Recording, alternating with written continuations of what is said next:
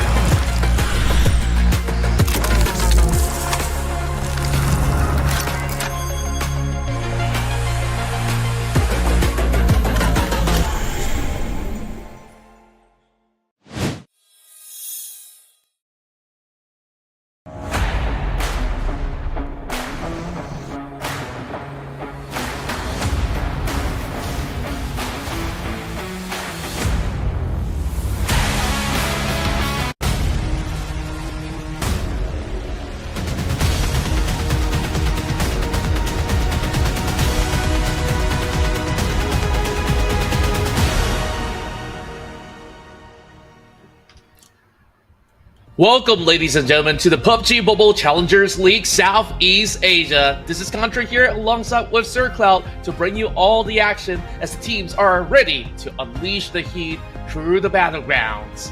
Wow, time flew by. I felt like it was just a couple of hours ago when we were just talking about like day one, everything set to 0, a lot more games to come, a lot more games to go. But we're already at Saturday. This is already the second last day of the week before we wrap the points up for week 2.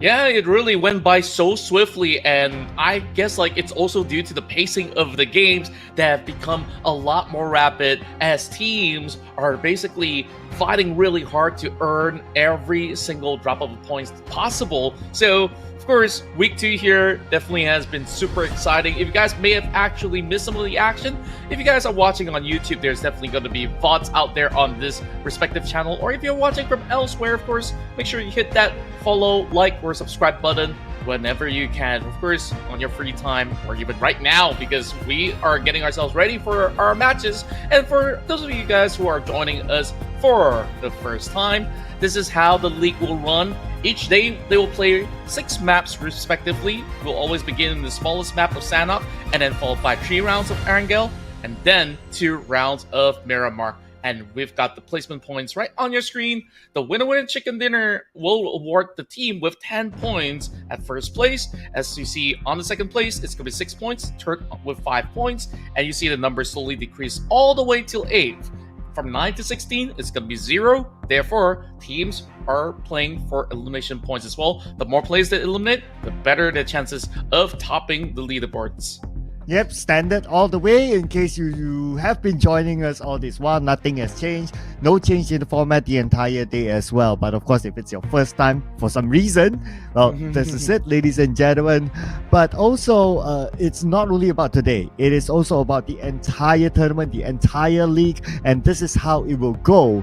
Every week, the points from the matches will be picked up. And there will be a weekly ranking based on the points collected throughout the week, and points will be awarded based on their weekly ranking. As you can see here on the right side, if they end the week at number 1, they'll get a maximum amount of 20 points, but if they end on number 20, it will be 1 point. So it just trickles down all the way, and from there on, the league ranking will be determined by the points collected from 3 weeks. Yes, it will be combined all together, 3 weeks, and then we will have a head start point at the start of the grand finals later. So that's why it is still important for if their team or whichever team seemingly have enough points to qualify to the grand finals, they still need to work it out so they have a better head start point later when we kickstart the finals.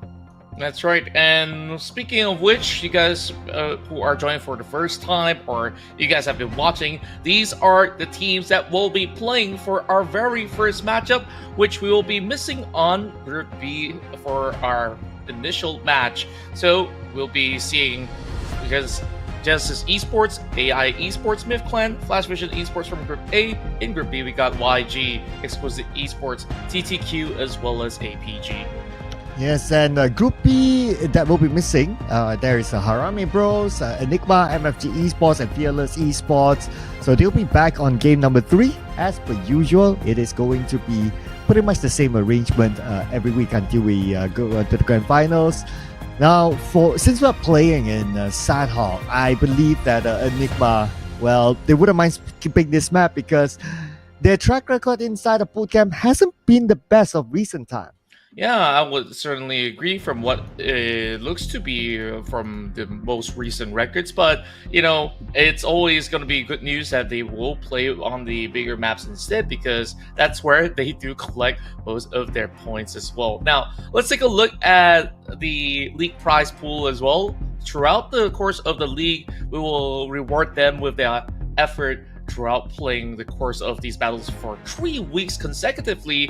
So whoever gets number 1 will walk away with $4,500 US, and of course everybody gets a little bit of something, even all the way to the 20th spot. The best performing team will be receiving bonuses of $150, excuse me. Well, of course, the Terminator Weekly gets $150 US dollars as well. And each respective chicken dinner, they will get an extra 100, and that tallies up to a total prize pool of 27,900 US dollars. And this is only for the league. In the grand finals, there will be a different set of prize pool. That we will talk about it later when we head towards the finals. But now, of course, we're going to focus on the league. We are almost at the end of week number 2. Tomorrow will be the final day. So today is going to be a big sprint for these teams. Yeah, absolutely. When we look into the progress of all these teams that have played here in the week 2, of course, we see great, pleasant surprises from a lot of all these squads that, had a shaky run back in week 1, and now in week 2, they are pretty much dominating. Well, Austin Esports is one good example alongside with MFG, whereas Harame Bros are now at the top of the table with 177 points, so they are really looking to expand their horizon and looking to conquer the end of this weekend. Well, though they will not be playing the first 2 games, and the last we checked, their gap is only 10 points with the second place team. So without playing the first 2 games, potentially they'll be overtaken. But anyway, not to worry, because the games will even up altogether by tomorrow anyway. So everyone will have the same amount of games being played. But at least it opens up the opportunity for other teams to try to have a taste of that throne and potentially hold on to it. Yeah, we'll see where or not could they actually hold on for long, because later when they do play, then it's going to be an absolute different story. So with that being said, we are going to start off with our promos. By the way, this is the final day you could claim this Dragon Emperor and Dragon Empress set. So the first draw is only at 10 UC, so make sure you guys top up. You guys don't have enough UC, well, you can basically get your hands on the Drag Rain MK14, which basically allows you to flex on your opponents when you get elimination points, because it will basically announce to the whole lobby with the elimination feed, and even when you eliminate them, you will spawn a dragon. Great graphics. You guys can check it out on how this whole skin looks like during the break. There's always going to be some of all these reels that you guys can basically witness. Yes, and again, it is only today. Exactly what time? Well, don't ask us. Ask yourself, does time really matter? Because it doesn't if you do check it out right now and you put in your first draw at least with only 10 UC inside the game. Other than the Dragon Emperor and Dragon Emperor set, we also have the Serpent Game set that is still available until the 21st of March. That's right, and this is going to be up for grabs. You guys are a big fan of using the AWM in your matches. And same goes, first draw is only at 10 UC, so make sure you grab it really quickly. It also comes with, the beautiful costumes as well, so do check it out. Yes, this is again limited amount of time, and also the same. The first draw is only at 10 UC. Log on to the game, upgrade your AWM. Comes together with a loot crate, the elimination broadcast, and also on hit effect. And same goes. If you want a preview of it, you can check it out. During the break time, there will be some reels happening. There will be a promo video. So that will be one of the best ways to check it out before you go into the game and actually getting it for yourself. Yeah, and of course, when we do move into the game, I guess we really want to witness the pros go at each other. While we have already seen, some of all these highs, certain teams may have actually had a little bit of dip of performance heading into this week. And I think some of the names right now are Enigma as well as, arguably GE, though GE is still at number 6. It's just that, they have set the record really high back in week 1, holding that number 1 spot, but this week it seems like they are slowing down a little bit, but we do see improvements coming into their Miramar matches. Oh yeah, all of a sudden it's like, okay, Miramar becomes the match that they got the chicken dinner, but not any other matches. So I don't know, maybe they're just working out something. We need to keep an eye on that. But the team that I can say that is still hot, considering how they ended last week at number 19, is Austria Esports. They are at the last week they weren't doing so hot. It's Ostia Esports, but the team at number 19 is actually FRL. FRL number 19 last week, but this week they're not doing too bad. In fact, they got a chicken dinner in day number 1, and they're still somewhat consistent.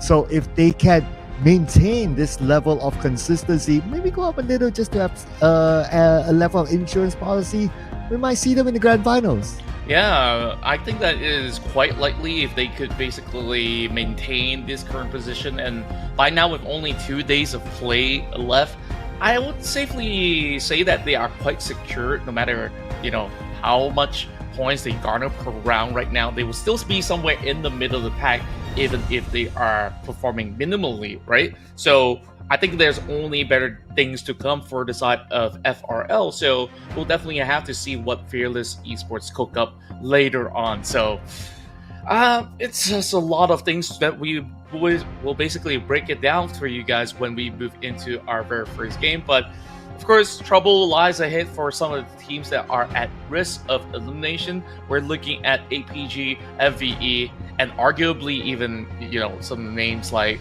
the Quarter that did fairly okay back in week 1. Week 2, not really showing up much. Yeah, I must say, this is especially for Flash Vision and also APG, right? Because we're already at the second last day. And last week they were number 20 and number 18 respectively. If they end up this week with 20, 19, 18, around that range, then next week for them to qualify, of course we need to recalculate it by the end, but it's roughly that they need to top the group next week. They need to top the league next week to give them a chance of qualifying to the grand finals. That is how tight it is if you end up at the last place twice in a row. Well, that is really a tough ask because we don't know what will happen on the final week, where teams are gonna get a lot more feisty in terms of how they basically play the matchup. So we'll see as we move into our first round of Sanhok to begin a Friday run. Well, I say Friday, is actually Saturday now. Yeah, I know how time flies as well, right? So second last day, match 1, Sanhok, flight path, kind of nice, cut in the middle from the bottom until the top.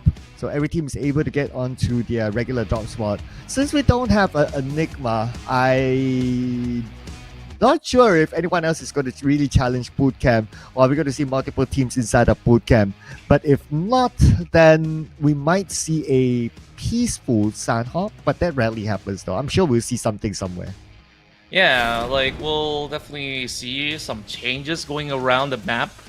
Whereas, there's not going to be any more of that battle between APG as well as PBE on Sami. Instead, it's going to be another squad that PBE is going to be challenging in the early game. We'll take a closer look into what really goes down right there. Meanwhile, the camp seems to be emptied up with only TTQ. It is Flash Vision Esports that's going to be here, actually, fighting against them. Whereas Eras, he did pull off a clutch yesterday, but will be the first one to be knocked down. And Papa J is playing with the absence of Shakir this time. But this is actually not the first time Flash Vision challenges a PBE. And the last time they did that, they lost inside of Sami. I mean, and plus this is already not a good start for them. Based on the track record, I mean, oh man, here comes another knockdown. Flash Vision might really, really want to consider to go somewhere else. Yeah, I don't think it's really worth taking all these early risks, especially them needing to pick up more points. But we did see that yesterday they picked up quite a few, though there's, of course, a lot more that they can gain. But here, it's just all about, early losses, which FV could not really escape out of the situation. But Mr. Tay will try to survive for his own good. You see, Nakam is actually empty. Now, if there's going to be any changes for FV to take, just take that spot. I mean, sure, it does not really offer the most loot. And you see there is a little compound right above Sami. That's also possible to be taken by the side of FV so that you could block the exit paths of PPE if you want to. And that's basically giving them couple of ideas how to work around this while still being around it.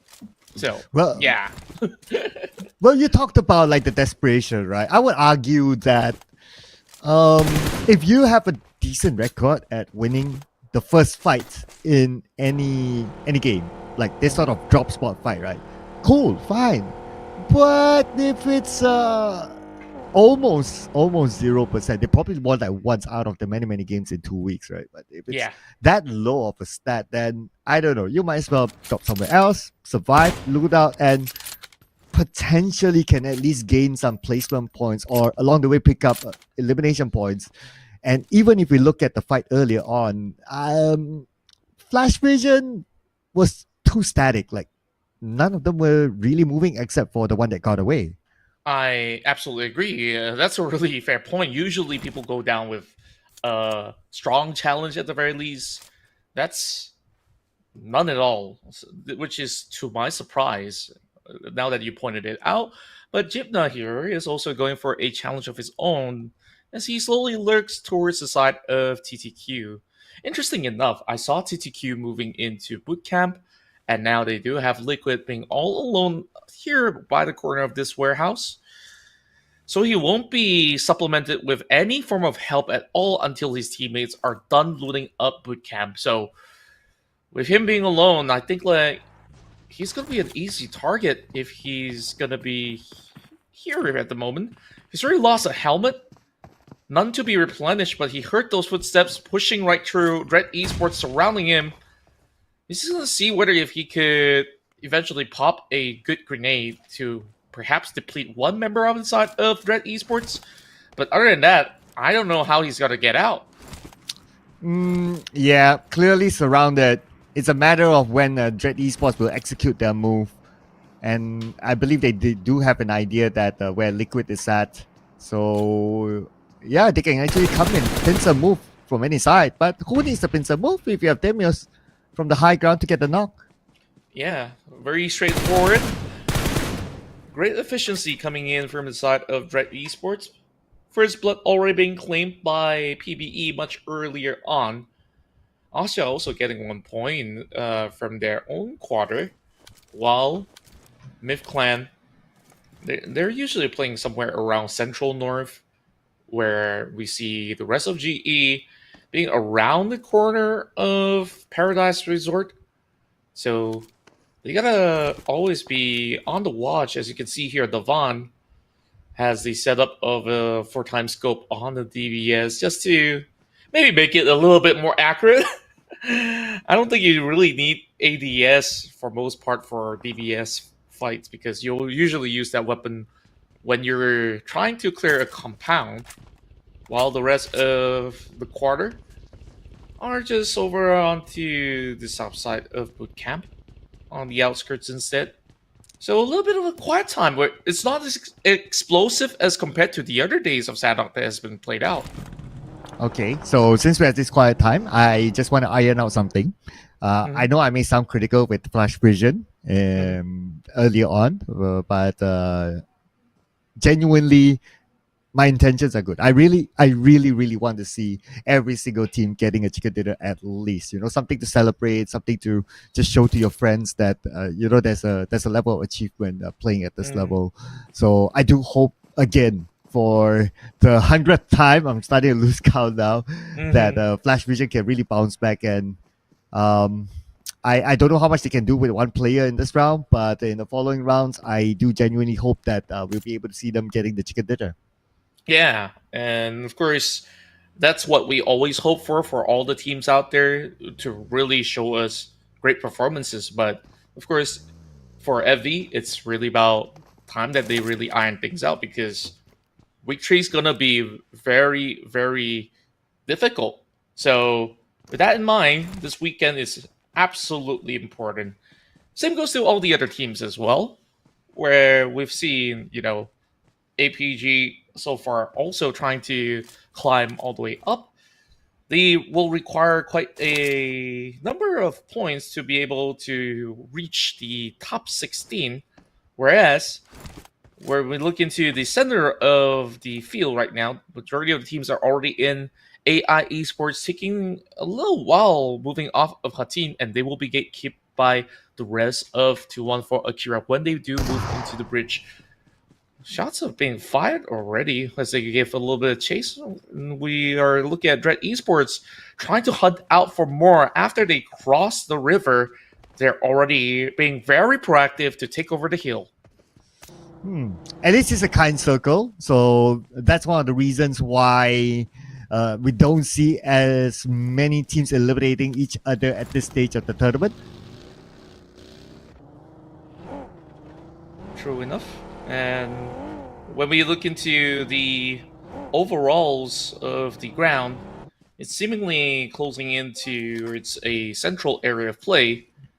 So a lot of these teams, they are quite familiar on how to basically maneuver off. So it's about high time that there's going to be a lot of vantage points that they will keep for certain pickoffs. Meanwhile, 214 Akira is going to be seeing whether or not could they be able to seek out some of all these places which they could basically go. But for now, GE is kind of locking them out from a distance at the very same time.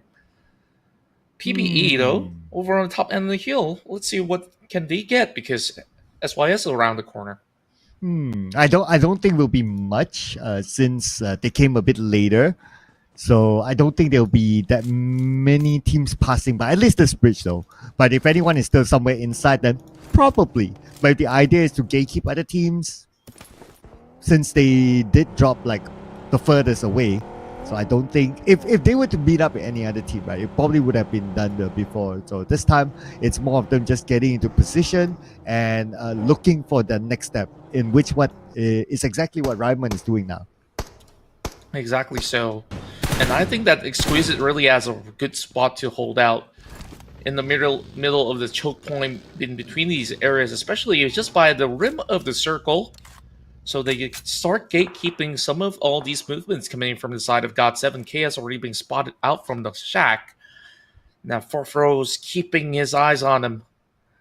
Fourth Row, another legendary player that has played in numerous squads, have really seen a lot of limelight in the past, and now trying to actually make the mark in this roster alongside with his team. Whereas YG, this has been a really good week for them, currently sitting at 127 points, as they are still maintaining a very strong record, and very likely we'll see Yangon Galacticos in the grand finals.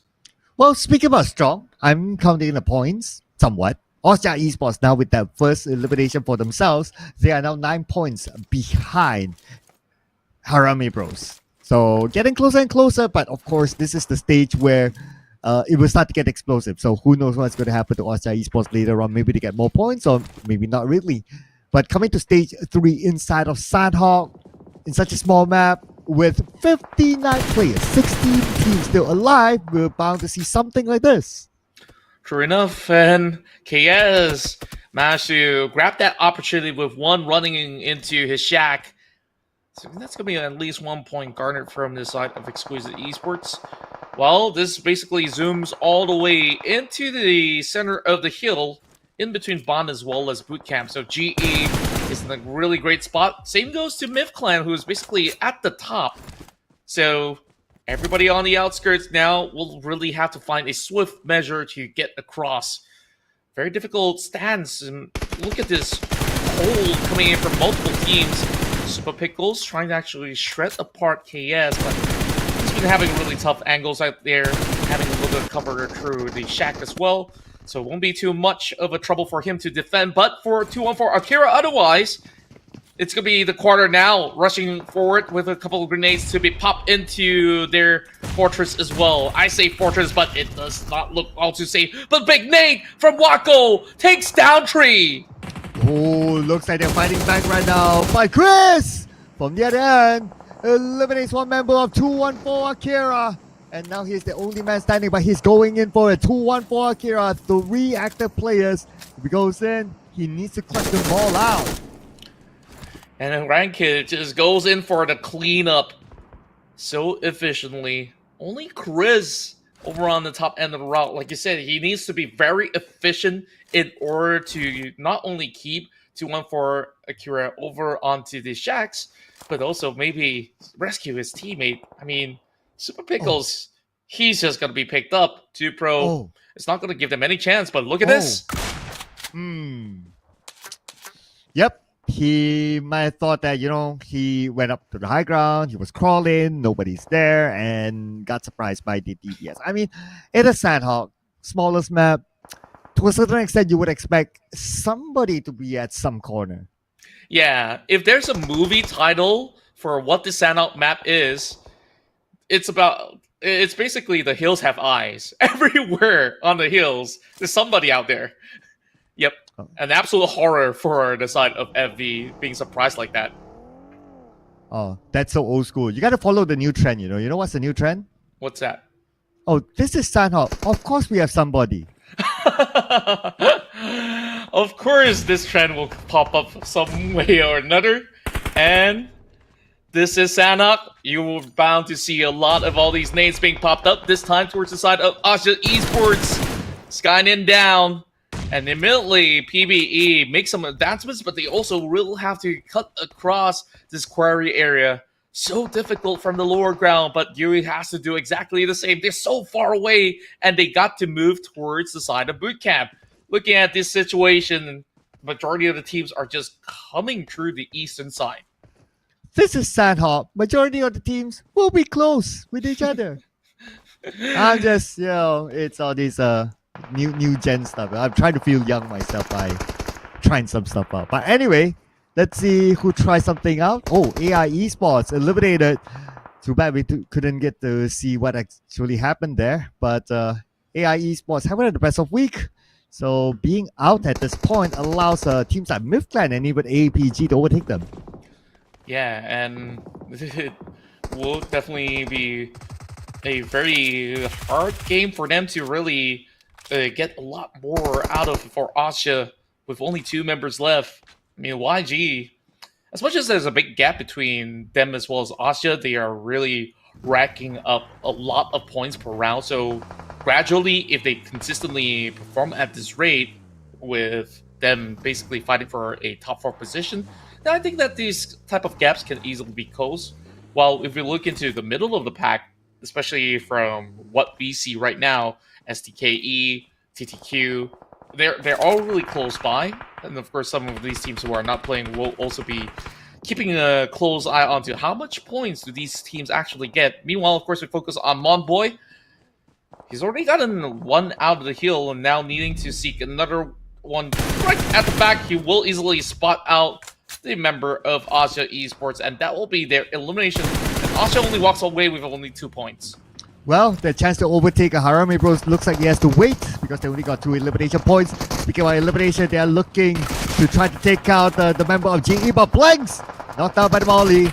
Yue will need to save his team. Ichi from the other side. Nice off angle to try to support Murnat. Wow, what a support coming from Master Ichi. Now with the rest of GE pushing through, they're going to clear up whoever is straggling on the outskirts, whereas Loki, suffering a little bit of blow, will need Roman Boy to pull off a big moment here against Devon. Big Nate's coming through. Not enough to actually take out the player just yet. Romeo Boy holding 2 against 1, and he's still going to get 1 more out of the back. Where exactly is Joseph? Joseph's over on the other side of the hill. He's going to go in for the pickup. APG, next one to fall, whereas Joseph continues to suppress the side of MIFClan. MIFClan holding into these grounds, and both of these teams are not exactly inbound to the next phase. They gotta wrap this one quick. Well, there's one player taking out the blue at stage 5. That's going to be real interesting on how the person is going to survive. But it's going to be interesting as well to see how Romeo Boy is going to get out of this low ground against 2 players of MIFClan. And they can potentially take him out. They probably want to do so before they move into circle. And Devon goes in with the flank. Nobody's on the left. The smoke is blocking his vision. If only the smoke's not dead, Devon might have gotten it. Yep, and MIFClan, they're just gonna hold still for now. The rest of TQ over on the bottom end has been keeping 2-1 for Akira into the quarters, but the shots from the hill will be having Moy seeking them out with a beautiful headshot towards Edward. Oh, nice long range there, but not too nice for Shroud. It's got knocked down. Looks like the quarter is out with 2 elimination points this time. We're back on to Genesis Esports in the circle. This time they're going to block out 2-1 for Akira, but Joseph knocked down, leaving Davan alone. Davan still handling with this pressure.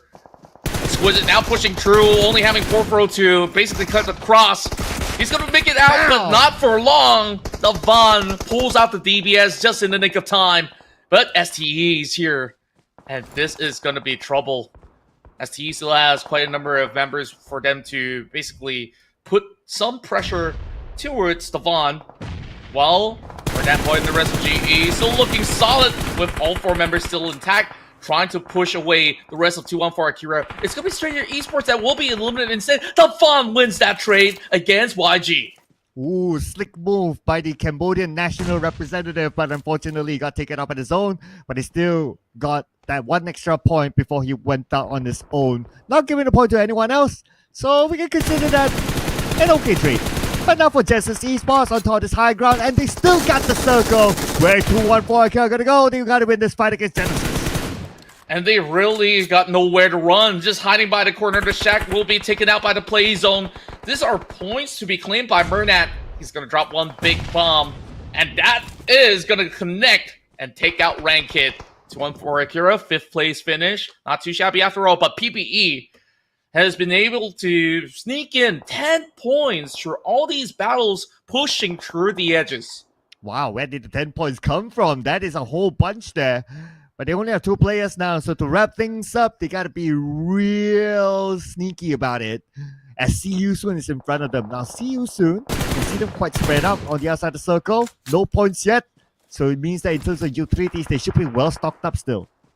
Yeah, and when we look into this situation right now, GE really has full control of the area of play. All the other teams are on the outskirts, and Lulutef is already holding PBE back.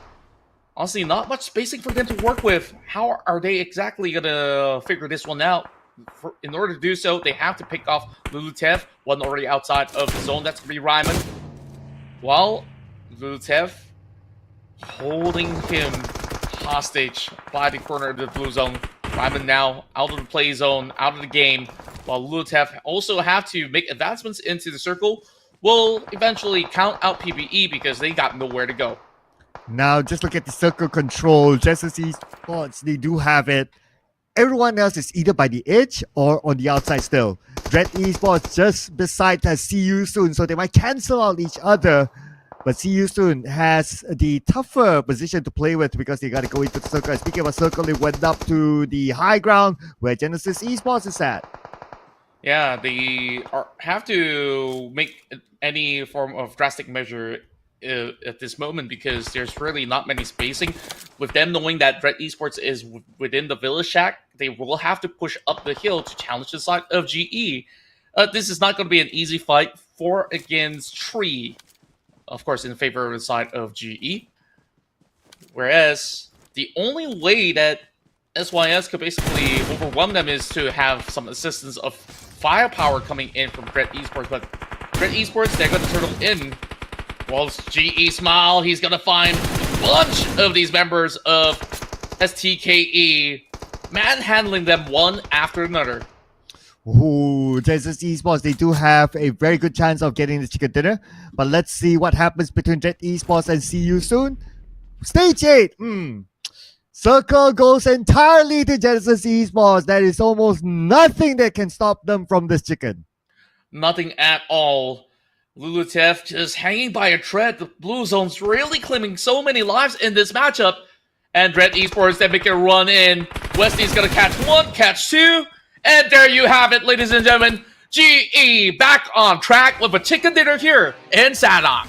This is probably the most chillest chicken dinner ending that they have or that we have seen so far because it's so obvious, right? Circle goes entirely to GE. They have a full squad. They're up in the high ground. They have a good spread.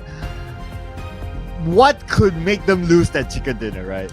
there's nothing that can ever go wrong in that match for the side of Genesis Esports because they held the best grounds possible. And all the other teams, they were coming from all these directions, mainly from the eastern corner of the map. And by then, a lot of all these teams have been damaged and have been picked off. And I don't think that there was really any clear space that they could even have provided by the terrain or any form of compounds that were left, because that final field zone, that was that only shack. And look at Red Esports, even when they held that, they could not fight back. Yeah, and GE has immense fan base from Myanmar. I can imagine right now, like the love buttons, the emojis are coming up. They are glad to see their team scoring a chicken dinner in a different map this time, and it happened to be in Sanhok, which is one of the maps that they often got chickens, if you kind of think about it. But let's check out the best moments from the previous round. So this round, it started off pretty chill, but because it was pretty chill, when it reached stage 4 onwards, it was just fight after fight after fight. Yeah, I think like Devon really showed off some really impressive records by really holding it down for the side of Myth Clan and really having that pop-off moment against some of the players of YG. And for the side of GE, everybody held their own with, all the names being primed and basically 3 range shots coming in for Smile, Westy, and Co. Yes, and this is like towards the end. Just look at how chill it is. Okay, yep. We can always rewind the stream and rewatch that. But guess who's the MVP? Out of 10 eliminations that the team got, Rival got 6 of them. Yeah, and he's been basically swooping everybody by the edge of the map. Like, we saw a catch onto FV, we saw a catch onto APG, and basically he's the hitman in this matchup. Like, you tell him to not only survive, but to also get more points, he will do so for the team. Yeah, one of the original members of Playbook Esports, besides Monboy currently in the lineup, has been playing with them for quite a while, has represented the country, and now this is also his first MVP in the PMCL. And with an MVP title like this, who needs assists? Yeah, I mean, just look at how clean he's been playing as well. Like, even on the last stand, he did whatever he can in order to survive to quite the late game, as they did manage to have, at one point, have more eliminations as compared to GE, but GE managed to close out the match with 12 total eliminations. On top of that, huge damage to be done. And, well, what more can we say about GE? They've won so many chicken dinners throughout the course of the battlegrounds, and this is another record set in the books. Yeah, remember the other day when I was saying about like at some point we'll run out of things to talk about GE? Mm-hmm. Yep, this is it. So we can go to the next slide. We can just move on. Yeah, but overall, it's really impressive on how these 4 gentlemen has been able to have that same level of mindset of performance and also the cohesiveness. Even when you have a couple of them eliminated, they are individually strong themselves that teams have always had struggle going up against. Okay, I want to put this out there, right? Like, we do have the overall stats here, and 10 players got eliminated by the zone. That's cool. We did see a good amount of them earlier on. Some of them denied on purpose, which is absolutely fine. It's a tactical move. But I also want to put out this discussion, right? What do you think is the chance of GE to make an insane comeback by the end of tomorrow to grab the number 1 spot? Number 1 spot? Yeah. Yeah. Like, we go all the way. I think it's kind of difficult if you ask me. Okay, if they do win, 3 chicken dinners today, the weekend is entirely possible. So it really depends on today, how well they do. Because Harame Bros right now has 177 points without even playing this match. So before this was being played out, the side of GE, they got about 96 points. So is it doable? I think it's a big maybe. If you say top 3, very, very doable for the side of GE. Okay, I'll like do the math a little bit, right? So let's say in a day you play like 5 games, right? So if you play 5 games, say if you do really, really well in all of them, then your chances of getting maybe 80 points a day is possible. right? About Yeah. that. Maybe 70, 80 points is possible. And Yeah. then you would be somewhat close with Harame Bros if their points don't move that much. Yeah, By the that end is of a the big day. if. I mean, Yeah, it's a Harame big Bros, they've been really racking up big points when they do play, but of course, in Miramar yesterday, it wasn't as great as it seemed, so maybe they can take advantage of that situation. Meanwhile, of course, this is the match standing as it sits, with PPE on the second place, and Myth Clan really showed up strong with the heroics coming in from Devon to put it into the 11-pointer. Then Dread Esports managed to pull in with 10 points of their own, with decent record of 5 elimination points. 2-1-4 Akira have farmed out 6 total eliminations to add it to 9, and STKE over on the 6 points that they've acquired. And we also have Izzat Tech Bros everywhere, or in Bahasa Malaysia, we call it Di Mana Mana. Because he screenshotted our colleagues on the Bahasa Malaysia screen. So I do hope that he screenshot us since we now also mention his name here. But looking at the overall stats, looks like, yeah, obviously Harame Bros, they didn't play. So that's absolutely fine. Okay, GE, their difference is... It's really, really big, right? Okay, number one, I don't know about that. But if they can get like a top 3 by the end of tomorrow, I think that's a little bit more realistic. Yeah, that is a lot more realistic, which is why I was like really thinking about it. Like, it is very, very slim that you could basically catch up against Harame Bros, especially, they do have the same amount of games to be played out with the side of GE. So we'll see, the updates into this, but this leaderboard here really shows that even Dread Esports is currently in a really poised position to also maintain on that first pager with this sort of performance that they show here in week 2. Yes, so looks like these next 2 days, including today, that is, I think it will be really, really interesting. We might see some teams that have a bumpy ride throughout the week, might really step it up this week. So keep your eyes peeled, ladies and gentlemen, because we still got a lot more games to go. Coming up next is, of course, Erangel, and we will be playing with the same group of teams. That means GE has that chance to come big again. That's right, and we'll see whether or not will they do extremely well once more to get the back-to-back chicken dinner, or some other teams will be able to claim it from them as we prepare ourselves for our upcoming round of Erangel. So it's really going to be exciting, and we'll see which team will also take a none of these teams will take a break for now, but Harame Bros, they will be joining in on match 3 onwards. So good chance for some of all these guys to really take advantage of this situation, especially Asia Esports. So we'll see in a moment's time. This is the PMCL Southeast Asia, and we will catch you guys after this short commercial break.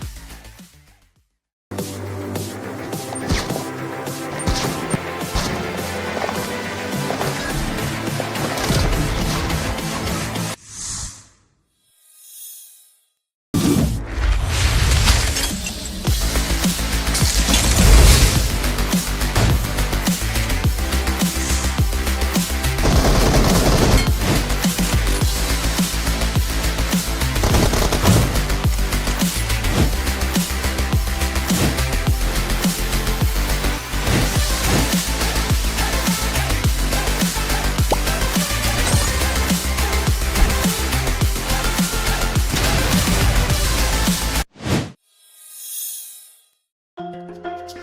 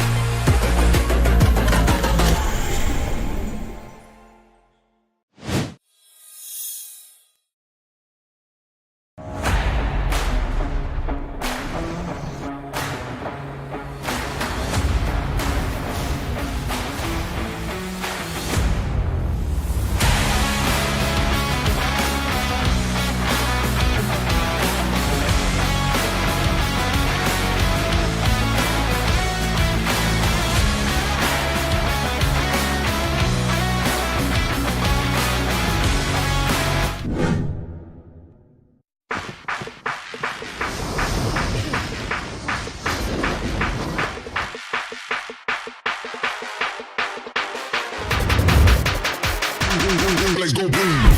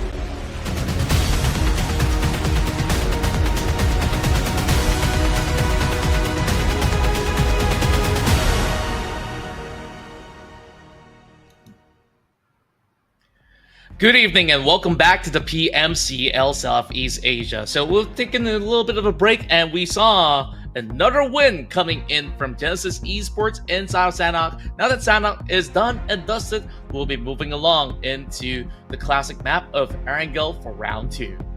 Yes, and Genesis Esports just came off with a chicken dinner after it's been a while since we've seen them getting a chicken dinner in Sanhok. So yeah, fans are definitely delighted.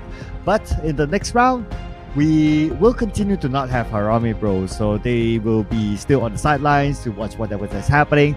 Austria Esports had the opportunity to overtake the number 1 spot, but they only got 2 points from the Sanhok round. So this round could be it for them to take the throne away from Harame Bros. Yeah, perhaps with this opportunity, we'll be able to basically equalize if that's going to be the case. So once again, it's going to be Group A, C, D, as well as E.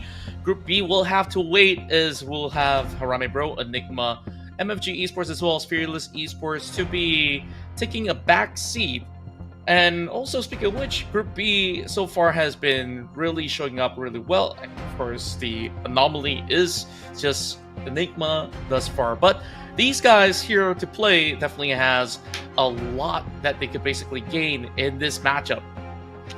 Yes, so in this matchup, I would say it is still very important for actually all these teams because we are at the second last day, and by tomorrow it's already locked in the points for the week, and by next week then, or not really by next week, but the following week, because next week we're gonna have a break, points will be resetted again and we will redo everything like what we did again this week. So this is a sprint right now for all these teams. So I am still looking at teams who have not got chicken dinners for themselves yet to get chicken dinners before the league ends.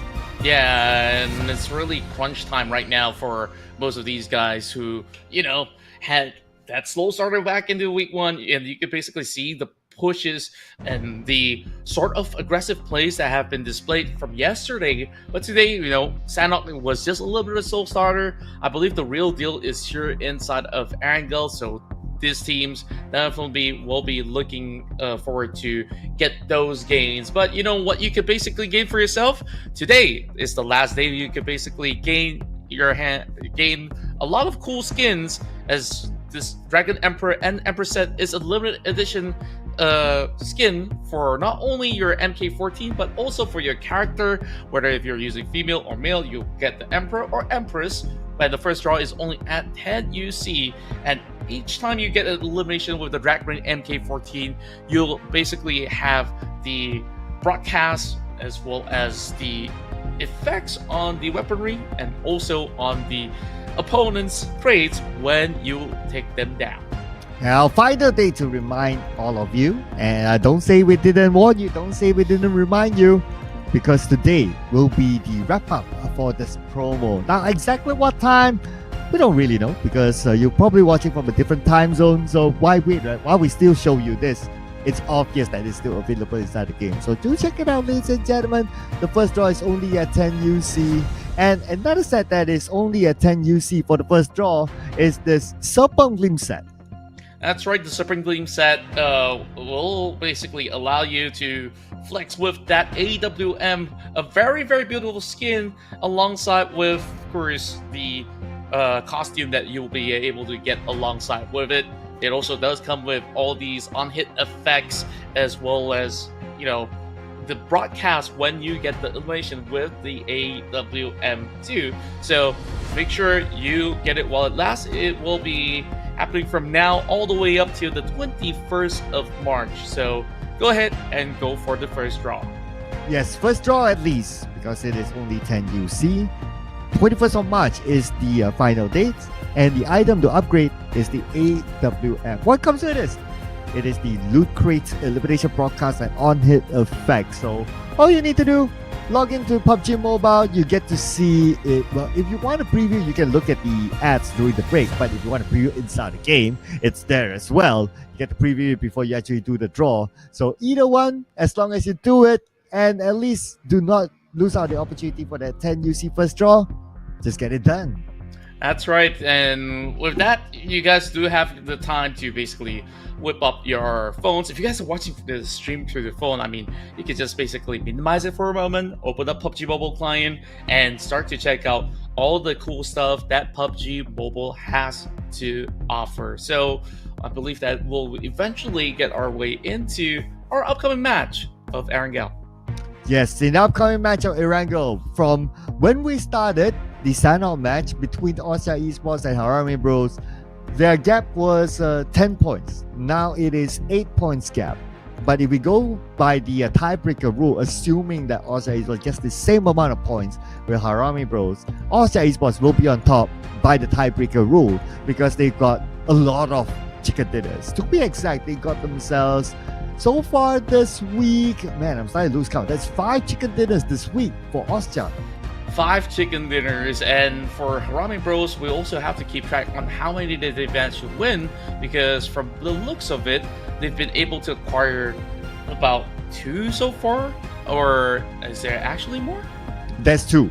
So obviously, then the tiebreaker will favor on the Austria Esports if they ended this round with the same amount of points as Harami Bros, which is 177. So 8 points for a team like Austria Esports. very doable.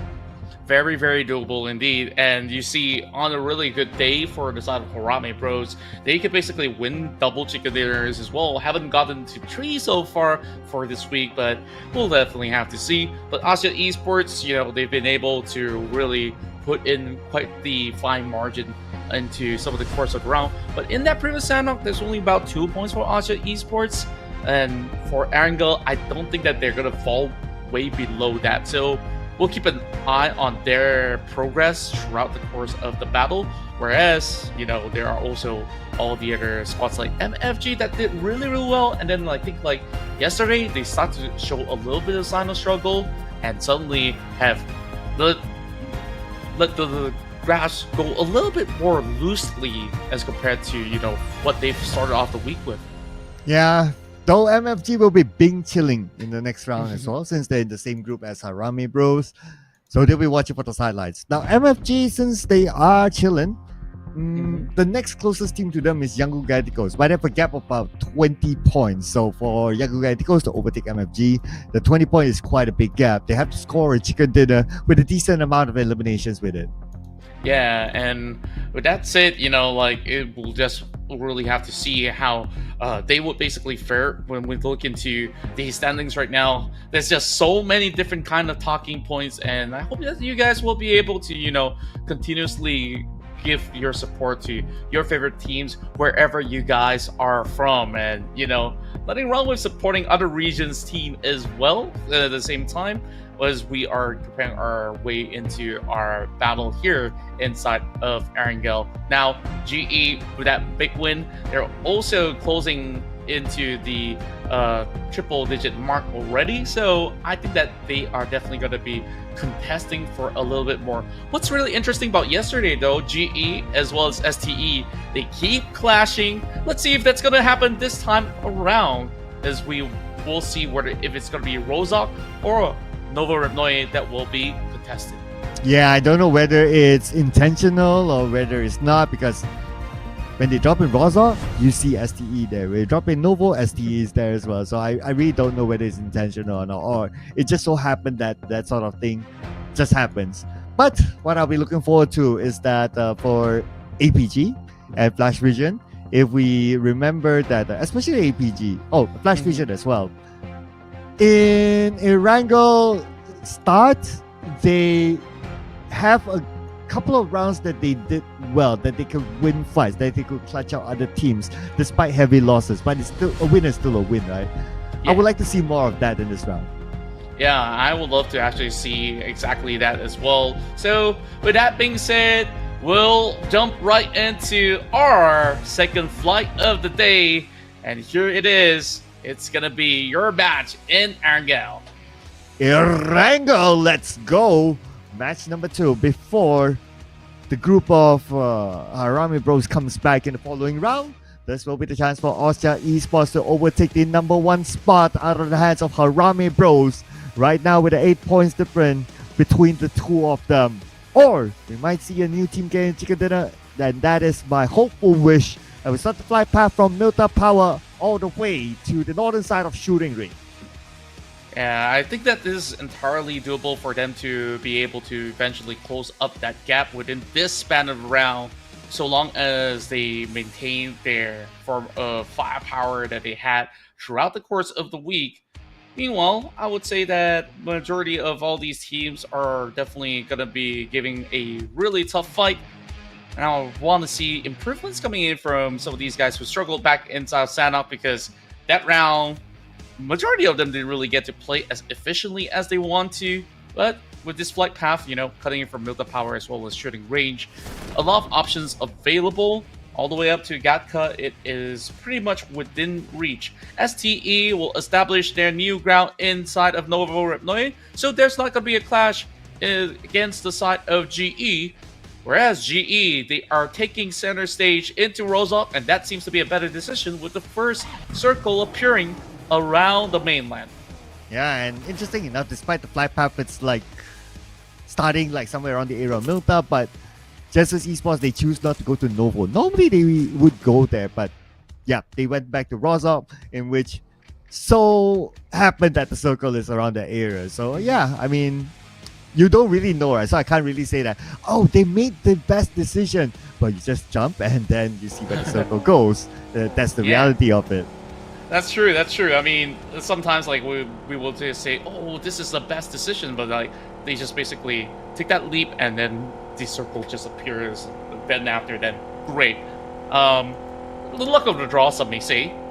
Well, of course, SYS they have managed to get those 5 points last round, but needing to have more to be added to the block.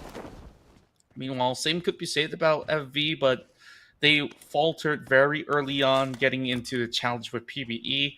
This is not going to happen inside of Erangel just about yet, at least. So we'll give them a little bit of that space to breathe while the rest of God7 gets into 70. Still has the rim of the circle with them. They could basically take their sweet time if they want to. Yeah, this smells like another round that we might need to chill for a bit. And maybe it's also because like some teams they still feel that okay, the points are close, especially at the middle bracket, as we can see here on the right screen. They don't want to make the big moves or big mistakes yet. But if not in normal trend, the last day or especially the last few games of the week, that's where we see the teams will just go wild. So if we were to see like a lot of hard action from the start, it could probably be by the second half of tomorrow. Yeah, it could very well be the case for tomorrow. Whereas for Austria Esports, this is going to be a passage that's going to be rather difficult for them to slowly move into the circle. But we've seen them done it multiple times before. Just that hopefully there's not going to be any form of gatekeeping that will be deterring them from cutting across. But from the looks of it, it seems like it's going to be a little bit more straightforward in the early game as the teams are just loading up at the meantime. Dread Esports did very well in that round of Sanhok to survive to a top 3 position and also have managed to pick up a few elimination points along the way. And there's still a little bit of a adjustment that they will have to make throughout the course of this map since it's going to stray away from them. We'll have to basically check in on their progress later on, but YG, so far, spectacular week with them now having 129 points. Yeah, YG's been doing well, not gonna lie. Last week as well, they got a third place finish, and assuming that they do end in a second place finish by end of this week, or by the end of tomorrow to be exact, then yeah, I guess the chances of going to the grand finals is pretty sealed. Then it would just depend on how many starting points they will get in the grand finals. Then that would be the second motivation for them to continue to do well next week. Yeah, and on top of that, I guess like another motivating factor is the amount of money they can earn throughout scoring huge in these weeks. So we'll see by the end of the week. Maybe they might even be part of the top 3. But for the moment, we're just going to take a look whether if FV is going to be able to survive to tell the tale of the team that definitely is at risk. Last week, not really earning much points through the bonuses of the end of the week. And now, at the bottom of the barrel, needing to put in at least a good chicken dinner in order to have a lifeline run against the rest of the pack. Yeah, so that is definitely what they really need, right? And a lot of teams do need that sort of performance as well. Let's not forget on the teams on the bottom, like TQ, like AI, APG, Flash Vision, God7 as well. Let's not forget about them because last week they were in the bottom 4 when we ended week 1. So they need to put in a good performance in week 2 in order to give them a good hope in week 3. If not, they will be put in the same scenario as what I mentioned earlier on. They need to be like the champion to be able to go through. And even if you're the champion, you might, depending on the points, might need to depend on how the performance of the other teams as well, and that is really scary. Yeah, it is very, very daunting, especially when your tournament hopes and dreams really relies on the performance of others. So that is not what these teams are keen on. But for most part, right now, when they still have a chance, they really have to fight for their own chances. With AI Esports Master Vape having a bike here to work with, sees the rotation coming in from Mid Clan, but that smoke kind of draw the attention towards Mid Clan. While Master Vape taking a small pit stop, but TTQ is over on the top end of the hill. Will be able to chase plenty of these players away. Clutchman. Pickups coming. The Clutchman Eras opens up the first knock, but the point is stolen away by AI Esports. So unfortunate for them. Oh, but from the other end, TTQ gets a knock onto Papa J, the man that's standing in for Shakir today, and another team's passing by. So we got 3 teams in the same area. TTQ monitoring the situation before coming in as third party. AI Esports managing to find Jay being caught over on the outskirts, drops a nade, and Papa J is already out. For some reason, Crispy throws another extra grenade for safe measures in case if there's going to be any more members of the side of FV, but FV takes over this compound, and the rest of TTQ swirling across, trying to see whether they could basically catch either one of these guys out there. Gus, in a very strategic location, just by the ditch of the bunker, perhaps we'll be able to work something out against the side of FV, but long range grenades, seemingly to be smokes, it seemed, to cover a little bit more of the tracks. But the circle will be moving further into the areas of Rozak. We've seen a little bit of this before earlier this week, and GE, they're gonna see if they could basically pull off a massive defense while they have moved off of the city, slightly on the outskirts, to take the central point of the water town. Yeah, Jet Esports have overtaken Rozak now. I also noticed that the PBE made the same rotation from the top in, but that's understandable since they dropped into Stalberg, Kameshki from the north side, so that's a regular rotation from that. Unless they want to come into Yasnaya, then that's going to be the outlier sort of type of rotation for them. But speaking of rotations, now teams rotating into the Potato Hill, we got SCG here, and TTQ is on top. Here we go, the defense will start. Yeah, TTQ, they really have to hold down the line. It's only going to be KH, so perhaps they would be repositioning a little bit in order to keep these teams from moving inbound.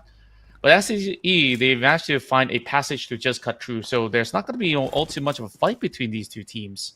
But on the other corner, it seems like there is another squad on the minimap. That's going to be Anchor PUBG. Strangers Esports also trying to drive past them as well. We see a shot being fired, one member down from the side of Myth Clan. Just looking at how much are they going to engage right now? Because Myth Clan passing by, so it looks like the answer is nope, not going to engage for now. Going to focus on to getting the prime positions on top of this high ground instead, which is a good spot if you ask me. Like where Myth Clan is at, because they will overlook the area of school, and normally those areas are like the rotation point of these teams. Speaking of rotation, 214 Akira is probably going to pass by the area, and if Myth Clan is still there, they'll be able to see them. Yeah, 214 Akira has got to be really careful about their advancements. They have been able to reach school at the very least. This is a firm spot that they can hold on for a very long time. Just needing to ensure that their vehicles stay intact, which is why they park it right into the middle of the area. Because if they park it over the outskirts, it's going to be absolutely exposed to all the teams by the corner of the hill or within the city of Rozak itself. To Pro, so far having a decent day.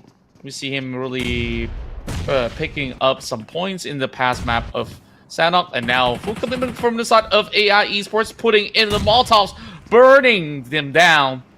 And that's going to be a catch there, with Naughty Boy eventually tackling down the health bars of Mr. Tay. Grenades now being lobbed towards the ground floor. AI Esports still trying to prep this one up. Quick for the vision coming in from the side of Naughty Boy, but he will pull all the way back. Flash vision in a very tough spot, but Sizak, he will climb through the roof and has the Molotov catching onto him, the corner of the wall, so he will not be moving in just yet. but we'll have to angle for this grenade. Oh, there you go. That nade into the building. But not enough to take them down. Comes in with a follow-up. Isaac will eliminate Flash Vision Esports. Another tough round for the boys from Flash Vision. 2-0 rounds in a row. Yeah, and AI Esports so far looking rather clean, other than, losing Master Vape in the process. And Isaac must be wondering, like, hey, you guys make me climb and do all these parkour action for me to receive no points? That's not cool. But anyways, we're going to have another compound fight going on. 2-1 Akira now looks to seize the area of play where Myth Clan is going to be inside of the warehouse. Grenades now lobbed towards his direction. 2-1 Akira cannot afford to push just yet. Whereas another squad over the back is going to be moving through. Red Esports challenging PBE. So many fights happening at the same time. This is where all the action is going. The Mios knocked down, eliminated by Jero. Now they're looking for the target onto the second floor. On the outside, there's Holy Lanju. Not too sure if he wants to get involved with this. Looks like the answer is nope. He will leave that building to go. Yeah, Dread Esports was really hoping to plant themselves into the city of Rozhok because that area will give them a lot of time to buy here. Since it's only stage 3, and very likely will close in pretty much closely, while STKE will have Kaya picking one up with them running inbound. 1-4 Akira cutting across. We'll get one more in the process. 1-for-1 trade. It's only going to be Rankit left though. What can Rankit do this time around with a grenade now lobbed towards his direction? It's not much space that he can work with, and eventually one tap is all it takes. Rankit tries to actually secure something, but does not really get much in return. Yeah, that something is one elimination. That's about it. God of Death 7 out as well with one elimination point. Ooh, they don't want to be in the bottom 4 by the end of the week. Next week will be very hard for God of Death 7 as well. Gotta find a way out of this. But that is, of course, good news for STE since they're the closest rivals together. But a chance for TQ since they're only 11 points away from God of 7. Yeah, it should be very much doable within the span of 2 rounds for the side of the quarter. Also, depending on how many points that they can acquire in this matchup that's currently happening. YG as well as GE, the 2 Titans, will take control of Wild Talon as well as Ruins. Asia Esports not too far off from the side of YG. That is one fight that we'll have to see. The quarter will have to squeeze in just by the corners of the river. Maybe they will be able to slide through. We'll have to see whether if Cute Loki will be able to catch them out. Meanwhile, a lot of teams who were in school as well as Rozhok will have to cut across, and GE is going to have a little bit of a party time, feeling like it's a, well, Songkran in the early days. I wonder if that's a Songkran in Myanmar. I think that's only a Thai thing. Yeah, it's a Thai thing. Okay, just to be sure. I mean, in case there's also like Songkran in maybe other countries as well. Just saying, right? That's always a good learning. Just like what APG is learning right now with the high ground. Yeah. I do remember that Malaysia did try to pull off a Songkran festival of sorts, so of course a mini version of it. I'm not extravagant, but since I mentioned that, we do have Thai players on this PMCL playing for certain teams. Ryman does get to get Adik Boy while they try to cut across. This hillside over us of Rozhok is definitely going to be a tough place to move out from, though they do get a little bit of a bird's eye view onto their passage. PBE is denying them any form of exit, and now gatekeeps the rest of APG, forcing them to fight. Oh, here we go. PBE on one side, APG on the other. In fact, if we talk about circle advantage, it's actually PBE just behind them. But they are a team that likes to fight. Please bring enemies, as they say. So here we go. Their chance to take out APG. They are falling back, but not into the circle. They might want to just block out APG now and collect the points. Yeah, a very, very wise decision if you ask me. And since they're not too far off, they can conclude this fight. And even if they do not win that fight, they can easily just sprint up on their vehicles. Sizak trying to outlast some of the members of TTQ. Hugging towards the top side. We'll have the push coming in from the side of KH. Very direct approach. DPS now trying to actually flush him out. KH dropping low, will be faltering to the hands of Zizak. Can he actually do a lot more? Two more members pushing from the top side. Now he gets those angles, but does not have enough to fight against him. Oh, TTQ fighting back, collecting those points in the pocket, and KH will be revived. On the other side, there's still another member of AI, that is Naughty Boy, and now he's alone. And the bad news for him is that he has to get across the road. The good news is that he has a vehicle, and he has enough to create a smoke bridge. So at some point, he will be rushing across. Yeah, he has to do so no matter the cost. Naughty Boy all alone, but AI Esports, they've garnered so many points, of course, by taking out all of the members of the side of FAE early on, and then add one more point to the block here against the player that we've just witnessed. Time to quit Esports. Next one to fall out. They do have 70 points accumulated in this round in total. So still a decent margin to maintain their spot. MIF however, having a lot of attention coming in from multiple directions. Westy still inside the water tower. Gonna be having a tough angle to work with. Smile will leave his outpost to regroup with his team.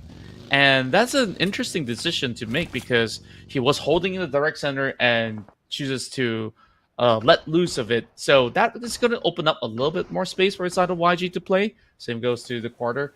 While this will be a few minutes of quiet time for them to move into the circle. I say quiet, but, you know, there's still a lot of zoning potential coming from inside of GE. Oh, here we go. Justice Esports up against Playbook Esports. Their closest contender in the overall charts now with Raimon down on his knees. Bernat, they want to secure their elimination point out of Raimon, the MVP for the previous round. But it is Davan from MIF actually stealing it away. Very sharp eyes from Davan. Today he's just really putting on a show. Well, MIF just depending on these two gentlemen to actually play it out. His vehicle is already blowing up. So he's going to be stuck here for a while against the side of CU soon. The good news is they're already in the zone, but once it does update, they will have to move off. Inside is going to be able to find one with a grenade, where they're going to be a battle against the side of STE. Asha finds another pickup, and Astro X will close out against 762. Joseph now just moving into the direct center, just charging through. He knows that he cannot really play around Davan. He already lost his vehicle, and there's no time to actually help him out in the process. So he's trying to play for a win. But Joseph is trying to play to survive now, since he's being scoped down by the members of CU soon. On the other side of the circle, we have Young Radicals, who's currently pinned out of the outside of the circle by TQ within the ruins. It's so hard to actually get out of that area, though. Boy Sean did manage to find Davan, while APG had the last member taken out. Addict Boy being crushed right there. Well, STKE so far really popping off here with 7 points acquired throughout their run from the outskirts. And this is just a little bit of a pressure to be put upon the member of MIF. Joseph's already out, so that is going to be a free real estate for the side of STKE to conquer over onto some of these terrains.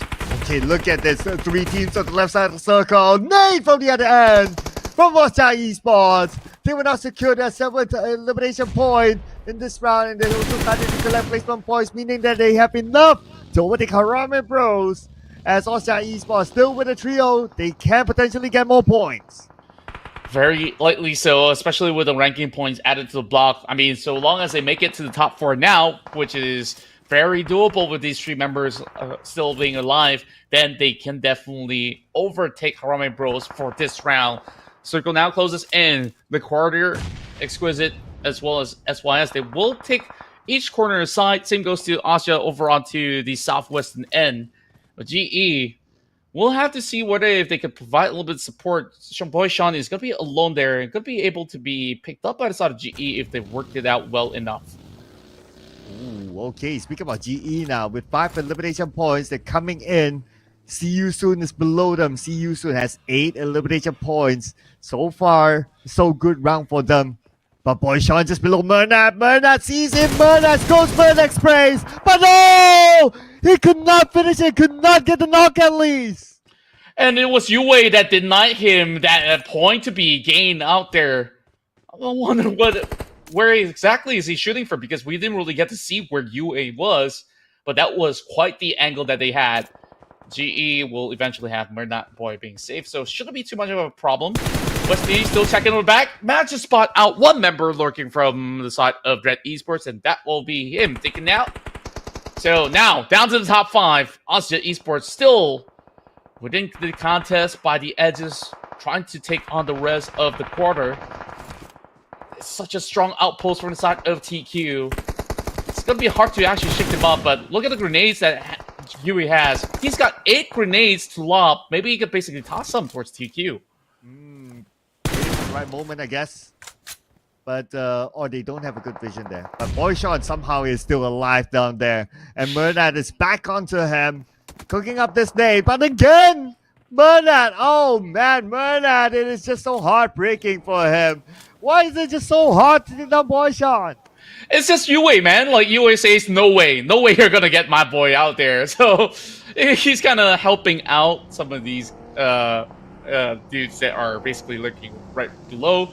And for some reason, Yue couldn't really spot out Boy Sean either ways.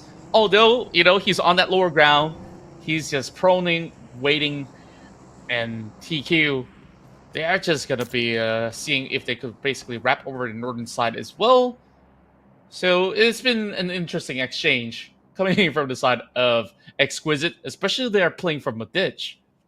Ooh, but on the left side, these two teams are still locked though.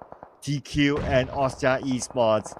If the circle goes away, it's going to be huge between the two teams because in front is going to be an open space. They can't move with another team behind them. So it's likely they'll try to eliminate each other before moving in. Indeed. And you know, these grounds kind of remind me of certain terrains in paintball where you're just really trying to protect yourself everywhere, and there's basically 0 buildings to play out. It's all about the level of skill that they will be able to display in order to survive. GE, once again, will need some help for Master Ichi. Boy, boy. It seems like he just couldn't get Boy Sean at all. I don't know, man.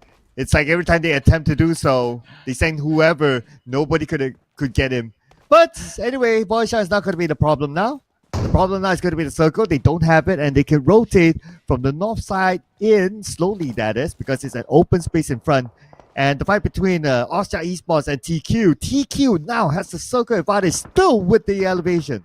Yeah, and they could basically play for a very long time over on that corner while waiting for these teams to really cut by the edges. Well, Master Ichi finally takes down Boy Sean. So that will be one member down for the side of STKE. But look at these guys, like Ozja, 7 points, GE, 7 points, and STKE with 8. So one of the best I've seen coming out of STKE, but the moment I say that, it's going to be Astro X that will be able to seek one member down from their squad. A lot of smokes being primed in, and here comes the charge coming from GE. They want to take over the quarter spot.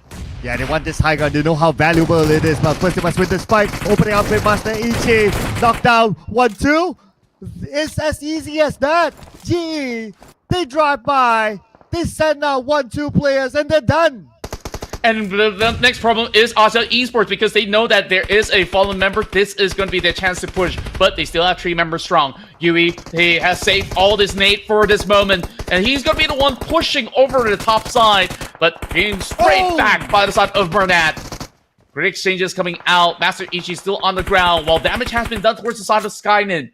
Ozja Esports already has that 8 points on the block, but will fight for this chicken dinner because they need to chase against the side of Harami Bros. GE trying to have a hallmark performance of their own. Smile, looking for the right moment to push. He's got a little bit of that space, but he's got to be careful of Skynet at the same time. Ooh, GE, look at the proudness of their firepower. They come, they shoot, they score. Now he's up against Ozja Esports. 3 players from Ozja Esports back in action. as GE got all 4 of their players back as well. Skynet need to manage the other side, so they're quite split right now. GE has the advantage because of the distraction.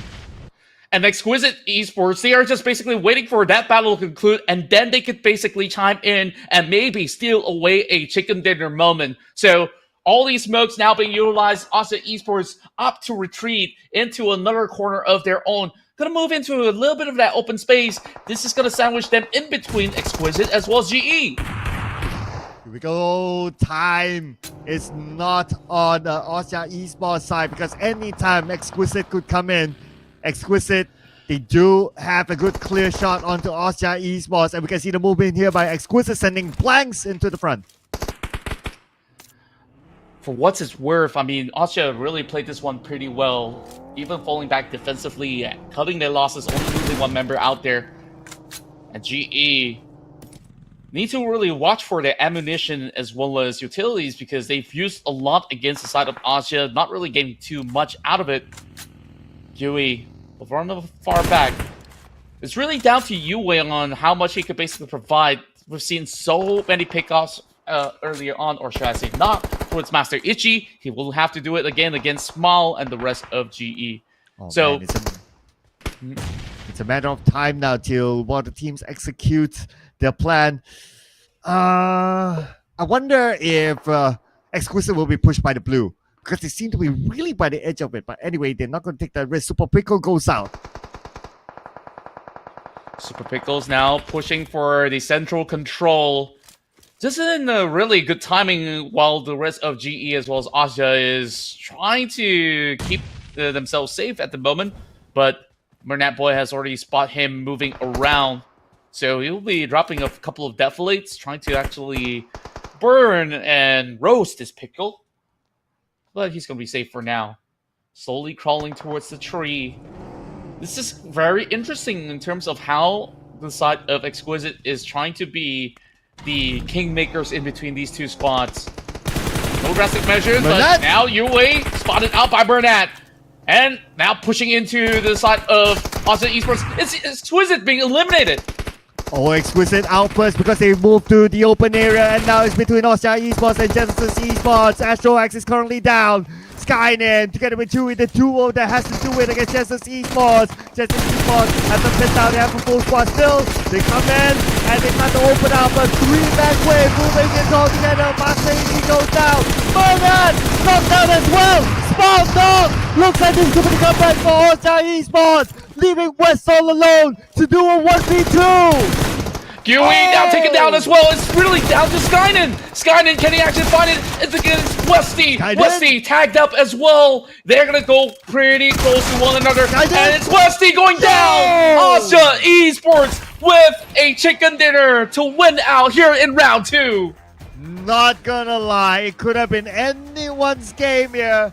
It could have been GE back-to-back, but it is Austria Esports with this lineup who we have seen gotten chicken dinners before, and officially, for sure, undoubtedly, they are now at number 1.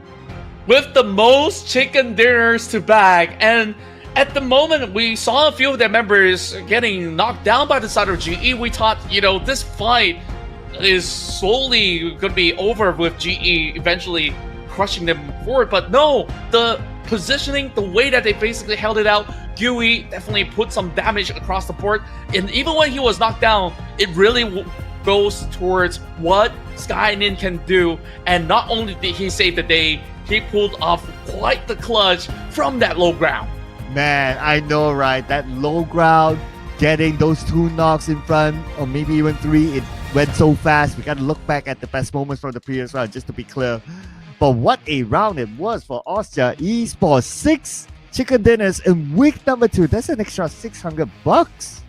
Yeah, $600 in this week itself. It really felt like they've already won, really huge into the whole competition. But for the side of the early game, we saw AI Esports actually taking a lot of pointers, not only against FV, but also all the other squads that were hoping to rotate. And we saw a little bit of a standstill moment because it was a lot of covered grounds for multiple teams. Exquisite denying GE from getting a point against STKE, and eventually all hell broke loose when everybody had to shift. And this was a golden 4 versus 3 moment that really went super well for Austria. Man, I gotta look back at that final moment like on the bigger screen, right? So look at this. GE, okay, this is where they eliminated Exquisite Esports. Then you have GE sending out 3 players versus 2 from Austria Esports, but somehow the 3 players were defeated by the 2, and when it came for a 1v1 between Skynin and also West, Skynin won the fight and the rest is history. But we still can't take away the MVP from Ichi, who used to be the MVP in the PMPL Southeast Asia Wildcard before. Yeah, Master Ichi has really done a lot of solid work throughout the process of the final few moments, especially trying to go in for those pickoffs, and he has managed to really deal significant amount of damage. In terms of how GE played that one out, the execution, or should I say the shot call, was correct. The execution was just not as clean as they want to be, but that itself was pretty much an interesting battle that we would love to see again and again coming from these top squads. Man, what a you mentioned it right? The top squads, like those were some of the best teams that we have so far in this tournament, and they fought over each other towards the end. It was such an amazing sight to see.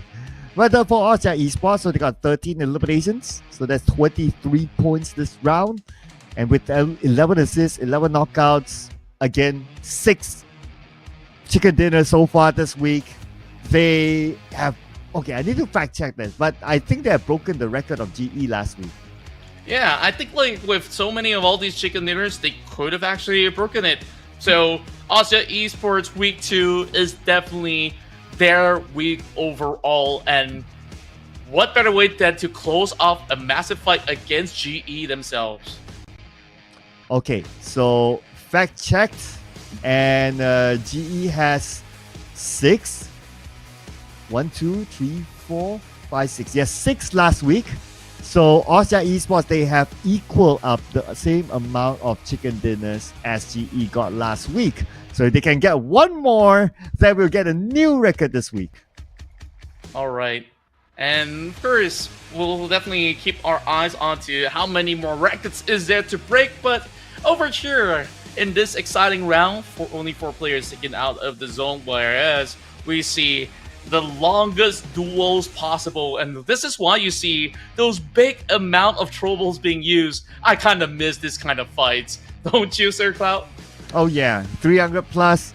Yesterday we saw a lot of 200 plus, so this is back to, I would say 300 plus honestly is the normality of it. Like if it's below 300, I think it's a little bit low. So glad to see that we're back here, and I think one of the reasons is because of like that hill, or a lot of the hilly areas that we saw earlier on, that kind of force teams to use nades, because you can lob it over a hill, and that's why.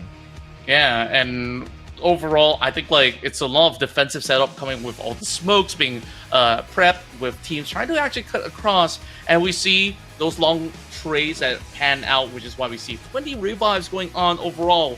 23 points acquired by Austria Esports now, overtaking Harame Bros. Now we'll see how well warmed up is Harame Bros when they do join the next match. GE with 17 points is still a really good number to add on the block, while STKE gained some solid 12 pointers to be on the top 3. 9 points for Dread Esports, 6 for the side of Exquisite, and AI Esports with 6 points as well. 3 points each for TQ, STE, and TTQ. Yeah, and we do have 2 points across the board here for Young Gaticos, PvE, Biff Clan, and APG. 1 for God7 and 2-1 for Akira. And unfortunately, the only team to not receive any points this time is going to be Flash Vision Esports. I don't know, man. It's such a big mystery for me. Yeah, and we'll just see how things are gonna go eventually. But of course, this will no longer be a mystery for Austria Esports whether they can be at the #1 spot. They now overtake by a great margin against Harame Bros with this big fat chicken dinner. And they're also about to break the 200-point mark in this upcoming rounds. Yeah, 15 points difference between Austria Esports and Harame Bros. But Harame Bros, MFG have 2 games in hand. Justice Esports, Young Galacticos, PBE have 1 game in hand versus Austria Esports. So, overtaking, well, it's really up to them how they want to make the best of the 2 games or 1 game that they all have here. On the other end, though, very, very tight still, I must say, in the middle of the chart. Like we got 68, 62, 61, 60. So again, it is still at the stage that 1 game could change a lot, especially when it comes to the middle of the chart. Yeah, and we're looking at GOT7 trying to actually break into the barrier of the 16 spot as well. So they will definitely have to work very hard. Same goes to anybody below that position at the very same time. Well, I am loving how the pacing has been set here by the side of Austria as well as GE for these couple of rounds. So we'll keep track of all these numbers once again when we go into our next round. And while in the blink of an eye, this match just seemingly goes over, and I just can't wait to see what else these teams have to offer. Yeah, I mean, for these teams, especially at the top, they are really racing. They're really biting each other now, just to try to overtake each other, right?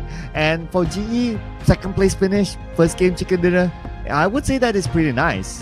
But whether they can make enough points to end up like the number 1 next week, still pretty shallow. But top 3 with this sort of performance, as what we said, right? It's doable and it's showing. Yeah, absolutely. So they really gotta keep the engines running here, and like some of them will take a little bit of a break of a match for a refuel. You guys will be going on a break as well, so we'll catch you guys in a couple minutes here in the PMCL Southeast Asia. Till then, of course, we'll catch you soon.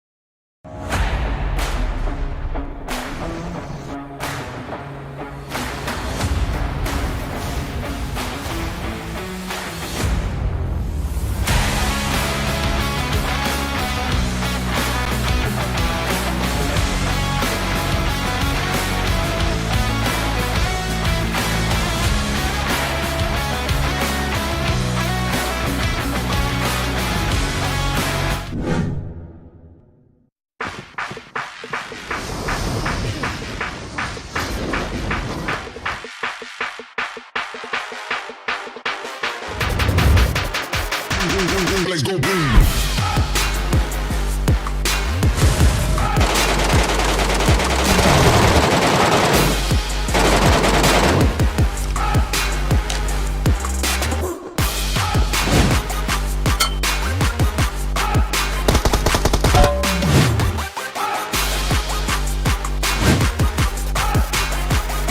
Let's go boom.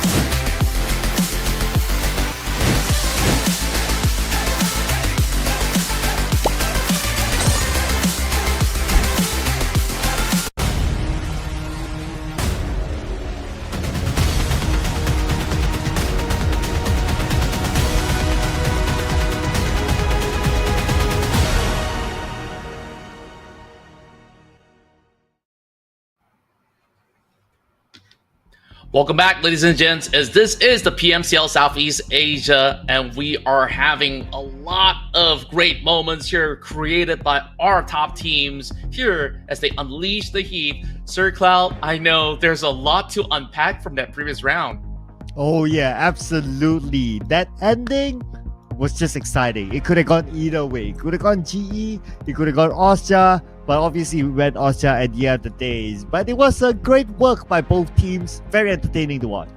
Yeah, I would love to just rewatch that moment over and over again on how Skyden have been able to claim that chicken dinner for Austria Esports. And now that sends Austria Esports to that #1 spot. But now we have a contender lying in the wait to join into the next matchup because Harame Bros are here to play. Harame Bros is back, and obviously they would have watched the last two games, thinking to themselves that, you enjoy it while it lasts. And now, of course, with Group A taking a break, the rest of Genesis Esports will not be in this matchup, so of course they will have to wait a little bit longer before getting themselves back for the playtime. Same goes to AI Esports Smith Clan as well as Flash Vision. Meanwhile, for your teams that are playing in the group, it's already being displayed on your screen, so I gotta see what goes down here. Austria Esports with that massive win, they are really sending basically a big message to Harame Bros. Catch me if you can. Ooh, okay. How I wish like this was like the arena, right? Then you get to see like, okay, both teams just giving each other the smack, that sort of thing. That would be pretty fun. Hopefully we get to see that in the future here. But of course, for us to be able to hopefully get to see that in the future, what is most important is that for you guys to support the show. And to support the show, it's very simple. Do share out the live stream wherever you're watching this, on whichever platform. Call your friends to come and watch, enjoy the show together, because I can assure you it is absolutely entertaining. And who knows, if the viewership goes skyrocket, we might get one of those in the future. Yeah, I actually do hope that, these PMCL events could eventually go to places like Philippines, Cambodia, Myanmar, or even Singapore, because we have not really had the PMCL official event on ground just yet. So let's make it happen someday. But you know what can happen if you basically use 10 UCs in the game? You could draw the Dragon Emperor and Dragon Empress set. And this is the final day that you have the chance to do so. This MK14 comes with special effects that when you eliminate players, your name will be displayed with some great graphics, and at the same time, you will summon the dragon when you take down your opponent. So, enter the dragon now. First draw at 10 UC. Don't wait any longer, because tomorrow this won't be in your stores anymore. Yes, and tomorrow we won't be reminding you this anymore. Oh, so enjoy while it lasts. 10 UC, first draw inside the game. You need a preview. You can look at the advertisement or the reels during the break, or you can just still check it out inside the game. There's a preview before you actually go in for the draw. So, and I'm sure that once you see that, in all 4K, you would love it as much as we do. But the other set that we are loving as much as that is also the Serpent Gleam set.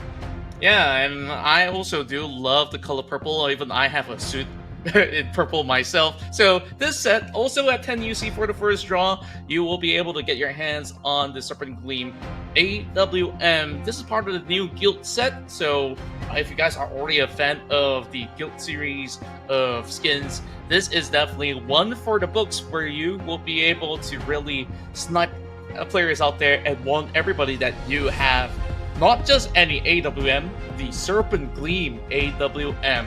So grab it while it lasts. It's going to be up in your stores till the 21st of March. Yes, the time will run out, just like how the Dragon set runs out of time. So do not waste any more time. First draw, 10 UC. You could potentially get it with your first draw. You never know, right? So just try it out inside the game. And if you get it, do flex it out. Create the content. Tag PUBG Mobile. You can tag us as well. We'll like to see how lucky you guys are with that one draw, that first 10 UC draw. That's right. So, of course, you guys will have that time for the promo. You guys can whip up your phone or tablet in order to get your chances while we're waiting for our game to begin. So, we'll see now what is the answer coming from Harame Bros. These two teams so far is just putting up impeccable performances round after round. Though, yesterday we start to see some slides coming in from the side of Harame Bros, which is not being displayed throughout the course of their run, because their average so far is a top 4 finish, and their worst run before yesterday was a top 8, but somehow some of the early games really didn't go to their favor at all.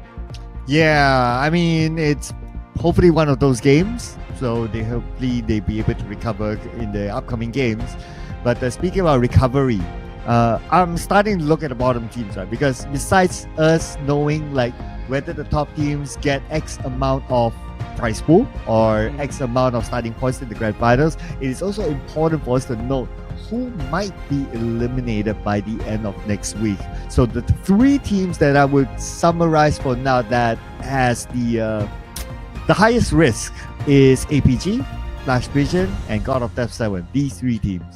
Yeah, it is a very, very difficult spot for them right now, because with a lot of all these hot hitters who are also chasing that number 1 spot, they are also left into this really tough predicament. Like, how aggressively do you want to play, or how passively do you want to play in the early game? I guess, like, for those that didn't really have that high of a win ratio, they need to ensure that they remain to be safe heading into these bouts. But how safe can you basically play heading into that late game? Eventually, everybody really has to put up a fight. So just got to make sure stage 1, they keep themselves alive. That's the most important part, because going down with 0 points is not going to cut it. Yeah, not at all. Not at all. I want to see teams who haven't got the chicken dinner to get chicken dinners for themselves. Today, the first two games, teams that already got the chicken dinner got the chicken dinner. So it's kind of like, I wouldn't call it cliche, but it's something that we have seen before. But come on, guys, I want to see other teams getting chicken dinner. The closest one in recent time is God of Death 7. They got a second place. They almost got the chicken dinner. And yeah, the rest was history. Hopefully they'll be able to do that after this because the games are running out. We don't want to wait till next week. Speaking of games, we're gonna get one in our hand right now as we take a bird's eye view of our map inside of Erangel. Once again, lovely work from our production and all the crew that's hard at work to provide you with all the entertainment here in the PMCL Southeast Asia. Without further ado, let's take a look at our flight path that will be beginning shortly. Here we go. Flight path from the left side of Quarry all the way to Stauber. So in Stauber, normally it's PvE dropping. They would have a direct drop. It's just that they'll need to drop a little bit later, but I think they wouldn't be complaining about that. They don't need to look for vehicles as a start. They can loot first and look for vehicles later. Either way, it's fine for them. But for the other teams, GE isn't playing this time, so there's no question whether it's Rozok or Novo for them. Any other team can take it away. And I do expect STE to go to Rozok. Yeah, and STE, they're gonna have a little bit of a challenge. I mean, no challenge at all because GE is not gonna be inside of the game. So that's absolutely good news, right? With pretty much some open spacing to play out. It's just gonna be a little bit more of a smooth cruise for these guys. Whereas SYS, well, this time we'll have pretty much the empty Primos for themselves and also an early access into the island. Ooh, another military base circle. Very, very likely. And I'm loving this so far. Austria Esports normally drop inside a military base. That will be the advantage for them. They drop around the lighthouse area, immediately grab a vehicle, the circle pop, no brainer, shoot to military base. Oh, wow. Now, all these teams are just making their loot so early on will have to be very swift. When I say swift, I don't mean the one that's currently in Singapore, but Austria Esports finally getting a run into their island while trying to retaliate some of the players coming in from the side of TTQ. They should be able to cut across safely. So far, we only have one casualty. Not too sure who exactly dropped out of the match, but it was Rankit that managed to take a member of Exquisite. Lost one player early on. Not the situation that they want to be in. But 2-1-4 Akira looks like it's a good start for them, obviously. And they can still catch on to Dread Esports. Points are not too far. Only 13 points between the two of them. But now it's not really about the points. They really need to problem solve. How are they going to overcome this military-based circle since everyone else is not in it? Yeah, it is definitely a little bit of a tight challenge going on to this match, where Exquisite Esports still needing to really go in to secure those early loots while, they're driving further and further away. The rest of Yangon Galacticos usually overlooks this hill. Maybe we'll try to just speed it up a notch, right? Instead of camping out this hill, which is unproductive at all, they'll just basically find ways to just bypass everybody, get to the bridge, and who knows if they need to fight off against some players from the side of TTQ that we last see holding on to that sector. Okay, the one that always had fights is the right side bridge. Enigma is always part of it. So I guess learning from the previous round, the right side bridge is always crowded. If that's the case, then I would expect like a lot of teams to maybe go for the left side bridge this time rather than the right side. Yeah, I assume it to be the case as well. I mean, teams that definitely have to cut by that form of bridge or maybe find a boat to cut across the river is going to be See You Soon. And then TTQ is going to be the one holding it for the moment. STE, they're happy to take this safe journey. They know that nobody's going to be in Novo because they either drop there or so. And speaking of this bridge, Enigma is already across. Yep. Since they also know that GE is not playing, so the likeliness of no team in Novo is there. So that's why they make that quick move across first, rather than guarding from the main peninsula side of the bridge. Now, speaking about the right side bridge, we're going to have more teams heading towards that. 214 Akira, Dread Esports as well. Again, it's going to be a crowd here. Yeah. And Holy Lange already soaking some damage coming from 214 Akira.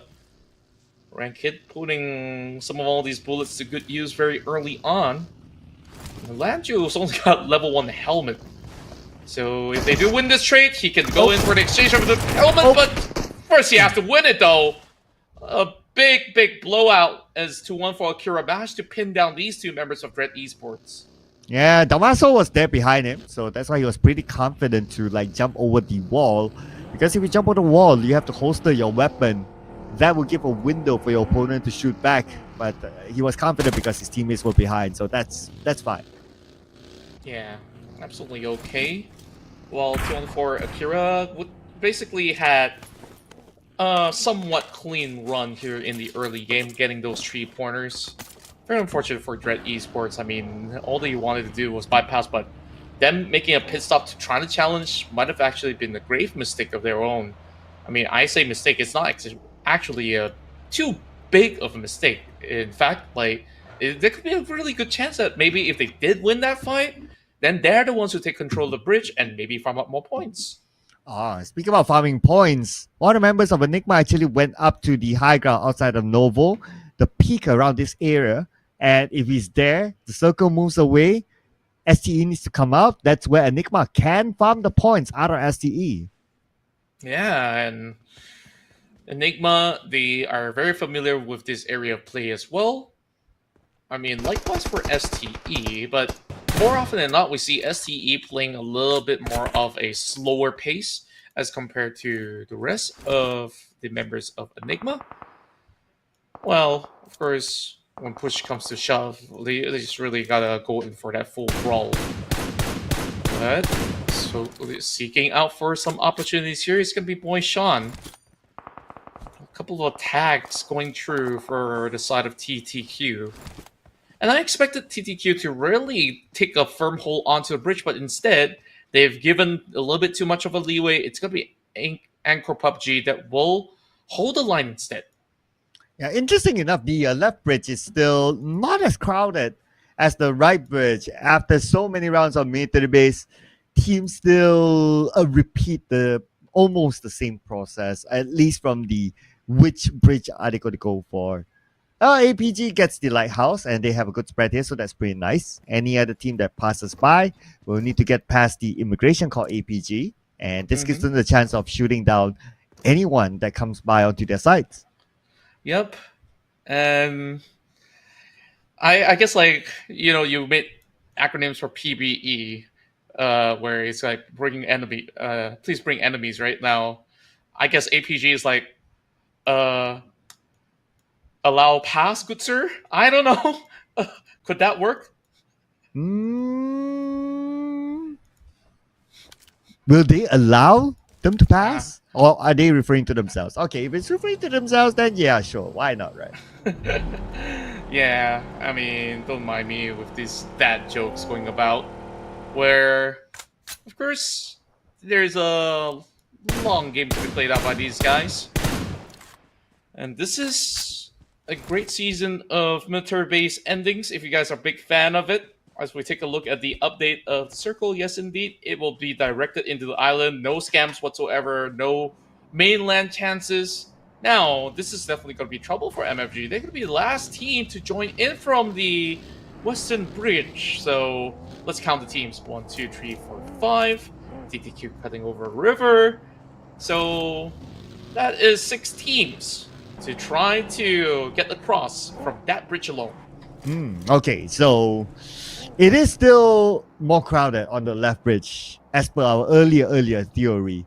But before we talk about the bridge, and before we go there, we got FRL now against God7 KS on his knees, thanks to 1 sec. So God7, they cannot afford to go out here because if they go out, TQ will be one of the happiest bunch. Gives them the chance to overtake God7. Yeah, and GOT7, they're losing a couple of members out there on the field. And not sure if they could even bypass their turning around corners. I think like this is going to be a big detour if they want to move into the right side of the bridge. But it's worthy of a shot if they are going to do so. It's going to take a while. They will have to tank in some damage coming from the zone. And they also do have MFG to deal with. Hiko already get to basically pin out Amura while they're sending more members of the side of GOT7 here to try to, gatekeep them?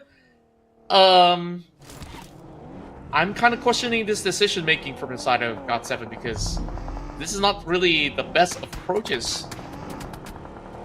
Well, to be fair, they wouldn't know where MFG is at, right? They just try to find a way into getting to the circle. And they just drove past by. Happened to be MFG there. And they lost another player. Now with 2 players left. The blue is on top of them. MFG might be interested to collect the points still. So they are heading towards... No, they're not really heading towards them per se. So they might let him go for now, and they might focus into getting to the circle, in which it is entirely on the mid to the base island.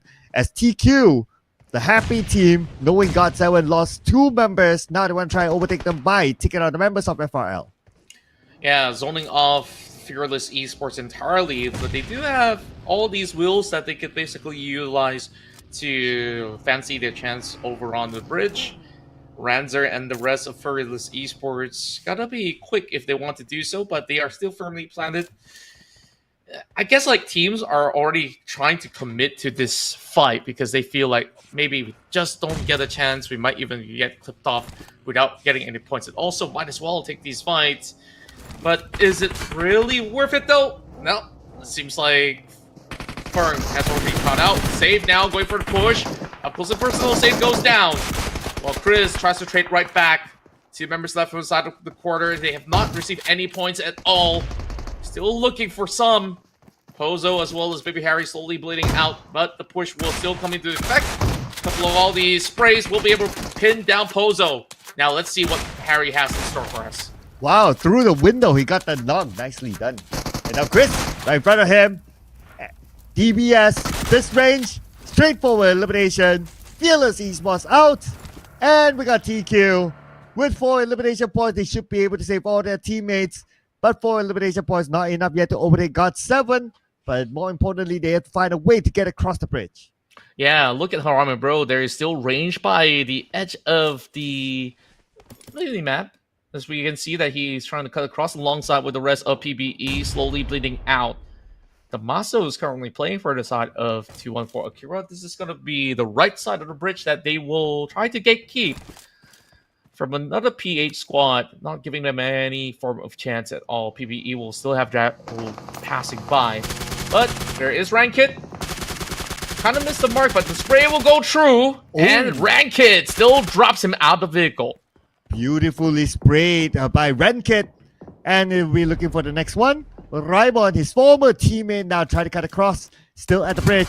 Sees one. Rankit sees him. Ooh, that was a close one. Rankit almost getting it, but the blue will do its work at the same time. Rankit goes up to the ground floor. Tries to spray. Tracking one. But Michi gets away. Yeah, so difficult at a high speed to be able to freeze that shot. What? For Ryman, he's been the MVP in these early rounds before. Can he actually pull off another clutch? Trying to deal with this from multiple angles, but he will be clipped from below and above. There's just nowhere escaping the wrath of PBE. Managing to not only cut the cross, but also securing a few points in the process. 2-1 for Akira. Now, getting a little bit of spray back coming in from Michi. Michi's outside the zone and will be crushed. 2-1 for Akira is the one that wins this battle. Yeah, Rankit taking out his old teammates. That is a victory for him, and a victory for Master Rix as he managed to knock down MM with the nade. MM eliminated, but who actually got it? Master Rix still in the pocket, so it is his to claim. Yeah, and there's still another trouble lying up ahead. I mean, he's kind of denying the rest of Harame Bros from entering the island, but he needs to get deeper into the zone as well. Federales keeping a close watch just by the corner of the tractor, but is he going to be able to do anything about this? Doesn't seem so. Well, there's still a long shot to go, and look at that. Gatekeep after gatekeep. YG still have more members over the hill, even if anybody bypass. So I guess this game is all about STE, Asia Esports, 2-1 Akira, that will get that perfect space to play out. Oh man, 3 teams locked in at the bridge. Still at this moment. Stage 4 we're talking about. Unknown goes to save his teammate, or maybe not. Maybe he's just there to pick up the utilities because he knows that there won't be enough time anyway.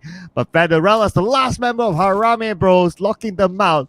And at this point, Harame Bros, they have no eliminations. If they get eliminated at this stage, they will be out with a points. But Federella's will make sure they get something out of it at least. And also trying to keep MFG out of the game. They will bleed out. Only 5 pointers for the side of MFG Esports, and Federales say, "Do you have any mats, good sir? I will take some, thank you very much." Yeah, exactly 2 first aids there to be claimed. But can it last long enough to gain a place on points? Romeo Boy taken out by the zone. Scotty now spraying on to See You Soon on the other side. See You Soon in the circle. But STE's on the other side. Master Riggs is ready to pick up another one. That's another point. 3 for Master Riggs. By to point out that Federales went out as well at number 9. So no extra place on point. A very close chase coming from APG to try to fend off against TQ. TQ only has 1 member left. They did add 5 more points in this matchup. So it's still going to be some hard effort coming in from Master Riggs, but some really big clutch plays to really hold them off. Harame Bros, unfortunate though, only 1 point in this round. So Asia will retain that number 1 spot.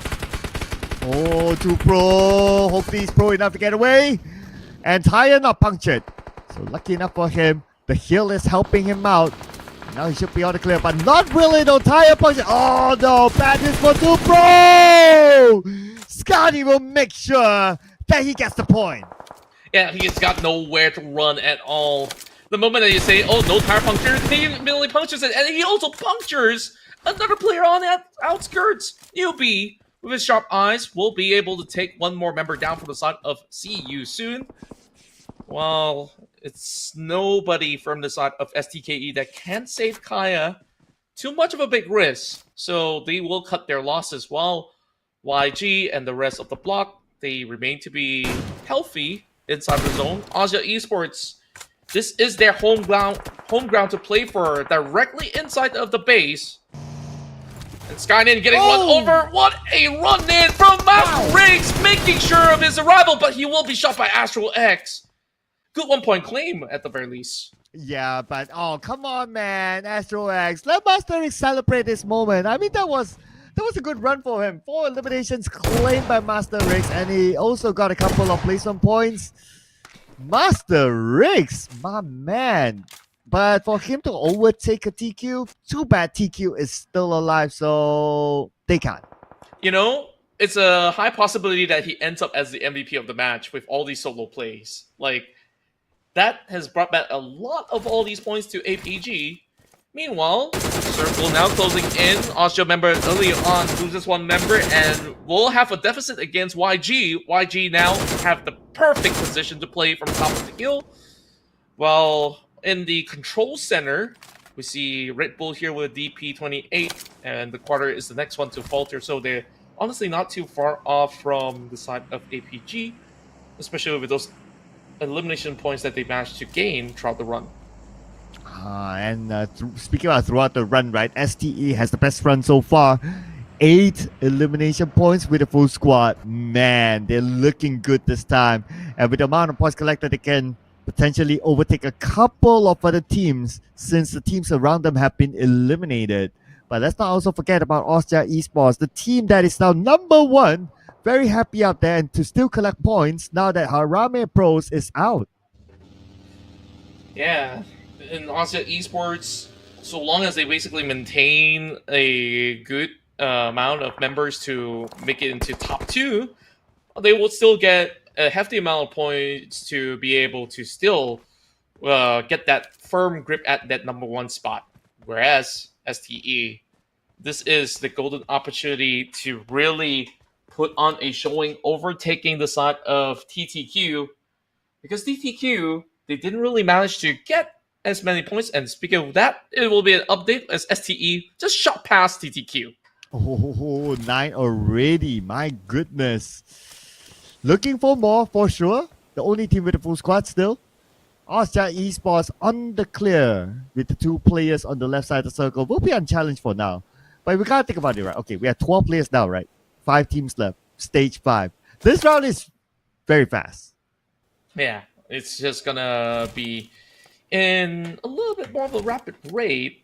As we saw how treacherous the zone was. A lot of this team were zoned out from even entering to play. Meanwhile, take a look at Red Bull. I mean, the John, he's just lurking on that bottom side of that bunker. I'm not sure if Red Bull knows about this scenario, but even if he does, nothing will basically stop John from staying put for now. Random taps coming in from WTZ, trying to break some vehicles, I believe. And it's just going to be aiming at the tires to ensure that this does not go anywhere at all. And there's also a special care package that was sent to WTZ, so he could basically go in for restocks of level 3 gear and special weapons in there. Ooh, but look at this, right? At the south side, got STE just right beside Austria Esports.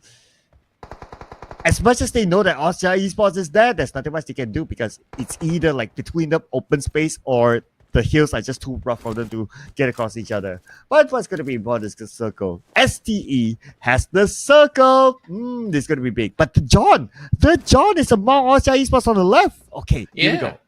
He's been hiding there for the longest of time. And Austria Esports tries to go in for a little bit of a tug of war of grenades. See if they're going to be able to actually drop anything at all. The John basically burning all his utilities to try to keep himself alive. Here comes another one. And Red Bull will make sure of it. How did he even get those angles? I'm not even sure, but a point is a point, and Austria will claim it. Well, that's what happens if you have wings. Probably got a different angle by flying without them. And toss out that nade, then there you go. Yep. Wonders. This guy can fly without wings for sure, and sometimes if he's charged up, he could basically seemingly get wings out of nowhere. So STE as well as YG with the biggest advantage in this matchup. I wonder where exactly the final member of Dread Esports is at the moment, because we don't really get a glimpse of him. Now, taking a look at the other corner of the minimap, it seems like they are going to be nearer towards the radio tower. A little bit far off onto the east side, but STE has already got them marked up.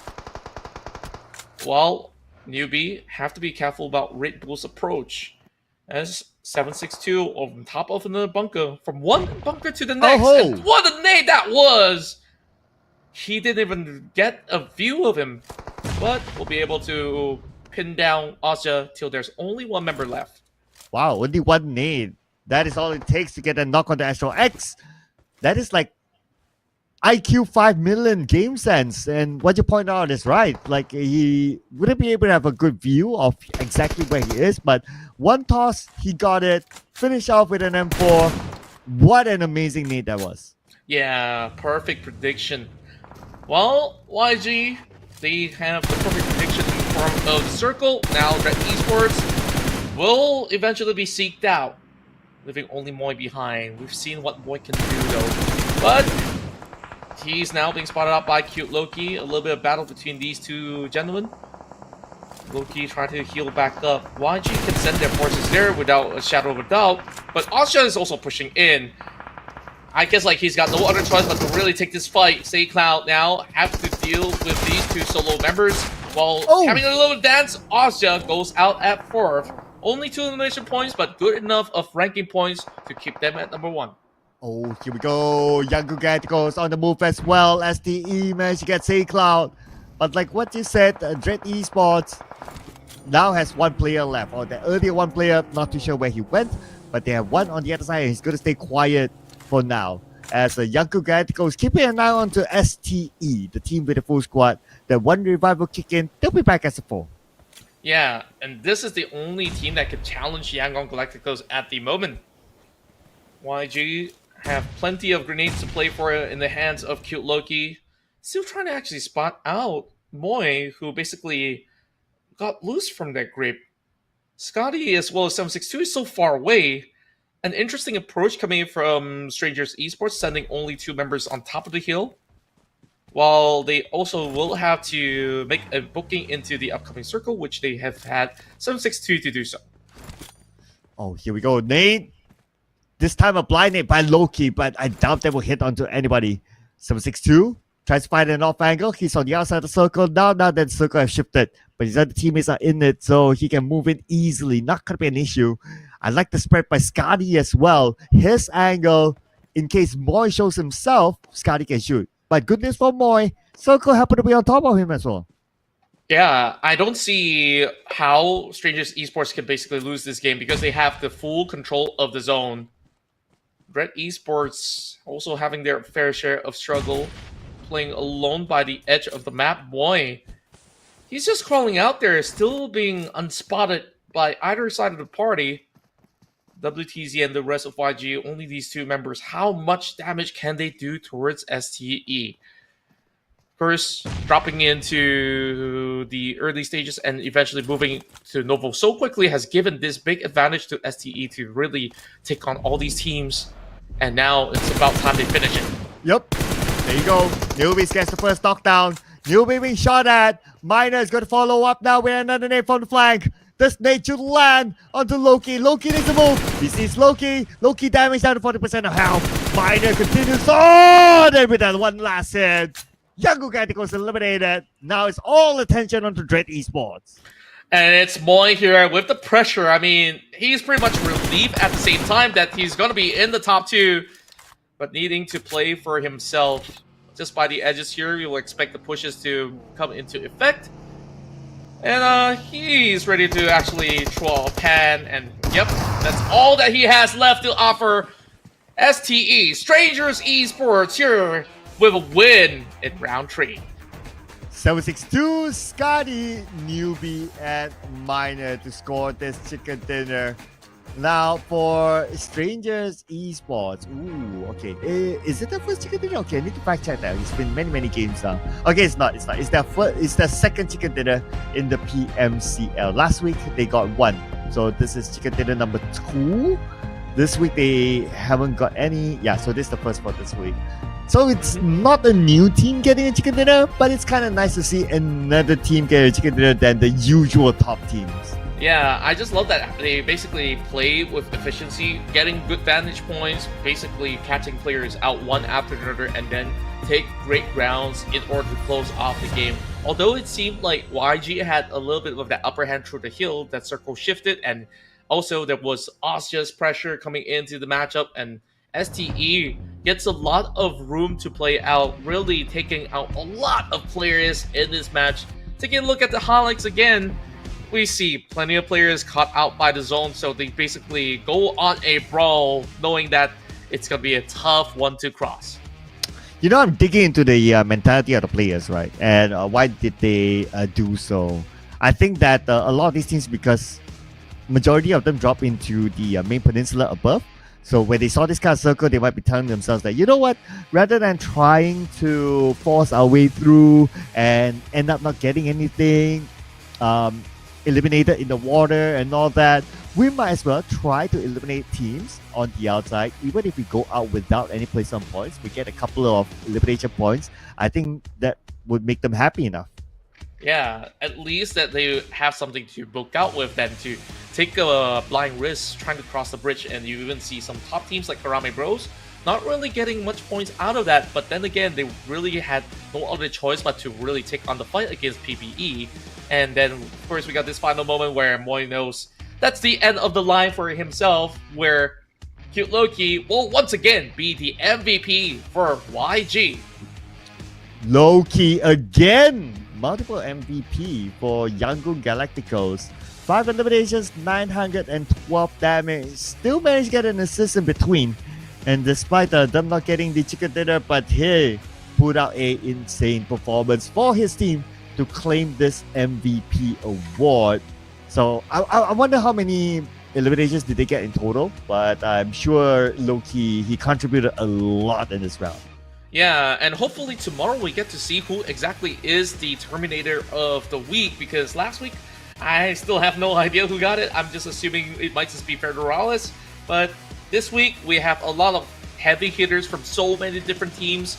I think this is definitely going to be a challenging one, but MVP-wise, Loki has been getting quite a lot of coverage here in the pages. But back towards the winners here. Strangers Esports here with a phenomenal performance by putting up 1600 damage, 69 by the end of it all, but of course 13 elimination points gives them a total of 23 to top it off. Yeah, I also want to point out that the part of this team is also the representative of Team Seabowl during the Cambodian SEA Games as well. So, and a very experienced team. I know we always hear about Playbook Esports, and they have been all around the world, but Stranger Esports is also no stranger to the Filipino scene as well. So with this sort of performance, it reflects on their experience of still being able to stay strong, and they will not give up on their fight towards getting into the grand finals. Yeah, and that's a good definition of what Stranger Esports are. They are absolute fighters, and so far they have really put some really good amount of points throughout their run here in week 2. Now, overall stats, we have 11 players out of the field through the play zone, and barely anybody getting full revives off the map. The lowest amount of throwballs being used overall. This is a record being set inside of Erangel. Wow, okay. Because of all the outside fights, right? Like even if we look at the eliminations, 11 players were taken out by the zone. So nobody got time to use throwables in this case. But I do agree with you. 90 in Erangel is arguably one of the lowest I've seen in the longest time. In competitive history, actually. Like, I've never seen 90 in a match for quite a while, at the very least. So I don't know if there's going to be any other games where we see an even lower number, but hopefully not, because that is what makes the game exciting with all these utility usage. Now, let's take a look at the standings right now. STE has managed to get that win, to they walk away with 23 points. YG, on the other hand, will have 13 points on the block with 8 elimination points acquired throughout the run. Red Esports and 214 Akira both share 8 points, and the quarter will have 7 points on the board. Austria with 6, alongside with STKE. APG with 5, along with MFG. FRL with 2, Harame Bros and PBE. Both top teams are getting 1. And we got 4 teams without anything this time. TTQ, Enigma, XQS, and GOT7. So with the difference that we can see here at the top 2, Austria Esports and Harame Bros. Austria Esports, they have a positive margin of 5. So they would open up a further gap between themselves and Harame Bros. So Harame Bros not inching any closer to taking back their throne. Yeah, and Harame Bros really had, a little bit of a rough start here, heading into this match 3 being their very first match of the day. Now, if we take a look at the leaderboard, it is a 20-point gap between the Bros as well as Austria Esports. Now, looking to break that 200-pointer mark, MFG Esports is 10 points away from the side of YG, so they also have to be really careful about not dropping even more points in this upcoming round. GE was not playing, therefore they will still have more games to be played out. So MFG, if when they do get their chance to play equal amounts with YG, hopefully they'll be able to still retain their position, whereas PBE is just right below GE on the 6th spot, 7th place for the side of Red Esports with 113. Meanwhile, if we look into the second page here, I think we are starting to establish a little bit more of a spacing between one another. But Stranger Esports find themselves in the top 10 after the chicken dinner. Great work from the squad. Yes, welcome to page 1 for Stranger Esports after that chicken dinner. They've been at page 2 for quite a while now, so nice to see them at page 1 here. Nice to see, like, not the regular top teams getting chicken dinner and getting a lot of points, but I still want to see teams who have not got chicken dinners yet to get the one for themselves. Yep, and we'll eventually see if, GOT7, they really do require a good chicken dinner at this point of time where it's almost breaking point for them to see if they would be able to qualify. So bonus points on the line for tomorrow. We'll have to keep an eye out on the teams over on to the lower standings at the same time as the ones who are fighting for those big wins at the top of the podium. So that was round 3 concluded. Match number 4 we'll also see Erangel once again, and this time with the inclusion of GE once more. Yes, GE will be back next, and I think towards the I said they might have wished they would have played. They could have gone to Novo, and if they were in Novo, they will be the ones to block the right side bridge instead. But yeah, it is what it is at the end of the day. But if we do get another main to the base circle again, I wouldn't mind though. Big fan of it. But ladies and gentlemen, before we head on to that, we'll be taking an extended break after this, ladies and gentlemen, just to allow our teams to have a meal, chill out. So we'll see you guys after this one.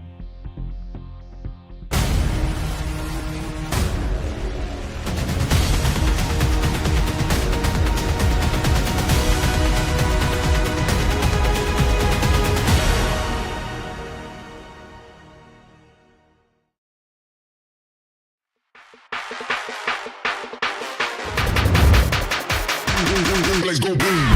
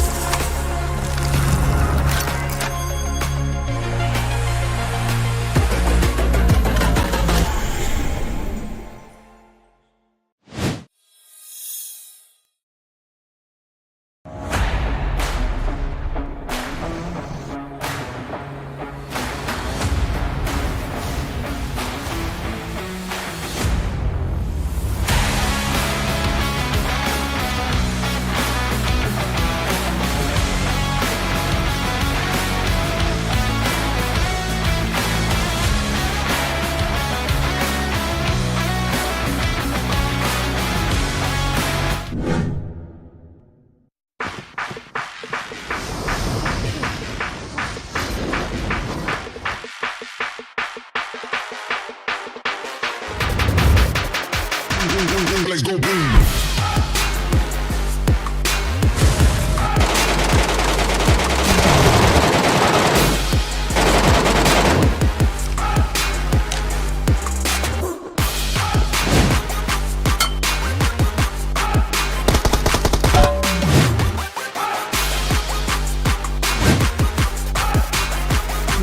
Let's go boom.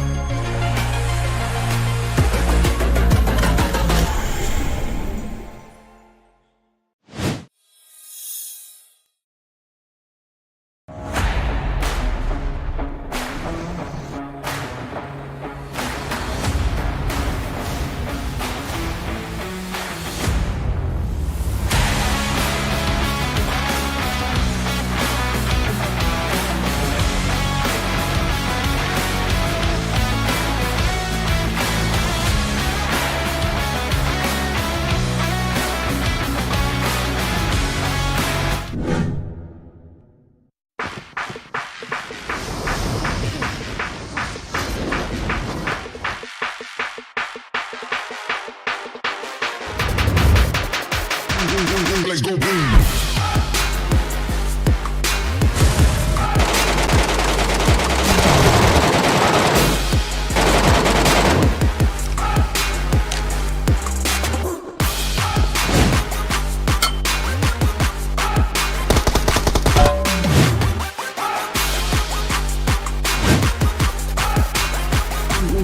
Let's go boom.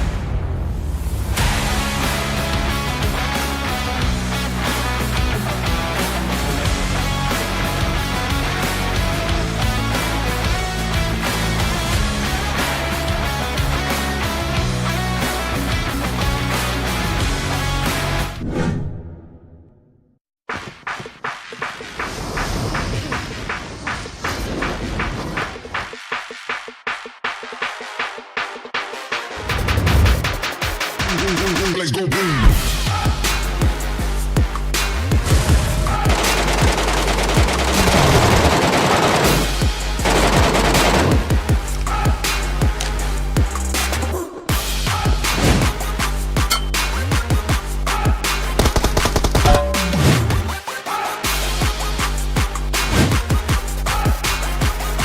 Let's go boom.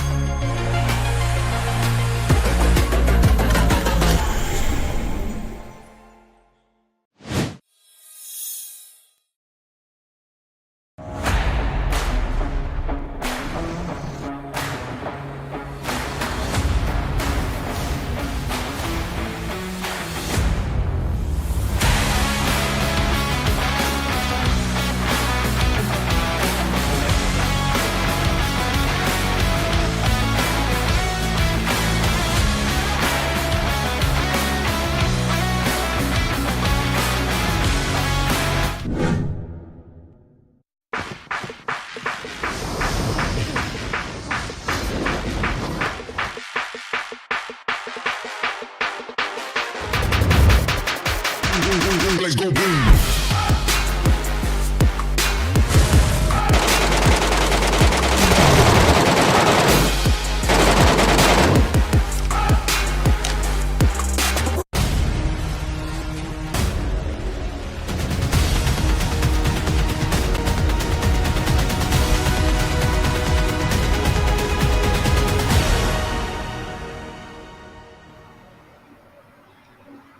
Hello once again. I hope you guys have been able to catch yourself some good break for dinner. And we are now back here for more PMCL Southeast Asia action. Yes, and before we went on to this break, we saw Stranger Esports getting the chicken dinner. And it's their second chicken dinner in the PMCL. The first one that they got was last week, and this is their first one for this week. Never too late to get one. That's right, and definitely there is a lot of opportunities out there for these teams to seize the moment. But Asia Esports, after overtaking the members of Harame Bros, they are still running on a great note in order to make sure that they basically hold on to that spot for the longest of time. Now let's take a look at the upcoming match, as we will have Group A, B, D, as well as E to be playing in this match. So Group C will be missing out at the moment. That will include Yangon Galacticos, Exquisite, Time to Quick, as well as APG. Yeah, so they'll be taking a break for now. But that also means that within this group, we still have the two teams at the top, Harame Bros and Asia Esports. So as of now, Asia Esports, they still retain the top spot because Harame Bros, they didn't manage to get that many points. So Asia Esports still holding up the throne with a 20-point gap. That's right, and of course now within this group itself, we still have a lot of all these teams here who have been really put up a lot of all these points. In these past 3 rounds, of course, some of them have gotten 1 game of a break, but now that we are getting ourselves pretty much having teams to solidify their position, and they're still somewhere in the middle pack who are still looking for a little bit more of a firm grip. We'll see how this Erangel match will treat them. Yeah, we only have a handful of games left because there's like 3 more games today and of course another day tomorrow, and that's it. We'll wrap things up. But not all the teams will play all the games, so they have to deduct according to how many games that they have played. It depends on each team. It's a little bit different. But we talk about the games in hand. Harame Bros, despite them 20 points behind the leaderboard right now, despite the 20 points behind the leaderboard, which is Asia Esports, they have 2 games in hand. So the 2 games, it's a lot of points to be collected there. Yeah, plenty of all these points for them to be able to eventually grasp for themselves. Where when we take a look at that previous round, of course the biggest benefactor being Stranger Esports, that has been able to get that chicken dinner and now really creating a little bit more of a block somewhere in between the top 10 as well as the second pagers. When we take a look at STKE, I think they finally found that form of consistency. This squad hailing in from Cambodia, have been really making a steady climb. Last week wasn't exactly the best of their week being displayed so far, but at least we're seeing some really good notion now that they're also closing in against 2-1 for Akira. Yeah, also to note that Genesis Esports had a good day today. They started the day with the chicken dinner. The second game was a second place finish, almost get chicken dinner in fact. The third game, they were on the break. So if they were to get their momentum back, continuing from where they left off, then who knows, they might surprise a lot of us, especially the teams, to break into top 3 or, I don't know, top 2 might be a bit of a stretch, but top 3, yeah, that's doable. Yeah, very, very doable. And who knows, if it's going to be a little bit more of a slumpy performance coming in from Harame Bros, number 2 is very, very possible as well. But you know what? There are endless possibilities in PUBG Mobile, and of course, a lot of possibilities for you to get your hands on the Dragon Emperor and Dragon Empress set. The first round is only at 10 UC, and tell you what guys, this is limited edition. It only lasts till the end of today. Of course, I don't know what time it will be off the store, but this is the only day left for you guys to get your hands on the set with the MK14 Drag Rain that has a lot of cool effects.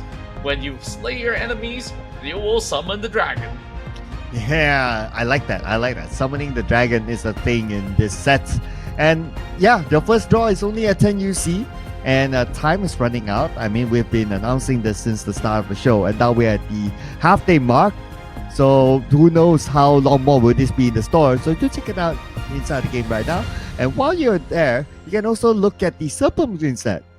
Yeah, the Serpent Gleam set is also having the first draw at 10 UC offer available right now, and you could basically flex with the AWM, as I said beforehand, because first, to get the AWM, not so easy, but if you're good at the AWM, everybody should and will take notice. So this is one way to do so. Grab your hands on this brand new guild set. It's exclusive, and it only lasts until the 21st of March.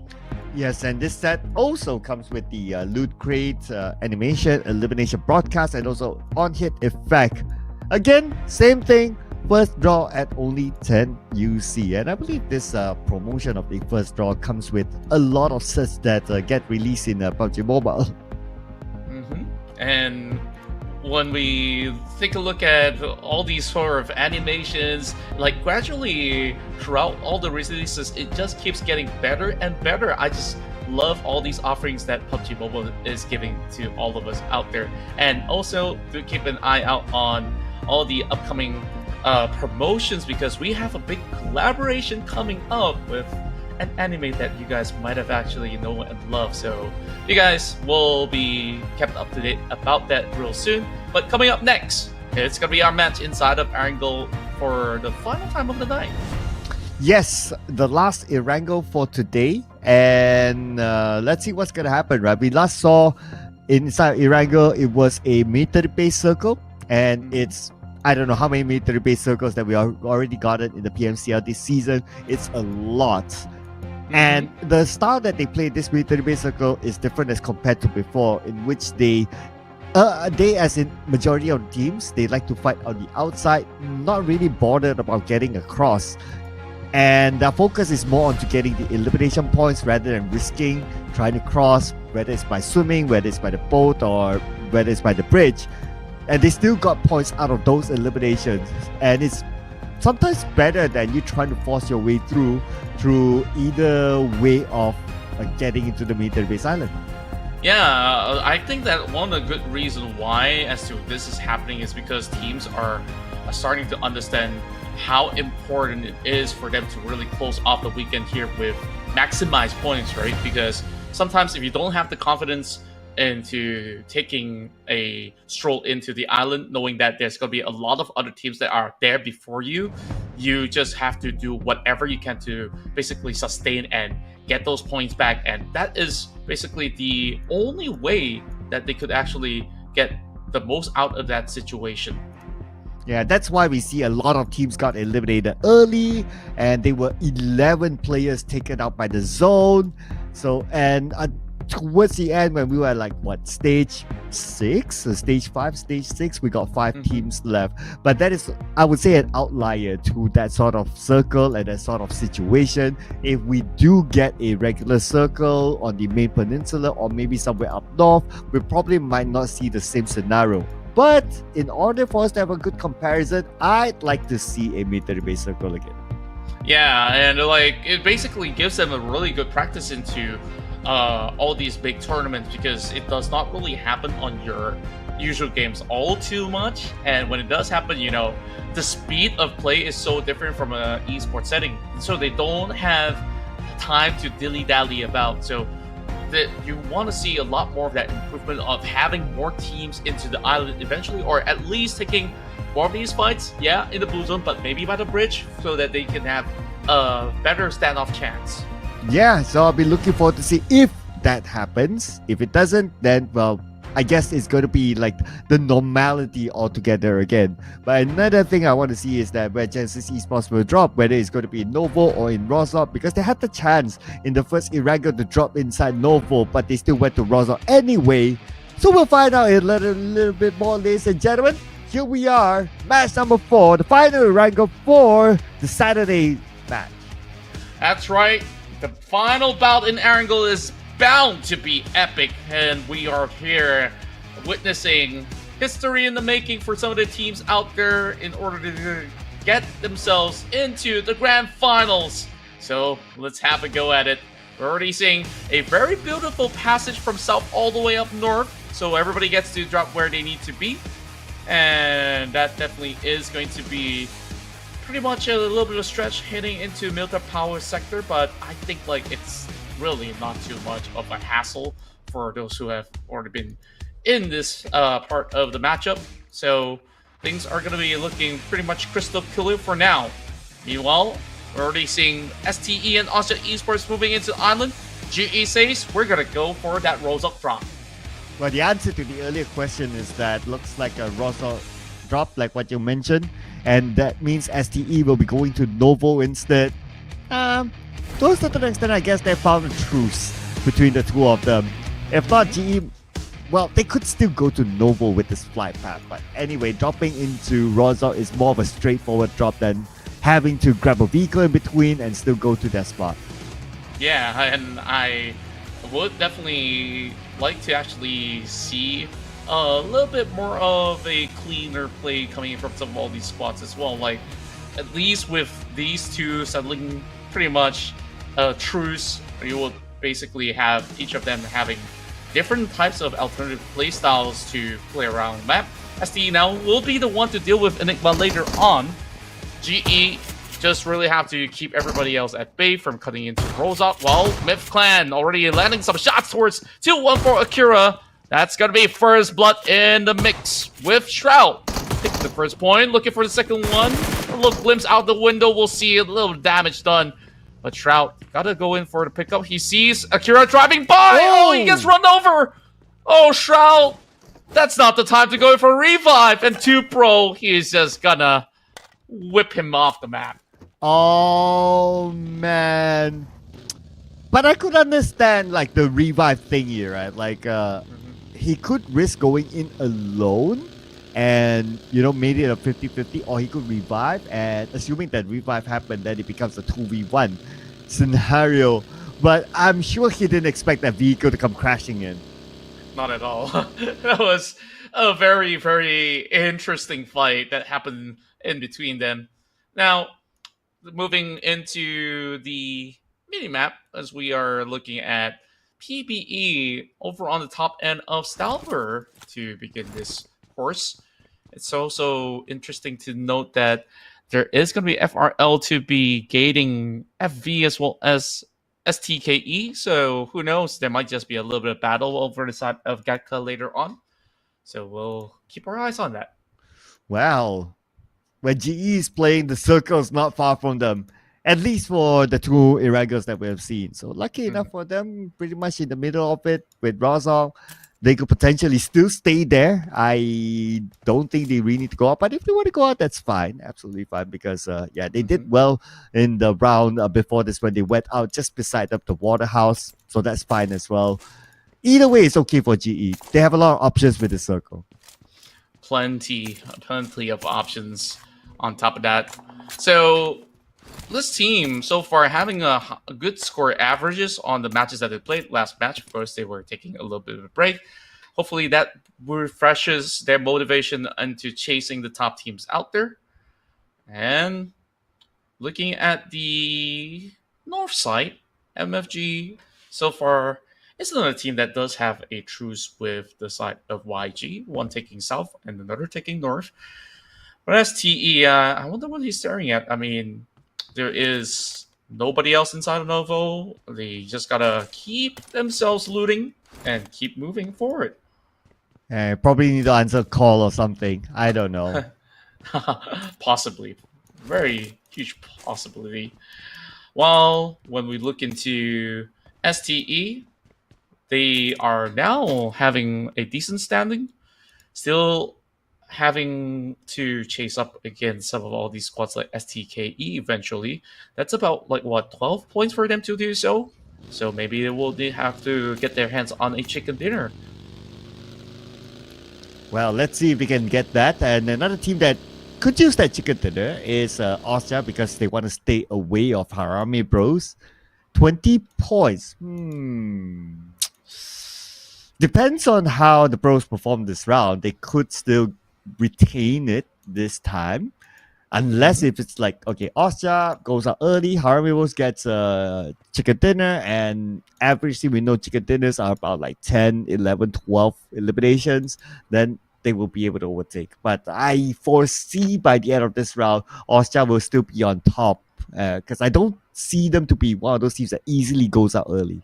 Yeah, they're definitely not those that really take those unnecessary risks in that early game. So we expect them to be having an okay run at the very least, unless, something really awful happens. Well, what's the worst? I wonder, 4 teams crashing onto them? Very unlikely. I mean, this early game, we're seeing all these members from each respective team just making sure that they play within the safety measures.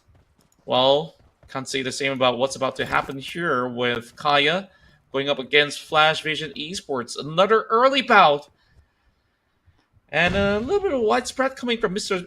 Tay and the rest of STKE. Era's now not being supplemented with help. But Boy Sean's going to be able to land that headshot to open the round in the count against FV.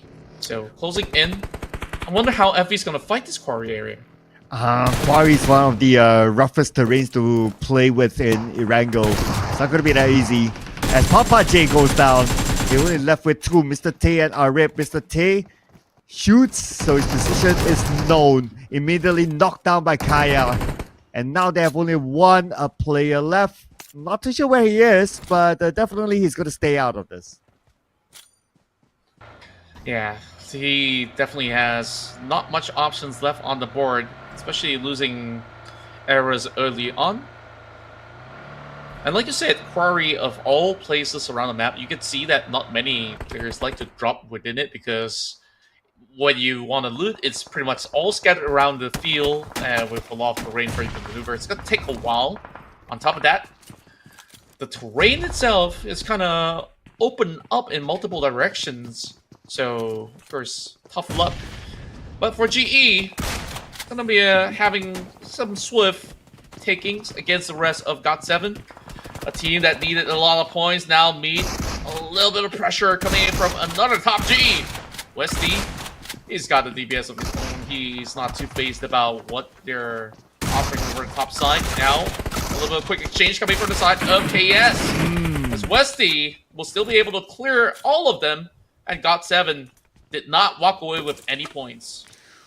Well, looks like for GOT7, again, another 0-point round for them. And they're only 1 point ahead of TQ. So you can imagine that it's going to be so easy for TQ to leapfrog against them. And they might lose that spot into TQ's hands. But for Genesis Esports, good opening for them. It's a decent opening. Now they need to prepare for other teams because look at the amount of teams coming towards that area. Yeah, and there's just so many bypassing the corners of Ruins. FRL definitely have a lot of big fishes to fry. With the arrival of TQ, Big Nate though! That's going to catch out Harry. But no style coming in from him, while the side of top 922 will have his vehicle pretty much broken up. Harry. Another nade that does connect will eliminate Fern. 1 pointer for the side of FRL so far. A little bit of a dispersed fight. Everyone's kind of taking a 1 versus 1. Rans are already down. The quarter slowly choking out the position of FRL. Ooh, okay, TQ, their chance to leapfrog against AI Esports, but now they're only down to 1 active member, which is the top. Unless he can pull off a big clutch here. Baby Harry's on the other side, reloading, preparing himself. While the top picks up his teammate. Nidu popping up that smoke, gets into the same building. 2v2 will be in sight. They're just going to look for ways to push through, and now he does have 2 more grenades to cook up. Wait a minute. That's no hole in the window. Interesting play. Okay. So that's one grenade wasted up. All right. One of those mysteries in life, I must say. No way to explain that unless we get an interview. Hopefully, we'll be able to get that one day, or maybe even better in person. But what we'll get to see right now is Harame Bros in action. So they're going to pick that point out of taking out Zizek. But Zizek still crawling out for help. But his other teammates, I don't think they'll be able to save it unless they can get a knock onto MM at least. So much commotion here in the early game, though, as compared to the last game. Like that was basically Blue Zone forcing them. This time, it's really mid-rotation and picking up fights. So they have to always be on that standby. Kaya now taken out by the side of range. Harame Bros finally getting a couple more of all these free corners by just picking anybody that passes by. Oh, Baby Harry's 40% health. Save. Still playing this passively together with the top. Not really going out. Baby Harris with the DBS. It's coming in though. So he wants to finish up the job. He tries to get as close as possible because you have a DBS. Obviously, you want to get close. But Save has one of his own. Yeah, and there's not going to be any form of a direct challenge just about yet while they try to really prep themselves up for a closure in that area of play. And as a matter of fact, they could basically play a little bit longer, but they will basically go in for a challenge now. We'll see who wins later on, but STE, they finally left the island, moving into the south side of the Pochinki Hill. A lot of players are already moving into the city of Pochinki, so we might actually see that urban fight, something that you dislike, but Pochinki, something that I absolutely love. Well, we'll fight over that, all right? We'll fight over that. I'll take the fight on. Just like how TQ now wants to take the fight on against Baby Harry. Ooh, nice evade.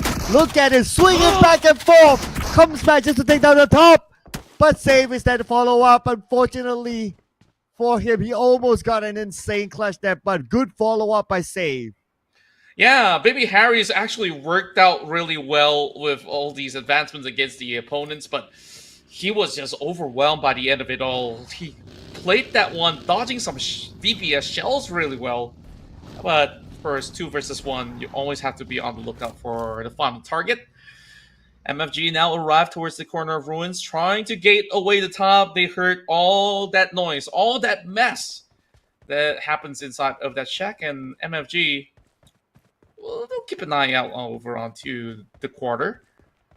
Well, of course, if they do step any further forward, that will be DPS at the ready. The final member of FV also lurking around in the ruins, so let's see whether if our rep could be able to pull through. Meanwhile, MFG making sure that none of these members of the quarter steps out. Well, let's see who makes the step out because it's such an open space in this area. Flash Vision circling around as well. The last member passing by ruins, but not spotted by anyone at all. As we come back onto the area where Pochinki is at, Davan, the last member of Myth Clan, is here. Exit! Dockdown immediately taken up by Ryman. And we're looking at Master Vape.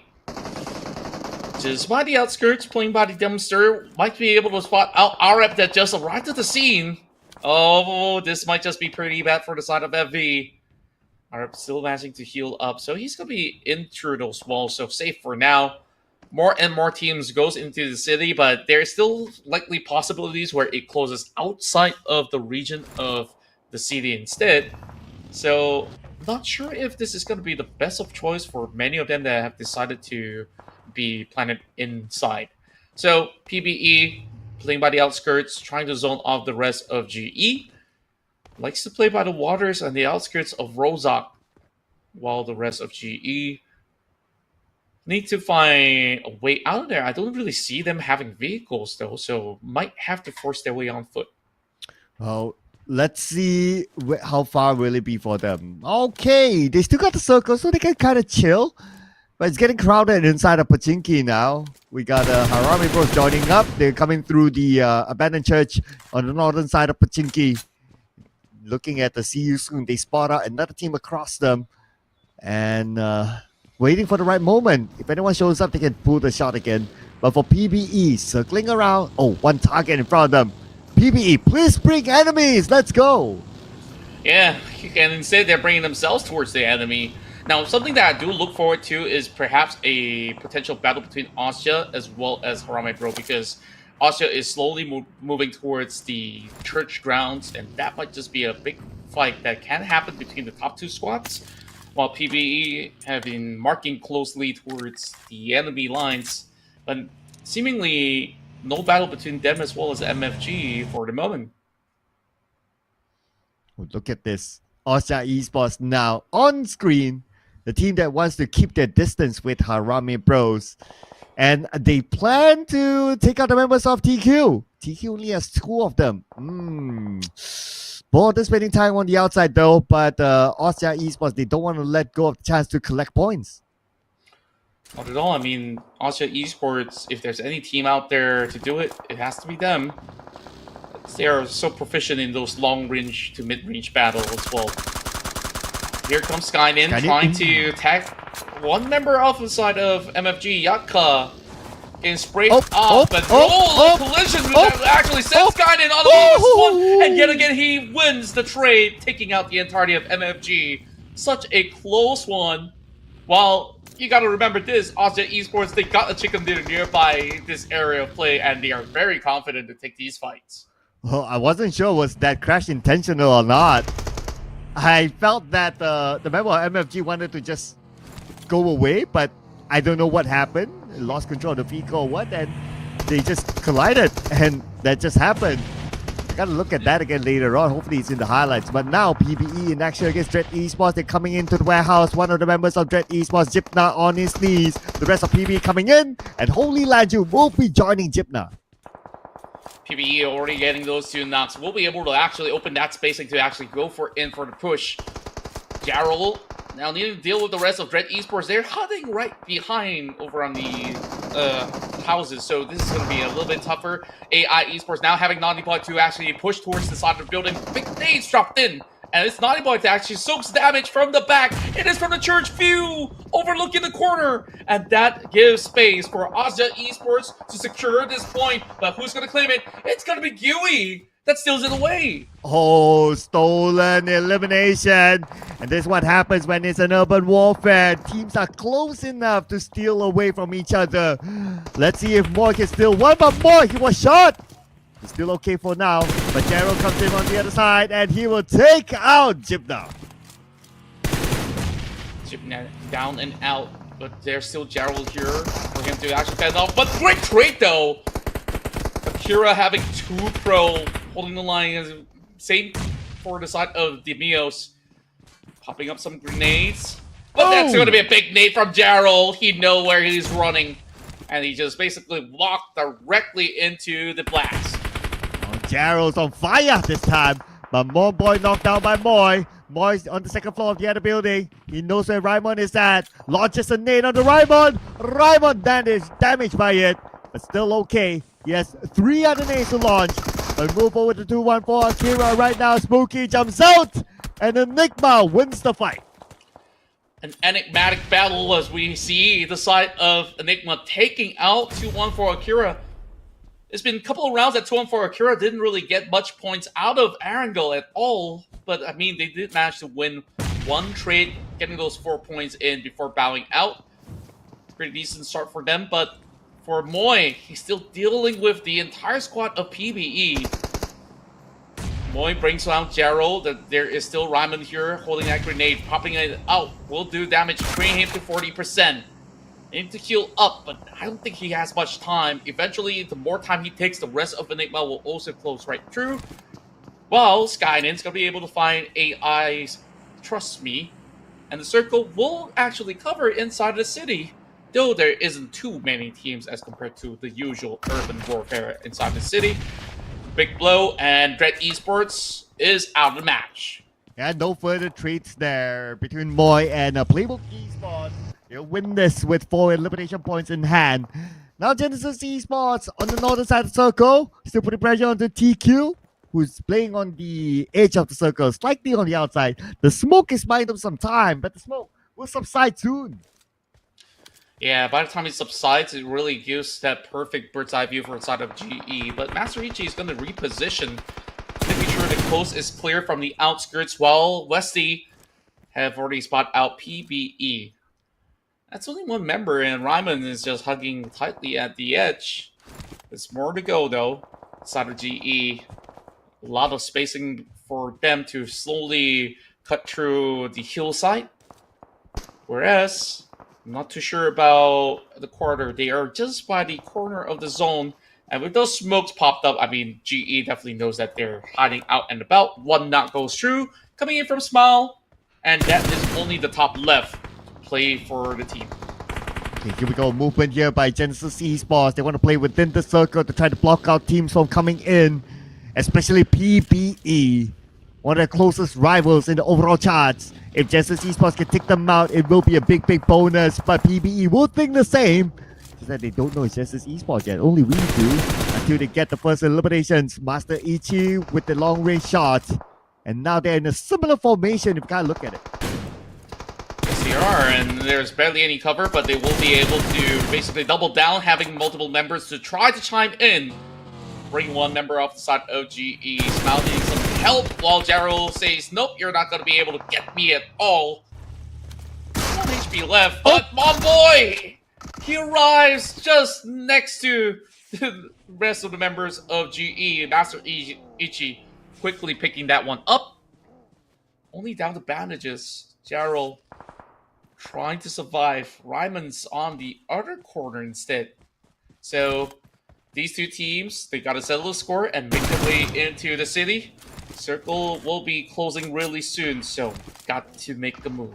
Look at the teams in the city. It is now colorful as a rainbow there.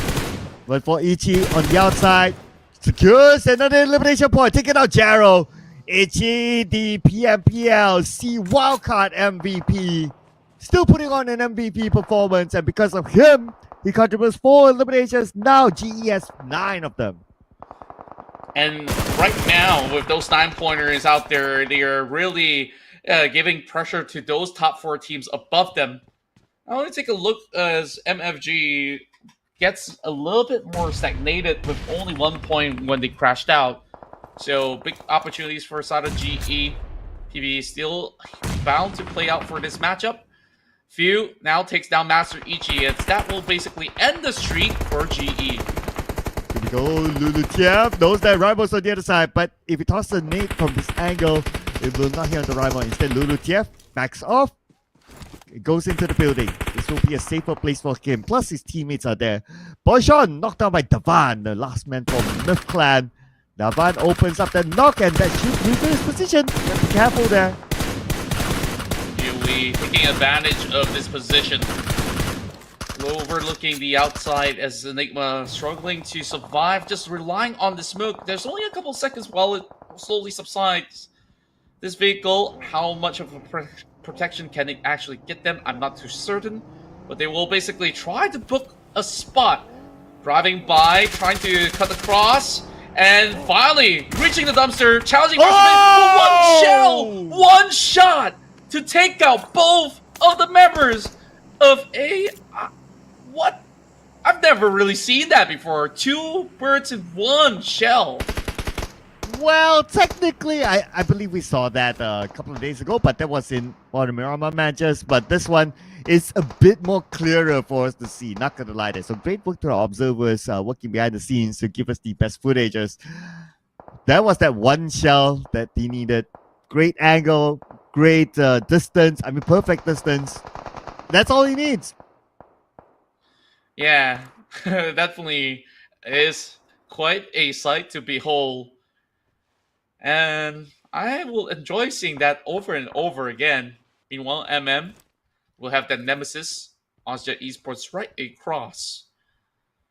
It's astounding that these two teams have been sharing close proximity for a very long time, but not really taking each other out just yet. As I speak of it, Federal is being knocked. Oh, okay. Federal is the main man on his knees, and Dewey will be there. We'll be keeping an eye. Okay, but his other teammates are there too. So Dewey needs to fight with the other teammate across him. Oh, medium range nade! Almost hitting. That was a really close one. You can see how technical these battles are. They predicted the nades. They also tried to maneuver across. Each one just basically outreading each other, while Skynin keeps watch from another different angle. Now they still have the circle within them. As the south side of the city, I wonder how things are gonna fare. But you know what's great? FVE, they're still alive in this match inside of Pachinki.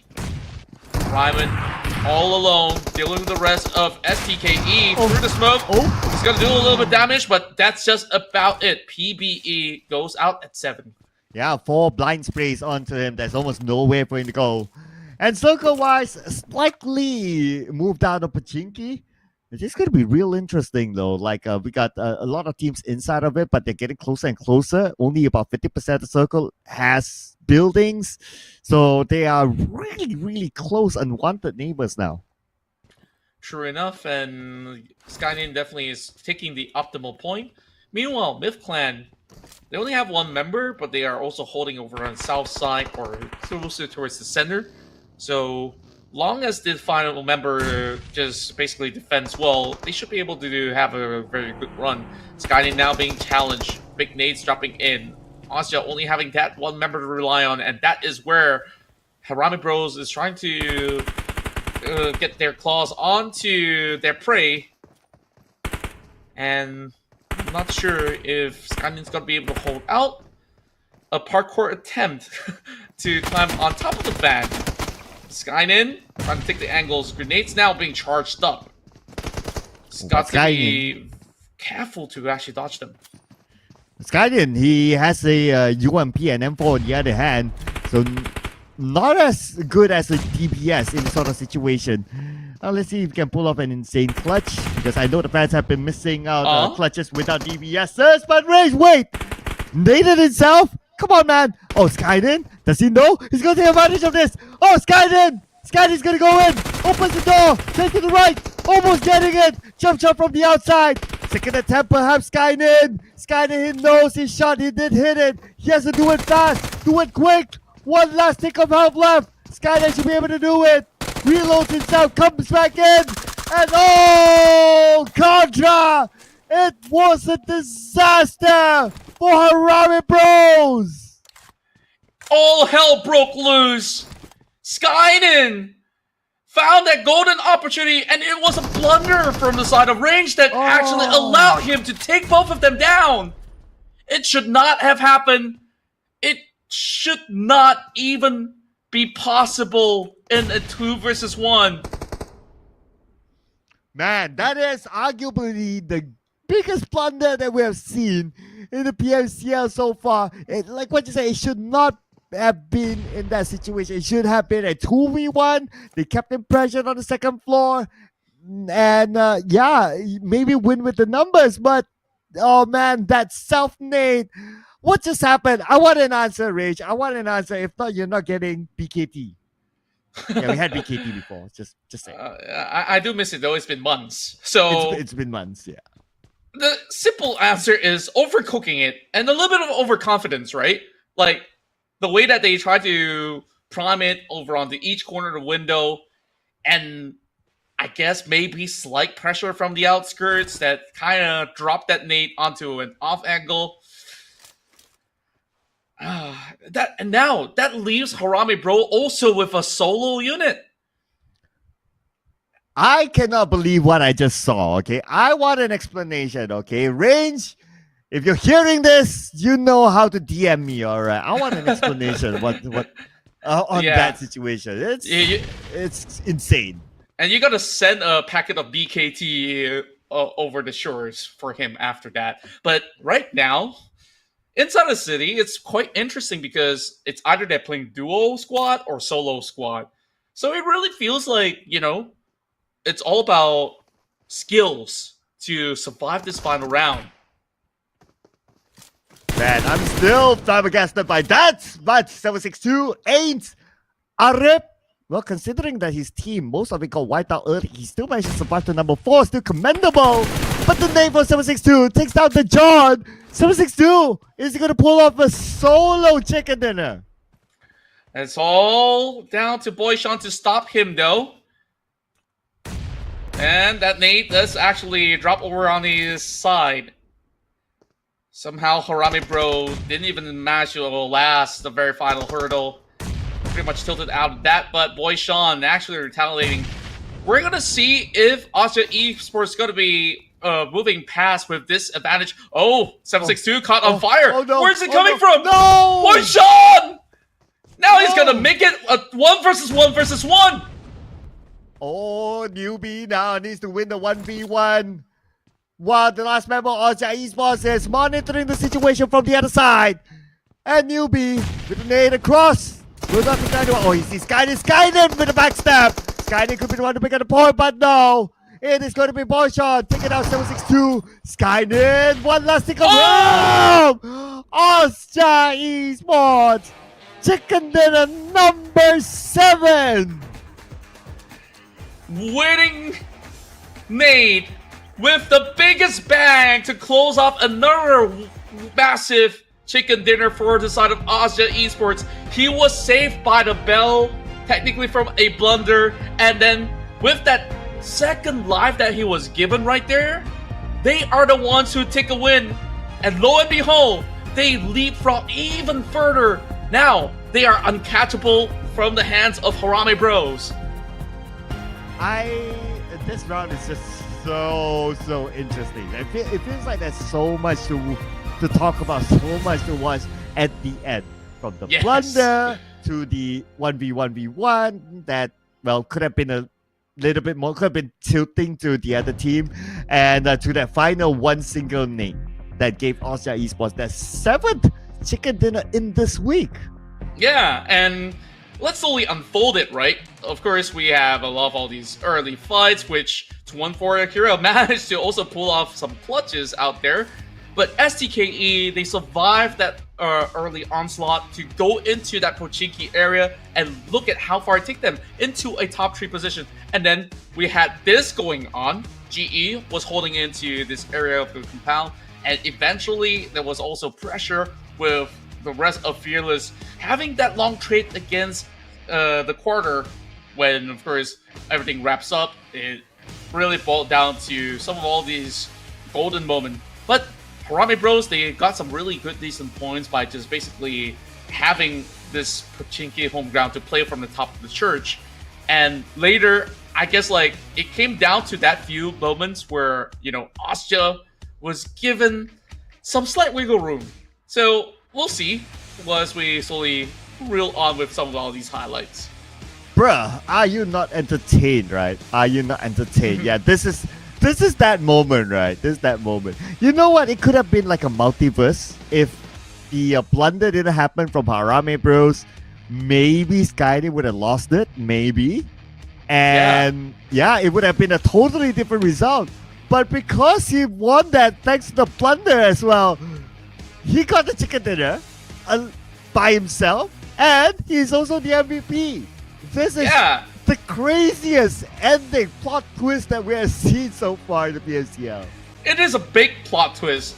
Like, if Skyden was taken out, then 2 members survives from the side of Harame Bros, and they can't also have a chance at that chicken dinner.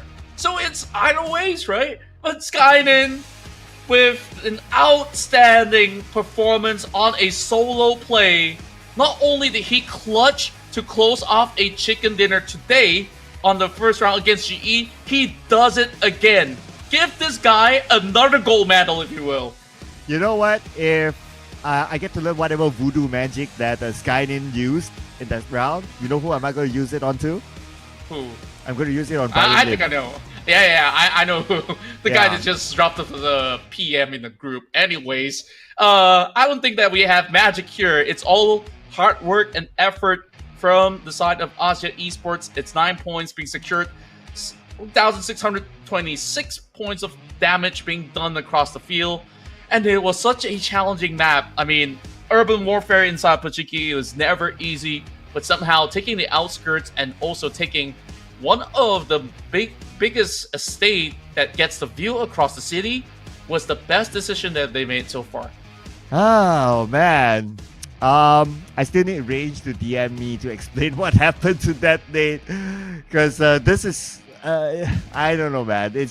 it could have been, it should have been, whichever term that you want to use, a multiverse. Like it could have been a different result. It should have been a different result. I don't know, man. But Australia Esports 7 chicken dinners. It's already like what, $700 in the pocket extra, just like that.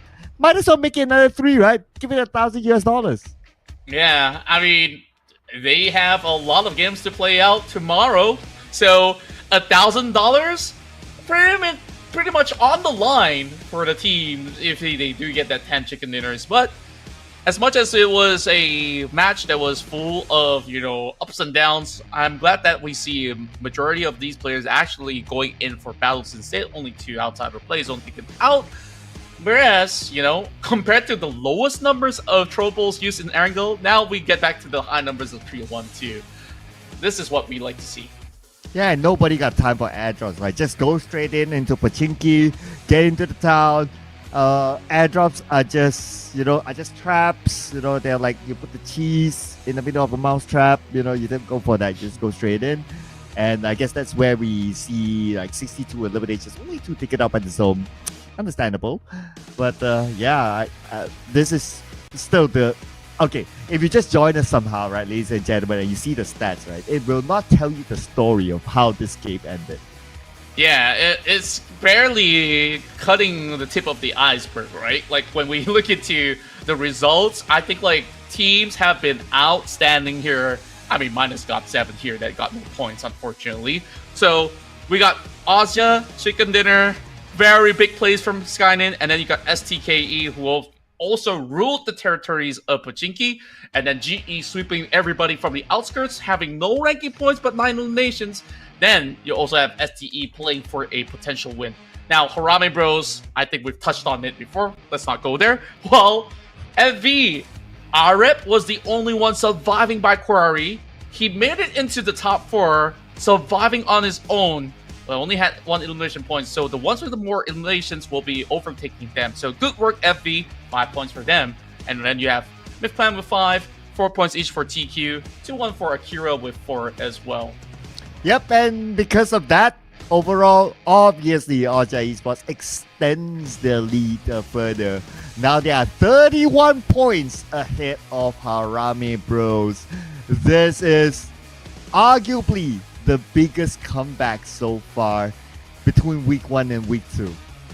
Yeah, this is definitely going to be important for Harame Bros because they will have 2 more matches of extra play to catch up to the 19 matches played by Australia Esports. So there is a chance that either tie could still happen or even an overtake coming in from Harame Bros to, of course, exact vengeance onto what Skynet did to them. So here, there is MFG, firmly planted at 3rd place. Well, that will be pretty much an 11-pointer for GE to chase. Now, YG ties it together with GE. Well, I want to send a message, right? I'll send a message. I doubt that Skynet will be watching this broadcast, but maybe a friend will be watching this broadcast. So Rim Uncle, if you're listening to this, he is our colleague caster from Cambodia. Please help me, do me a favor, and you know how to DM me, obviously. Ask Skynet what he thought about that crazy ending. I want to know from Skynet himself too.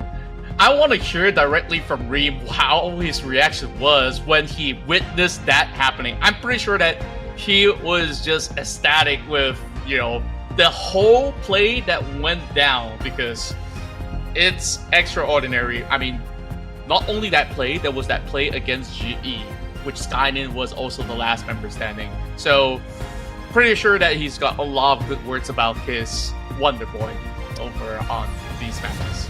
Yeah, this is one of those moments where I wish that I get to see the player's reaction after scoring that chicken dinner.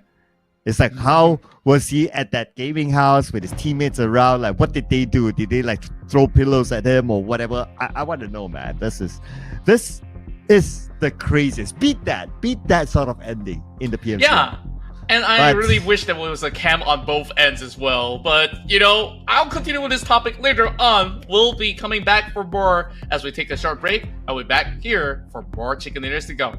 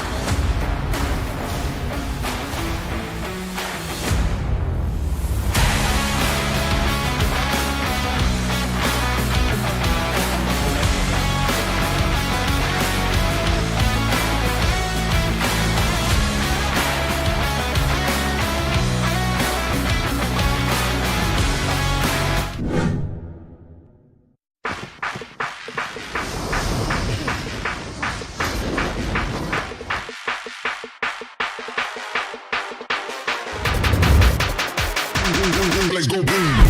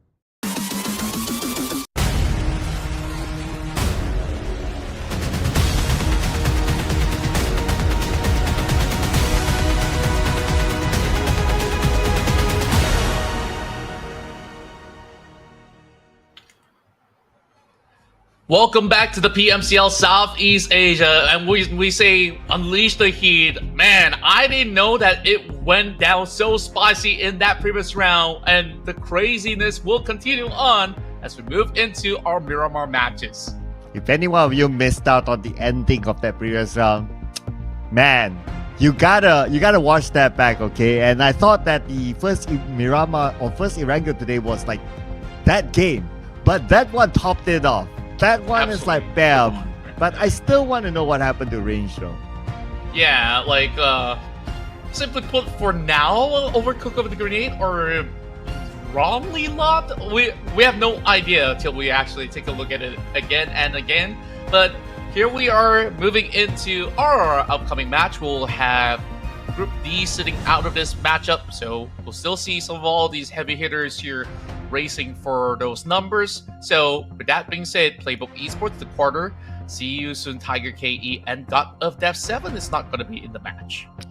Yes, but we will still have the big boys in this round. Austria Esports is in, Harame Bros is in, the number 1, number 2 team. And obviously with Austria Esports scoring their 7th chicken dinner, they've opened up a very big gap. So it's almost like no matter what happens to them in this round, Harame Bros will still not be able to catch up. And we'll be keeping track on all these sort of records because now, you know, Austria Esports have made a lot of enemies within the span of today's chicken dinners. One, the battle with GE, and then the battle with Harame Bros. And the target definitely will be on Skymin because he is just outclassing everybody on this solo plays. Man, that's why he's the golden boy of Cambodia, right? The gold medalist, the solo gold medalist in the SEA Games in their home ground. Well, I must say, I was there. I get to witness everything. I get to witness the home ground support.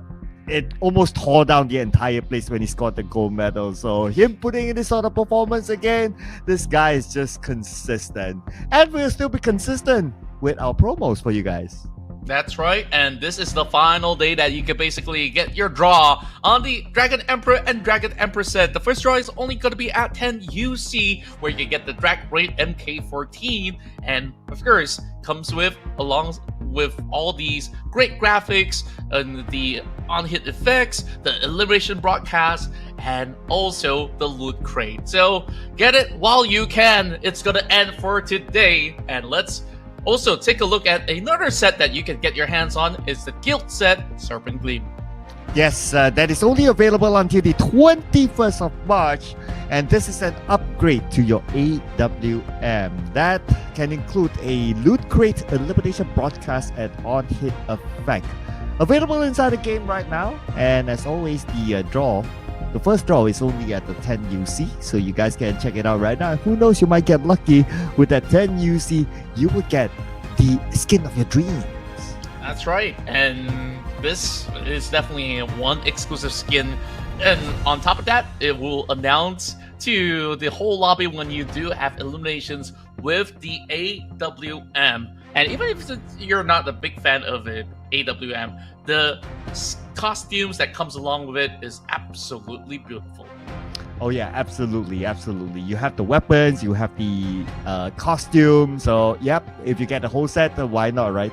So this is the opportunity for you because it's only available for a limited amount of time until the 21st of March only. Ladies and gentlemen, what a day it has been! What a day of action. I mean, when we look into all the points in terms of how the teams have been coping up, and then you see the action itself is just as crazy as how the race is going. It is just topsy-turvy, pandemonium, if you may say, because it's all tipping off balance for some of these guys, and there are those that are really ramping up. I mean, Austria Esports, they are just putting on the best showing so far. You know, last week they got a lot of heat from their fans, and now I guess like with a little bit of that burn from the and a little bit of wounds coming in from all these, you know, nasty stuff of comments out there, they are turning that into something positive and really putting on the best performance that we've seen in the PMCL. Yeah, that's the mentality of champions, right? Like week 1, you didn't do so well, you get bashed. Week 2, all of a sudden, you're like a totally different beast altogether. It takes a lot for a team or individuals to really recover from that sort of downfall, right? And you got to give it to them for them to be able to do that in style. Yeah, that is just amazing. And there's no other way to just basically prove a point to everybody out there, to the opponents, to the doubters, and to those who are watching right now. Let's see if PUBG Esports will claim wins inside of Miramar as well. Their record high being set for a chicken dinner within a day is 3. So far they got 2. So let's see. They might just be able to do just that. So like we'll basically begin over on the top end of Torre Ahumada heading down to Puerto Paraíso. Gonna be a little bit of stretch hitting the Monte Nivo for some of these guys. Oh man, that round set my expectation up high for this round right now. Alright, let's look at the flight path. So we've seen this flight path before, from north to south, like what you mentioned. And the last time we saw this sort of flight path, there were a lot of early fights up north. There was a lot, and around the areas of St. Martin, Hacienda, we got a couple of early fights as well. I'm keeping my eye on whether we'll see that around the Hacienda area, because at least on the Campo Meta area, AI Esports and Exquisite, they're far enough with each other. Yeah, they're going to be pretty much alright when they move into these respective cities. So when we take a look at the rest of the squad, a lot of them are hoping to drop around the center as well as the south side. I would suspect that multiple teams will be inside of Los Leones, but perhaps we might not get to see that many battles happening over on that corner. STE looking to cut into Power Grid, it seems, still floating right above Picado at the moment. Something of familiar sorts, this time with a little bit more coverage over the south side of Los Higos at the same time. Chumacera up for grabs for anybody to take. Yes, and the circle is there. So the key areas will be the high ground just below Chumacera, around the areas of Manaslu Valley. Expect teams to go there. Austria Esports, the number 1 team right now, they are heading towards Chumacera. So they have one of the best access to go up to the key areas around that high ground. Yeah, we might actually see slight reenactments of that final round of Erangel because CU soon likes to go there. So who knows? There might just be a little bit of fight, but we are seeing the float of Austria Esports to bring them by the edge of Los Leones, hoping to stash a couple loot and perhaps find a vehicle to make their way inbound. Yeah, so far, on the start of this game, we don't see any early fights. So everyone seems to have a good amount of space for them to loot and continue on with this round. So you know what that means? That means that I want to see a new team get a chicken dinner. A team that has not gotten one themselves. Yeah, and out of the list here that's currently playing, of course, there's FV that has not gotten his chicken dinner, and who else would that be? I think Enigma hasn't really won for this week itself, but last week they definitely did. Could I be wrong in my stance? For Enigma getting the chicken dinner. This week. This week, if we look at this week, Enigma, it has been a poor week for them. Not gonna lie. They have not gotten a chicken dinner this week yet. In fact, they are at somewhere around the bottom now. So Enigma needs to, I don't know, man. This is a very different Enigma as compared to last week. We can't think about it. It's I would argue that if we talk about like one of the biggest comebacks is like Austria Esports, right? Enigma is one of the biggest drops as compared to last week. Yeah, it has been a very big flop, and then their early fights don't look as clean as they used to anymore. They tried a couple of times, and then in the middle of the game, it's a little bit disorientated on how they also approach some of all these engagements. So we got Master Riggs here, lurking right down below Cute Loki. And a very interesting spot for him to be. These two spots are inside of Impala. I remember back in the days, YG used to always drop here. And now APG is the one that actually take most of the areas. At least for Master Rix, he's got the UMP at hand. So if there's going to be a fall coming in from the side of Cute Loki, he'll be punished. But Cute Loki knows that there's somebody down there. It's just that he couldn't see him at all. Normally, PBE drops into Impala, but with the absence, now we have the two other teams. But like what you say, right? I don't think Loki knows that Master Rix is there. So I don't know if we might see a surprise or not. I kind of doubt so. Both teams. Oh, okay. Never mind about that. Yep, they found him. Yeah, it took them quite a while to solve a little bit of that puzzle. Now they get to focus on the rest of the members of APG. Now, that's a lot of firepower being taken off the hands of APG, since Master Rix have always been the one to really bring a lot of all the damage output. And the worst part is that there's no way of them going for the save as well. So YG, they take the top end of these hills, hoping to actually flush them out of the city, and APG is already on it. I mean, by now they've already gotten decent equipments. They could start to rotate around. They don't really have to stay put. So staying put is not really an option for them. But oh, okay, look at the minimap, right? Oh, Dread Esports coming by. Fire on the Dread Esports, but oh, APG. I know there's a new substitution here. Lob. It's the first time that we see him. Hopefully he gives a lot of love to his team to get the chicken dinner. Yeah, and great to actually see even more debut here in the week 2. And perhaps this actually gives a little bit of change of not only feng shui, the dynamics of the side of APG. Let's see what Lop has to offer, especially in this tough predicament that they're in. There's also Dread Esports coming in from the back end of the hill. For some reason, a lot of these teams are battling inside of Impala, but the last time we saw the circle is not going to be around the city. But these teams, they love the battle. They will commit to it. Loki already taken out, as Demios will eliminate on the spot. Okay, now Sanhok comes in, goes in with the fight, but he's pretty low right now. His teammate needs to follow up. And at the stairs, he saw one, DBS into the face. Saycloud gets one for himself. And his teammate follow up well as well. And now GE onto SE762 alone, 1v3 with a West onto the high ground, providing cover fire, but Smile forced to turn back with 10% of health. West follows up instead.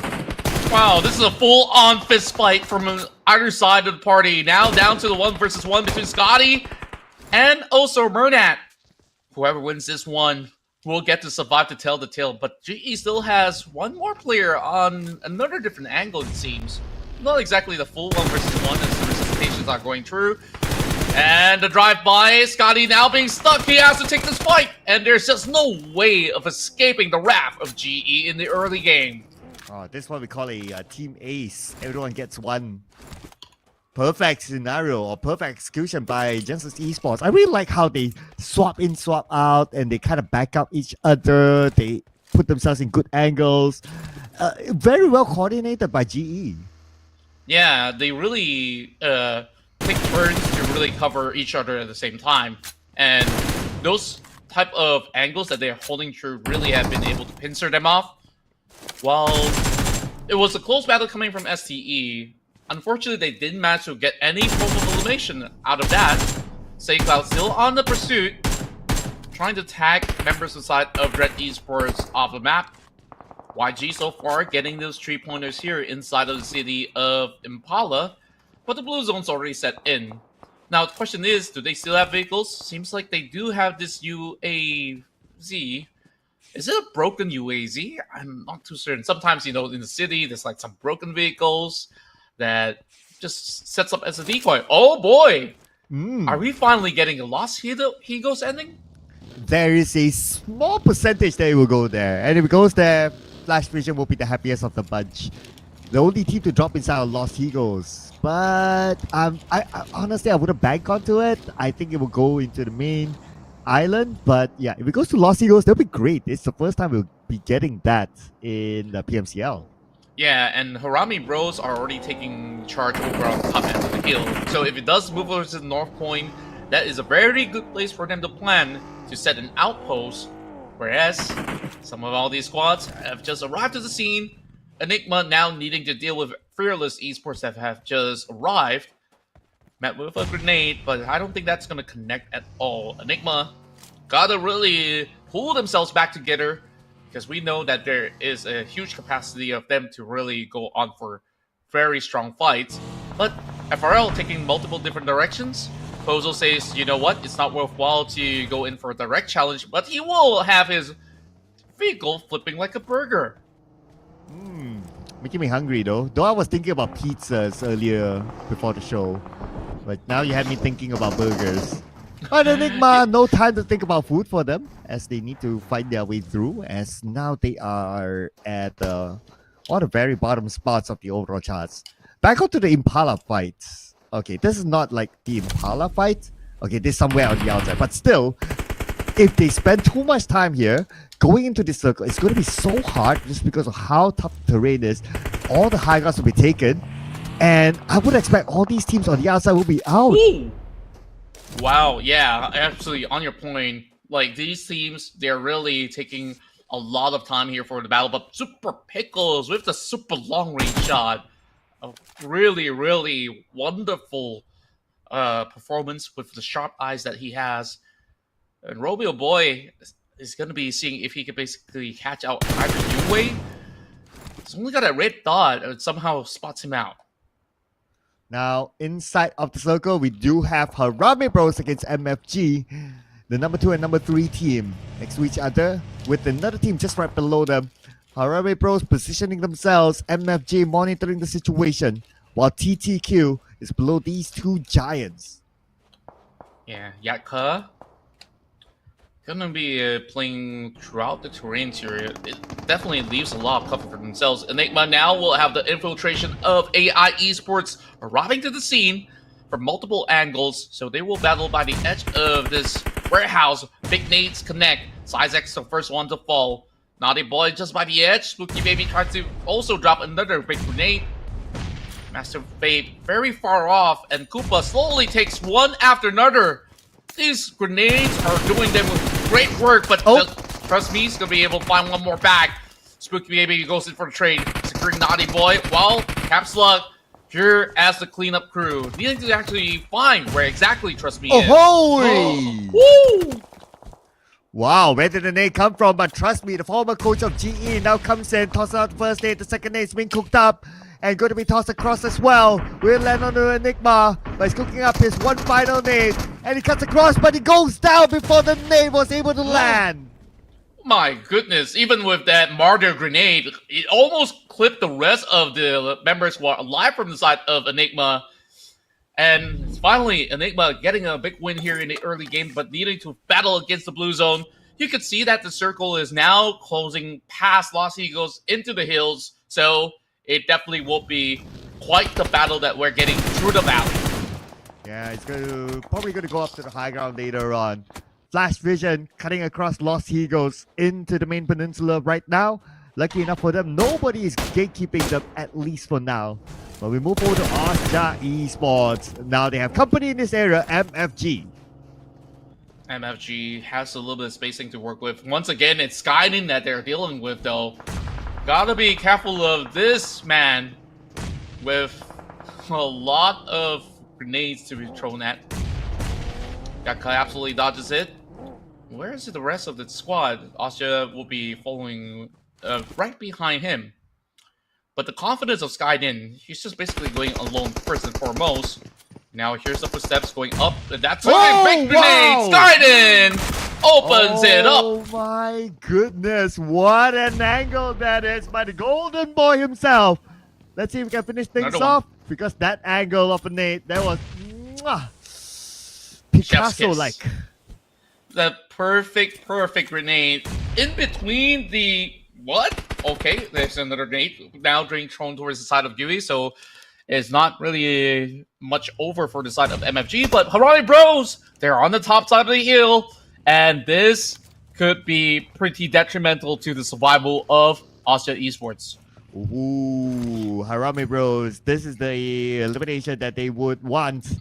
Osja Esports, 2 active members, make that 3 with Dewey back up. But Unknown is on the other side. He could be the kingmaker. Gotta keep an eye on that. While Austria Esports, they retreat back. They might find it not worth it to continue on the fight. Yeah, I mean, there's a lot more space to play for. And that's just basically by the rim of it. Skynet says, let's just move off because this whole compound is really not going to give us advantage in terms of POV. A lot of all these players will not be seen from that angle anyways. So they will basically back away, losing only one member behind. 2 points in for the side of both Austria as well as Harame Bro. Meanwhile, Enigma has an interesting approach by going over the bridge. Yeah, but they didn't bump into Flash Vision, so probably Flash Vision got across safely. Then now we have FRL overlooking them. Okay, we have a good view here. Okay, Flash Vision playing by the bay, so they're okay for now on the lower ground. Definitely not going to challenge for the high ground because it's too late by now. A lot of teams up there already. But now there will be the question for Enigma. Where will they go? Because FRL is overlooking them. If they go too far forward, they will fight with FVE. Yeah, and I really do like how all the teams have been playing so far. All the different teams are within the circle. Not many are still playing on the outskirts here by stage floor. So I gotta say, huge improvements with rapid rotations all across the board. While Red Esports now having pressure coming from the back. It's from GE, and they're just slowly crumbling apart from different direction, being shot at. And that's 7 points already for Texas Esports. Wow, 7 and looking for more. Jibna, last tick of health. Nowhere to go. I believe it's a matter of time right now. Even if he wants to go and deny himself, he moves out. He'll be in the crosshairs of Genesis Esports. And What? Genesis Esports. Wait. Oh, he still denied the point. He waited for the blue to be onto him. Yeah, I mean, the grenade is just to go out with a bang. I thought it was coming in from GE because it was an interesting angle if it's actually caused by GE because it's so far away. But I believe that to be from Jibna. Anyways, here goes. 2 members versus 1. Enigma wants to flush out Need You. He's got so little health left. Caps luck. I'm going to be guarding whatever exits that's possible for him. While whatever trollables that there is, he's just going to burn through it for now. While the ground is also burning. Well, Need You push to the corner. At the same time, the blue will be onto him anytime soon. But look at the elimination feed. Say Cloud taken out. Young Kukatikos eliminated. And we're back onto Koopa now, cooking up the state. Where is Need You gonna go? I don't think he really have much spacing here, but perhaps there could be a potential for a clutch. But still, 1 versus 3 though.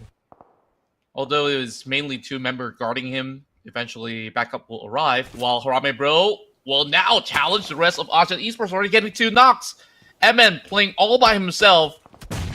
He's gonna have to pull off a big performance to recover from what it was back inside of Erangel. Caps luck. Still sticking it out. Need You going further and further away into blue. I think he's just gonna slowly bleed out. So if he does have any mets at all, he can only survive to Telltale for maybe another 15 seconds or so. Yeah, he's probably going to deny himself. We can see him using whatever first aids that he has. This is probably going to be his last ditch. And it's just too far away for Koopa to go. But imagine this. Liquid moves in. Oh, they got it. Oh, somehow they got it. All right, that was a risk worth taking. Indeed, and then it's Caps Luck that does have the receiving end of the shots coming from Liquid. Trying to bypass the hills, but he's stuck in the middle of the tree. And Spooky Baby! He's being exposed by the middle of the road. TTQ tries to actually grasp hold of this advantage with a perfect eyesight through the hills, while Murnat also tried to find ways to chime towards the side of 214 Akira. 214 Akira so far, being very healthy. Meanwhile, MFG only has 1 member left. Long range grenades. I don't think that's gonna hit coming in from Smile Top G. Murnat, though, continuously deal some damages to their vehicles. So a lot of information has been gathered from the side of GE. While they will slowly move into the circle, but at this standpoint, GE, they're looking very, very confident to close out the game. Although, it's far from over. Still 8 teams to go. Well, let's see what happens to 214 Akira now playing by the edge of the circle. With Wako still circling around, but he's being shot at. Wako blown up because no! Speed shot down instead, out in the open. His teammates can't save him. Smile knocked down from afar. It's going to be 2Pro that gets him. It's basically everybody playing by the hill by now just to catch anybody moving around. So rotations are absolutely dangerous if you go on wheels. 214 Akira losing one like that. But they still have 3 more. Big nades now cooked up from the side of Mernat Boy. And he's exposing himself to some of the members of Asha from the back. It's going to be Atward that will be taking one member from the side of 214 Akira. TTQ. Let's see if this nade will be able to get big catches overall. Doesn't want to let them go, but not for the nade. From his M4 instead. One more that's still active. That could be 2Pro with 50% of health. But smoke is blinding the side of Liquid. Edward comes in with a molly from the other side. 2Pro has nowhere to go. 2Pro is burning down. Managed to heal up in time. Edward changes his angle. 2Pro is down to 10% of health. Tries to fight for his life. Gets into the vehicle. Vehicle, will he be able to get away? Spray coming for Edward. He's going to follow up. But the vehicle, he can't move anyway. He has too little health. He's just trying to buy a little bit more time, but TTQ have already got them surrounded. There's no way out for him. 2Pro still fights back, takes Edward with him. And I don't think that he's been able to eliminate him. Therefore, the side of TTQ will win that trade out. 7 points so far, 7 more teams remain. GE now basically dominating the battlegrounds. And we'll have a lot of free spacing to move around the back of the hill. But they will have to basically challenge the rest of TTQ to get a little bit more of that space. Asha Esports playing it slowly. They've already gotten a lot of this area played. FB, they got the full squad over the south side. Same goes to Myth Clan. Wow, circle goes slightly down. Myth Clan, FB has the circle down south. But now focus on the northern side. We got a lot of teams here, including Genesis Esports. KH been burned down on the outside of the circle. Right below them is another team. They cannot go all the way too far down. We gotta really heal to 100% in order to sustain in some of all these battles. And this is one of the more difficult rounds that we see coming in from Miramar. I know we say it a lot of times, but every single time that the game shows us something absolutely challenging. All these high ground battles have so many different types of creases that they can basically hide from. So it's not going to be all too easy to even go for a direct challenge. Smile now keeping an eye on the other side. But at the same time, look at the elimination feed. Spooky Boy knocked down by one member of Flash Vision. They are defending the ground so far so good. Out of the hands of Enigma, who has one active player left. KH for taking advantage of it, stealing away from the hands of Flash Vision. Good work from the side of TTQ so far. I think that they have been so proactive into getting all these elimination points, but now in the center, all Smile will be able to spot out KH. Not much that the smoke could even provide with any form of coverage, while Enigma is on the foothill of it all. Enigma doing so much better this time around, moving into the top 7. They've already accumulated quite a staggering amount of elimination points thus far. And it's going to be a total of 6, as they will try to push their way towards the side of TTQ. A little bit of a locked up situation where Caps Luck makes it 7. And they are basically tying the knots with GE in the elimination charts. But TTQ is the one with the most right now with 9. Oh, but GE still doesn't want to let Enigma go, and they could probably top that if they can take out the 2 members of Enigma just below them. You can see them trying to find a good angle, but because of how rough this terrain is, not going to be that easy. As West will take care of them from the inside. 1 knockdown and 1 more to go. So little spacing. And I think that Enigma has also run out of gas. I mean, gas in this form of smoke grenade, that is. So they can't really use that to cover their ground. So Burnett is closing in. Gets a bird's eye vision, but he knows, okay, Ichi's going to be able to cover that up. But, oh! A trade coming in. Murnat's going to be down. Oh, but Murnat, at least he's on the high ground that his teammates can save him. Wouldn't be too worried for now. I'm sure they can recover back as a 4. As Master EG comes in, takes a different angle now. Gus just below him. But Enigma, amazingly that they're still alive. Somehow that trade really bought enough room. So Boss Koopa, amazing work rate so far. Doing 2 things at once. But look at this giant sniper in the hands of Joseph. He's been able to pick over onto one member side of FV while all that commotion was happening over on the hills. Asya has been relatively quiet, slowly sneaking their way through with only 2 members left, but damages are still being done from the side of GE, nading down below, and not much more space for Enigma to work with. Yeah, we can say that this is pretty much the end of Enigma. And no space to go. Smile gets onto 1, and 1 more to go from Enigma. That's going to be Caps, the last man standing by the edge of the blue. I can say that that's pretty much it. Yeah, and there's still Gus that is also holding down the line, somehow squeezes into the next zone. Joseph now spotted out. The rest of Asya trying to challenge the real estate. While we have FV driving right below him. Immediately getting caught there by Joseph, now having the grenade to prime in. Gonna be a long toss from Eras, but shots are also being fired. Huey kind of saves the day for FV, but Trout now pushing through. But the nade landed anyway, so 2 members of Flash Vision knocked down. 1 more left behind, and that's Mr. Tay. Mr. Tay on the outside of the circle. He now knows, he has information that Myth Clan is in front. What option would he pick right now? Even if he wants to go up to the high ground, there's another team. That's Enigma there as well. Great picking after having that nade being dropped by their fallen brethren. Joseph definitely made it a lot more smoother for them to take control over onto the south side.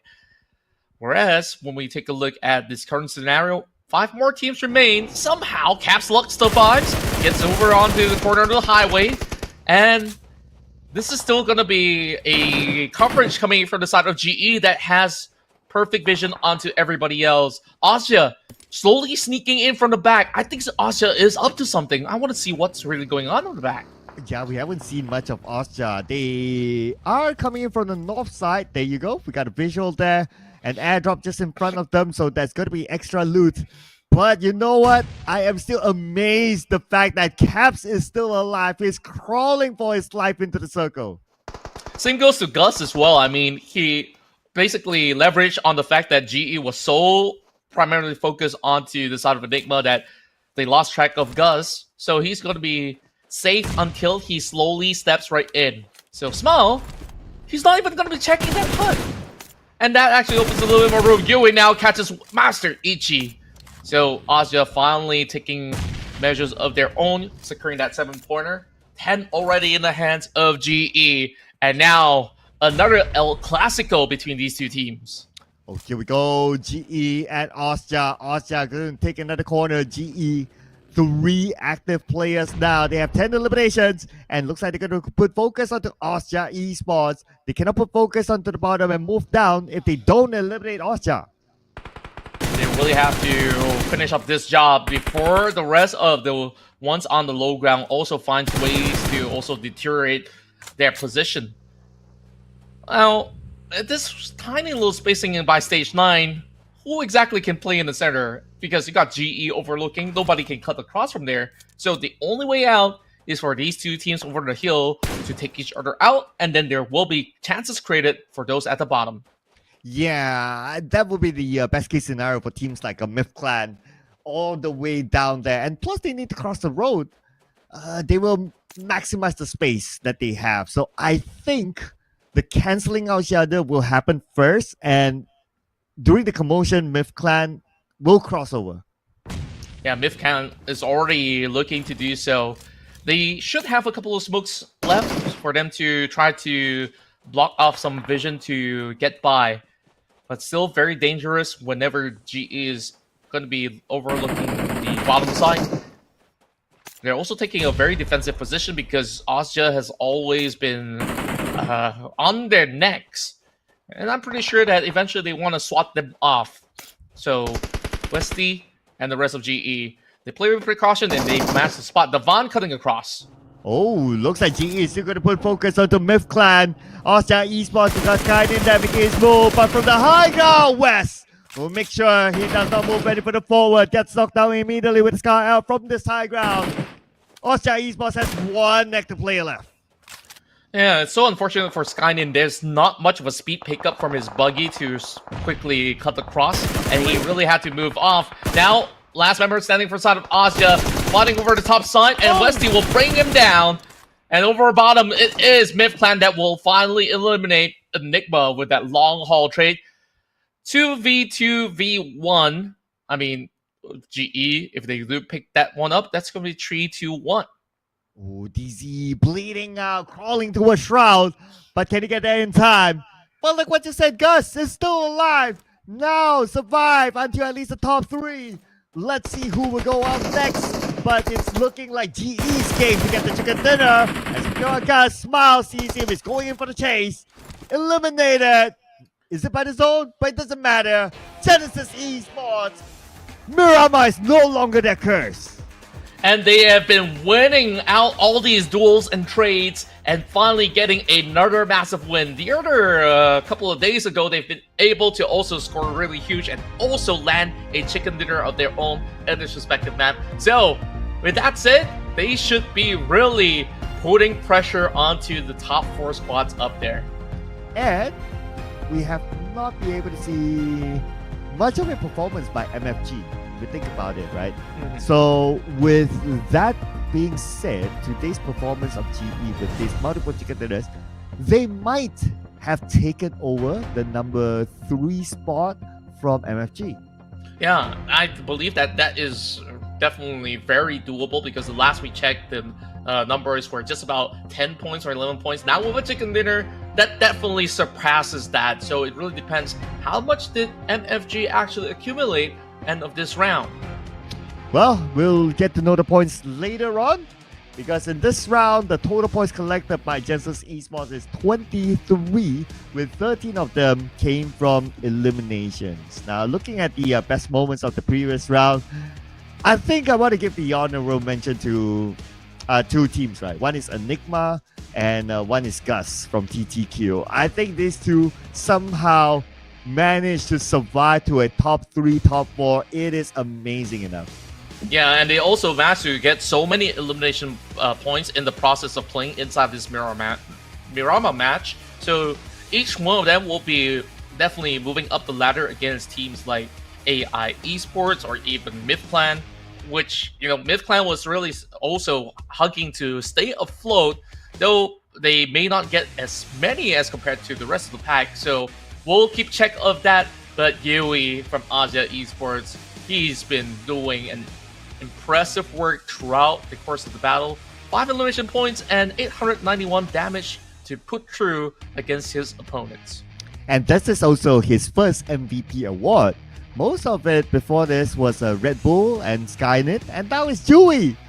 I mean, this guy, he has been performing for Austria Esports and well deserved to be up here as the MVP. Awarded it without any assists, but it's okay.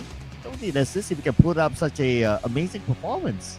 Yeah, and I really do like that everyone is gelling together so well here in week 2 for Austria Esports. It wasn't all about the Sky in Limelight that has been, of course, talked about by everybody in the chat. Now, Yuri finally gets a little bit more of that recognition, and for most part of the previous week, when they do have those struggles, Yui usually is the last man standing for Austria Esports. But, of course, can't take away the lineup from Genesis Esports, who came out with this chicken dinner. So, as you can see on the stats, 13 eliminations. And, of course, with the chicken dinner, it's 23 points collected. And, again, this is the part where, you know, I don't know what else to say about them. You know, these guys have been always around, and they've been always performing well, and they're just not stopping it. Yeah, and I would say that at the very least, right, GE, they were so proactive into making sure that they garner that control over the top end. They know what's at stake because you need that elevated POV to fight off against all those who are around the area of play, and by doing so, you can see that they slowly and steadily choke off their opponents from every angle possible. And so Genesis Esports, again and again and again and again, they are able to still perform. And it's, I believe the last time we saw an MVP was Zai. Yeah, was Zai getting the MVP. Looking over the overall stats, so 57 total eliminations, so it's 7 taken out by the zone. Okay, that's pretty fine. But for throwables used being such a large map, 225, it's pretty low. Yeah, and that's also because they're always playing on those slopes and edges, so a lot of all these grenades that they try to lob don't really connect, and some of these smokes didn't really seem to come by in the right form of timing as well. So it's a lot more of the direct engagements that these teams managed to take, especially in the early game, right? We saw like about 2 to 3 teams are already having some struggles. Some of them crash out super early on. So I guess like it is understandable without the presence of multiple teams that are still remaining in the map. And then on the other stats, 2 airdrops looted. Pretty standard, I must say. Pretty standard. I think it's kind of okay. But it would have been more interesting if the circle actually went down, all the way down south, right? But that's fine. The round's over. Looking over at the stats. TTQ, wow, 15 points. It's been a while since we've seen a TTQ somewhere up there. Yeah, and Gus really pulled all that ranking points together by surviving till the tail end of it. Well, they have really worked on to launching multiple attacks onto multiple enemies at the very same time in order to put themselves on the map here on the second place. Enigma also huge performance, finally a little bit more of that bounce back with those 12 pointers there. 10 points in for Myth Clan and also Esports with 10 as well.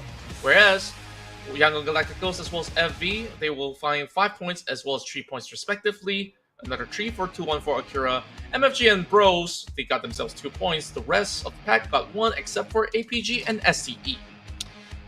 So 2 teams without points in this round? Okay.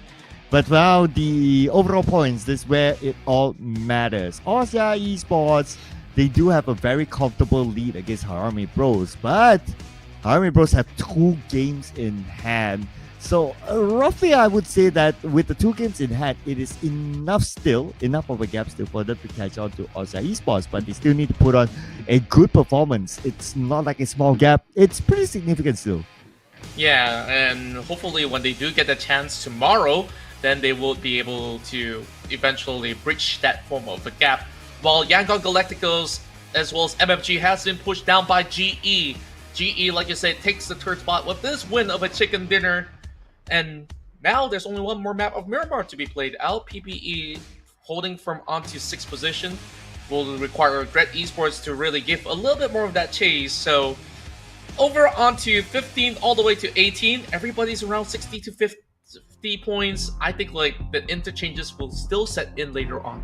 Yes, they definitely will be still significant interchanges. Because we can see also some of the teams like, okay, they do have their good moments, like the TTQ moment, like the Enigma moment. In fact, this round, Myth Clan, not too bad. They defended against APG, and then they're still able to survive rather long. So expect still changes to come with the today's final match and also tomorrow's matches. That's right, and now down to one more map of play to close off the night. I hope you guys will be able to, of course, hang in there and join us. So far, all the matches have been pretty epic throughout the course of the day, and I can't really pick out too much of favorite moments out there, whether it's the Skymin GE or the Skymin Harame Bros, and some of all these matches inside Miramar. You really see even somewhere of the teams in the middle tier to be able to really shine throughout the late game. Yes, the late game, if they can survive, that is where it matters, right? Because obviously that's where the chicken dinner would be at. But ladies and gentlemen, we have another game more to go, and that's going to happen inside of Miramar. So do not go anywhere. We'll see you guys after this break.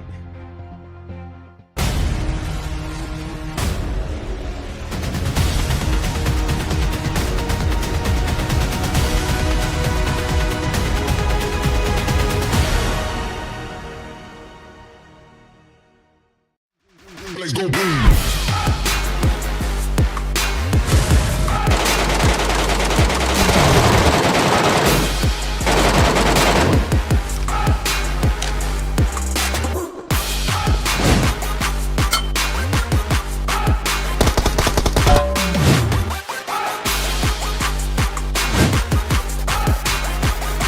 Let's go boom.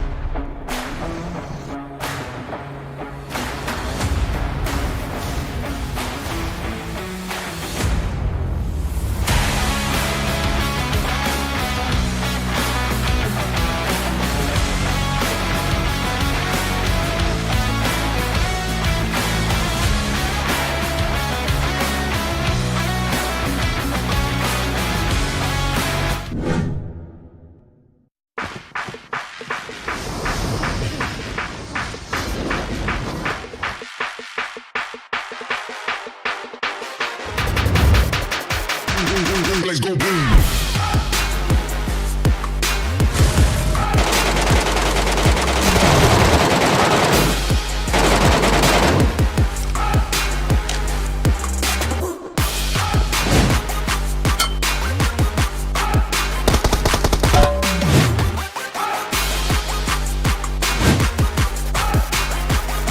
Let's go boom.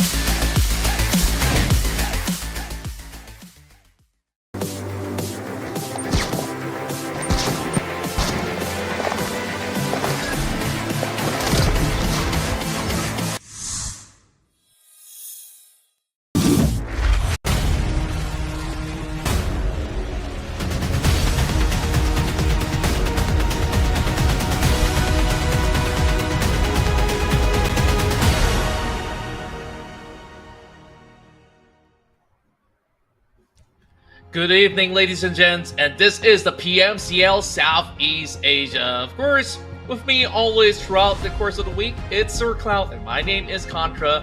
We've already had a lot of great matches, and now we're down to only one more map for our Saturday run to end the evening.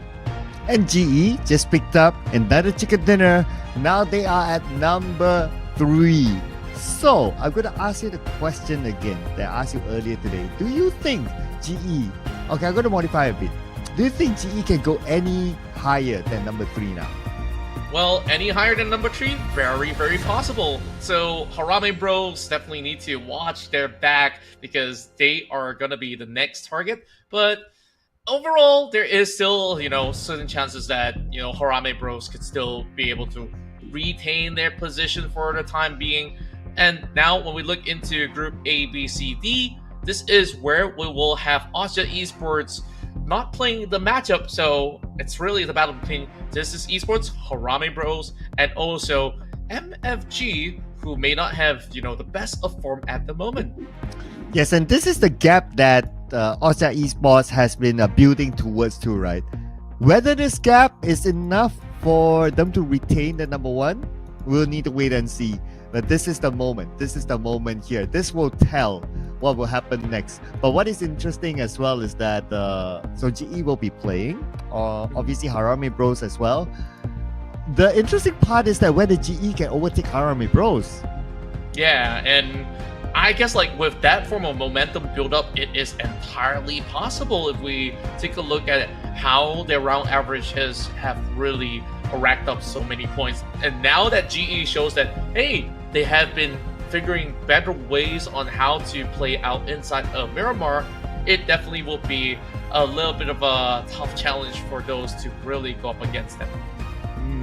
Yes, and but I'm pretty sure it won't happen after this round, right? We'll need to wait until tomorrow for them to overtake. But if they start today and they end the end of the day, the gap is really, really small, then tomorrow is all open. All of a sudden, maybe even. Maybe even the number 1 spot is a 3-way race. 3-way battle. This is what we've been waiting for then, compared to a 2-way horse race, which we kind of have from the past week until, GE just ballooned that gap till it's kind of unchaseable. Now, the pickup of their rhythm of performance has been drastically improved every single match along the way. First 2 days, very shaky. Third day onwards, looking pretty good. Today, looking unstoppable. Yes, all of a sudden it's like, wow, where did they come from? Because earlier this week is like kind of rocky for them. They were like page 1, but in the middle of page 1, and all of a sudden now we are already having conversations about, hey, can they go number 1? And let's not forget, they also have 2 games in hand against Austria Esports, the same amount of games as Harame Bros. Yeah, and this is definitely a very, very big chance for the team to basically overtake and maybe retain number 2. And I guess right now it's fairly said that these top 3 teams are going to be looking to confirm their grand final spot, but it's all about the prize that they could also get by the end of it. Yes, and a lot of at stake, right? So the one that you mentioned, and also potentially more chicken dinner bonuses, potentially the individual award that is the top eliminator. But frankly speaking, okay, if it's this week, right? Okay, last week I can say that probably Federalis would have been the top eliminator. Who's your pick for this week? Federalis definitely is going to be on the watch, but this week not so much about him. Now that's a really good point. Honestly, I like to look at overall performances, right? Sometimes it's not really just about damage as well.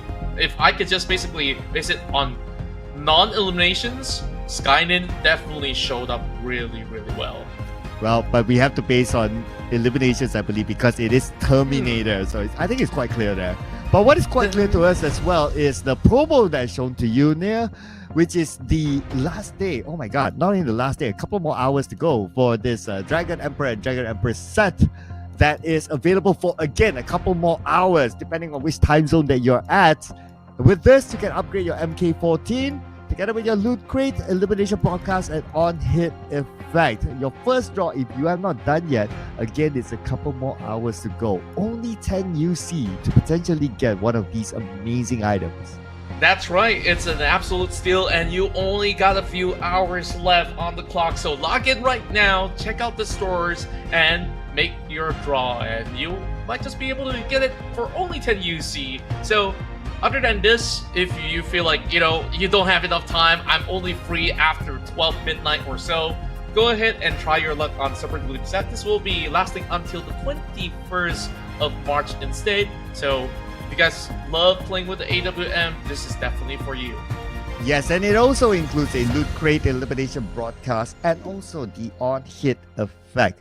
All you need to do is log into the game. You can preview it always inside the game. If you somehow, for some reason, you don't want to preview into the game, there is the promos that runs in between games. Well, we are in the last game, but you can always, wherever you're watching this, you can always turn back and watch the promos if you want a preview of it. Again, it's until the 21st of March.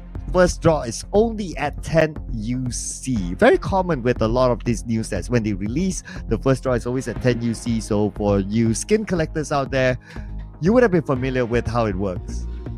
That's right, and take good advantage of all these promotions because it's always for a limited time, and it's always good to go into your game feeling fresh with a brand new look.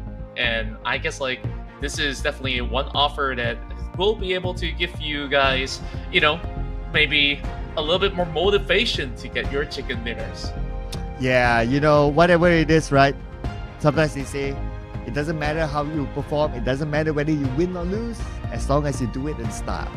Oh yeah, that's really important for some of these guys out there, back then it was those bait vehicles to be pretty much the trend. Then you start to have those Bugattis and Lamborghinis on the block. So I guess there's definitely a lot more of all these interesting collaboration that will be happening. And speaking of which, there is one that's coming up. It has to do with the anime promos. Yeah, and if you guys want to look at the teaser, you guys can follow the social medias of PUBG Mobile. It's all there. They will always have interesting collaborations. I mean, in the past we had a lot of interesting collaborations. By now, it's just like too many for me to mention. But for upcoming collaborations, just follow the promos or the social medias of PUBG Mobile. I believe there were some KOLs already sort of talking about it, so you can get preview from your favorite KOL as well.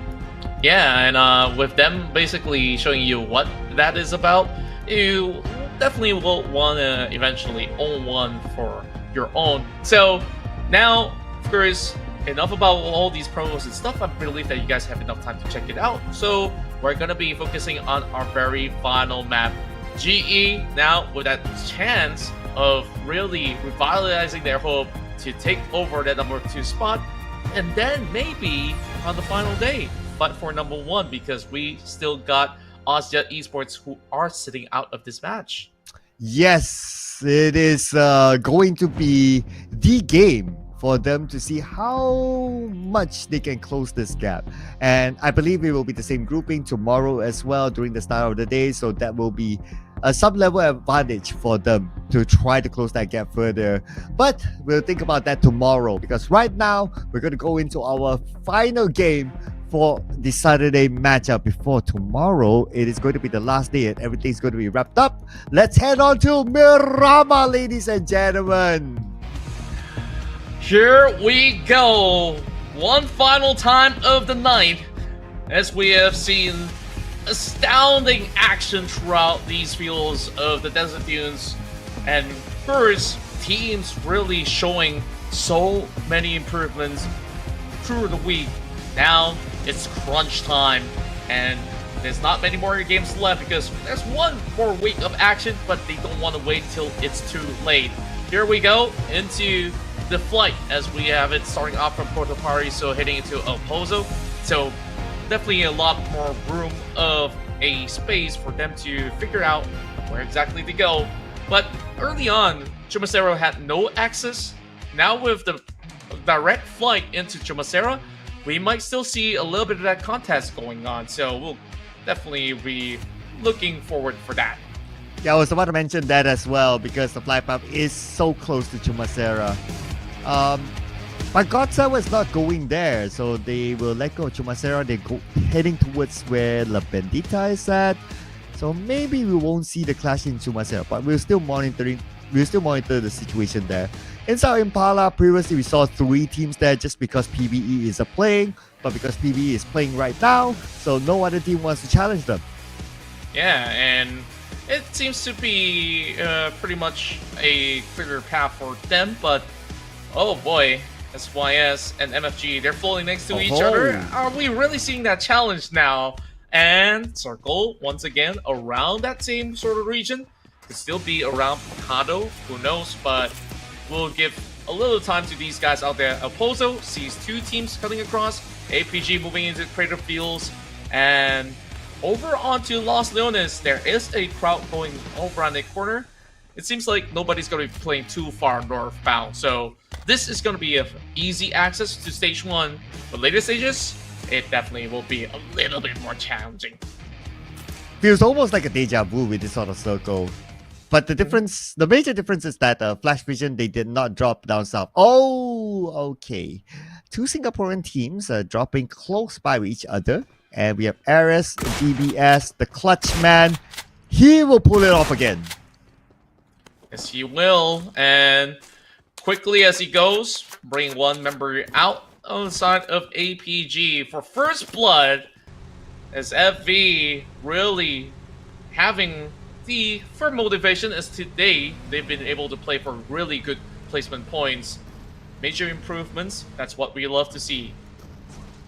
So yeah, great move there, taking out Adit Boy with a swift use of a DBS. And for Flash Vision to have the first blood, that's a good move for them. But I would somewhat think that maybe once they realize that, oh, it's a team from their own country, they might feel for it as well. But yeah, it is what it is, right, at the end of the day. Yeah. I mean, when you look at all the other teams that battle through, like when Harami Bros take on all these members of PvE, I don't think they will feel it that much, because at the end of the day, it's a competition, right? Like, if you have to take out your fellow countrymen, you've got to do it for your own organization's sake. True. That absolutely makes sense. So I guess it's a hooray for Flash Vision Esports with the first blood. Now I also want to look at like some of the numbers, right? So behind Harami Bros is GE, and the difference is 21 points. Unless Harami Bros don't score anything and GE gets a chicken dinner with a regular amount of eliminations, then they will automatically overtake Harami Bros in this round. So mathematically, it is possible. Yeah, and it really requires a big round coming in from the side of GE again for them to be able to do so. But FV back at it again with the rest of APG restocked and ready to take on this challenge with a little bit more firepower to answer back against Arep. Both sides cooking up grenades, but Arep's pretty much surrounded. We're trying to see where exactly is the rest of FV. I don't think that he's being provided support at all, so he's taking a leap of faith. Arep, He even gets a jump shot with the AKM. Wow, nice, beautiful action jump shot by Arep. But now they have, he has 2 more to go. APG on the other side, aiming onto him.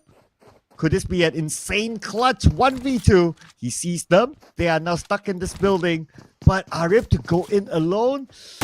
Okay, if he can hold on for backup, his teammates on this way.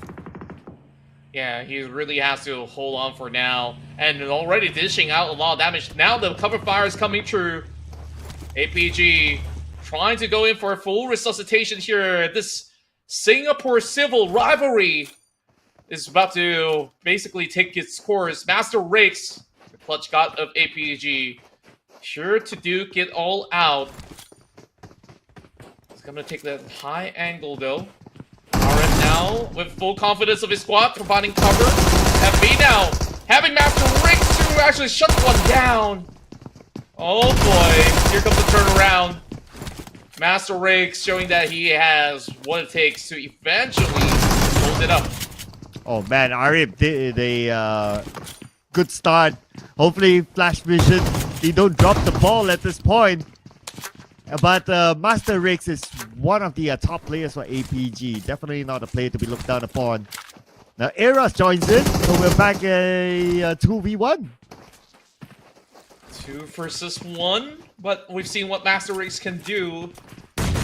Papa J joins into the party as they make it all rain. For commitment, we'll see FV taking a massive win. A huge 4-pointer against APG. Wow, okay. This is the, we can call this like the derby, right? Like the local derby. And Flash Vision, they won it. So, yeah, I guess that's a nice consolation prize. But for Trust Me, ooh, 1v2, not the consolation prize that he was, unless he can win this. Yeah, it's just more and more of all these trades coming in the early game. Say Cloud already eliminated. Now Trust Me's got these nades to try to whip out a little something there. It seems like it will be taking a while longer for the rest of YG to really infiltrate, but they've managed to actually spot one out. Trust Me eventually taking down Cole. Now, with the rest of these other players, just trying to finish up the job. AI Esports, a bit too much more than they can chew. Still have a little bit more of their units to try to work around this fight. Seemingly enough, Isaac will be able to get the opening shot as they just run past him, not knowing that he's just by the corner of the dumpster. And GE having Ichi on the ground. But Smile is there. I think he can save him because YG and AI is kind of busy right now. Isaac gets one onto the left side. Now onto the right, there's one more to go. Can he get it? 50% of health. Okay, yes, and they, but Isaac shot from where? From where? From Loki, from up on top of the hill. Wow. So far away, and this is one of the fastest rounds that we are seeing. Damage is being put across only 14 teams left right now before he lost TTQ as well as APG unsuspectingly. And man, this is just getting rougher and rougher for all of these guys out there. AI Esports somehow holding down the line very well throughout the course of the battle, where we're going to be seeing Harami Bros moving into the action. Got 7 inside of the compound. Man, these guys are really not getting any form of breathing space to one another. Wow, and the action's not stopping yet. As Loki is keeping eye on the Murdat, having away with mini ball team. Murdat tries to move away from danger, and he's able to do so. Okay so far. But I notice another team on the left. I think that's TQ. Yeah, TQ. Also trying to cut by, hoping to book the direct center. These heals from the side of the quarter can be held for quite some time because they are already in the zone. Meanwhile, over the south side, we see Enigma joining in, moving closer towards the side of STKE. So we expect maybe a little bit of a challenge coming into these grounds. MFG being spotted out by STKE, but they will just basically hold the line inside of Chumacera, not really needing to force any extreme measure. Whereas the STKE, so far, playing very, very well inside Miramar for the past game. We want to see more out of this squad because they are also hoping to position themselves much, much better on the block. Oh, Loki knocked down. Earlier we saw him in action, but now he is down. Not out yet though, but we haven't got a visual yet. Hopefully we'll be able to see what sort of situation he's in. But Harami Bros, knocked somewhere else. Oh man, could this be the start of the fall of Harami Bros? Ooh. It might be the case. They definitely will put up a good fight even if they were put in a difficult situation. So let's see if members of the side of the quarter will be able to dish out some decent damage, while Yangon Galacticos have already gotten, a lot of spacing after those early challenges against AI Esports. So, stage 1 made a lot of noise. Stage 2, somehow everything has stabilized. Oh, but the stabilization might be tilted soon. On screen, we got 3 teams on the minimap. Shots been fired onto Yangon Galacticos now, as Flash Vision coming by, and they seem to be interested to take over this compound. Yeah, and Loki, dropping those names, Flash Vision has already gotten into a battle against APG to give them a little bit of boost of confidence, and therefore Papa J is going to be looking to close in against Cute Loki. I think that Cute Loki would be able to sniff this advancement. We'll have to see whether or not can he actually get the angles. It's gonna be a tough one though. He doesn't have any nades. If only he has one, at least he can toss it over. But look at the elimination feed. FRL loses Renzer somewhere else. Okay, back on to Papa J. DBS. Wait, he's holding 2 DBSs? Okay. Oh, wait. Is that a DBS? Okay, can't get a good view. All right. Oh, that's a DBS and a Scar L. Okay, that's fine. But now, who's going to make the first move here? Everyone's locked in with a Mexican standoff. Yeah, and it's really tough to actually make any form of advancements in such a situation, but FRL's only getting sniped by some of all these players on the outskirts. Exquisite slowly picking them up. Already off the game. A big flip coming from Baby Harry, while Pozo is kind of stuck over on the bottom ground. MFG is really overlooking the other side of the hill. So this is a little bit of a challenge. But FRL, they're being outnumbered. Will they outgun the rest of Exquisite is going to be the question here. Baby Harry's now taking some damage. A lot of spacing through the windows for them to quickly pick up Pozo. And Exquisite, they're starting to close off. And Harry still gets the trick done. He got the angles there. Yue has to run off because there is also the zone closing in. And now with the Molotov, what a setup with the smoke blinding him off. And now Yue and the rest of them are cutting through, trying to get the heals off. Now, Super Pickles here to also supplement the attack. Oh, too bad. The zone actually took out Baby Harry, so no point given. But we're now back onto the standoff between Yangon Galacticos and Flash Vision. still in the same situation, waiting for anyone to make any big moves yet, while TQ overlooks them, and they might want to take advantage when the time comes, but because both of them aren't really moving, so TQ can't really do much. Yeah, and at V, they will just basically take the sweet time here, knowing that the members of YG is still around the corner. And the top, by the rim of the circle, spots out some of the members of MFG. Some vehicles being blown up. Strong challenge from the side of the quarter. And MFG, they're pretty much stranded and having some members bruised, battered. Man, they really have lost any momentum that they had in the early week. Burn. Tapping away onto the other side. Super Pickles will need to get out of this situation. At the same time, the blue is putting pressure to him. Iras naded down.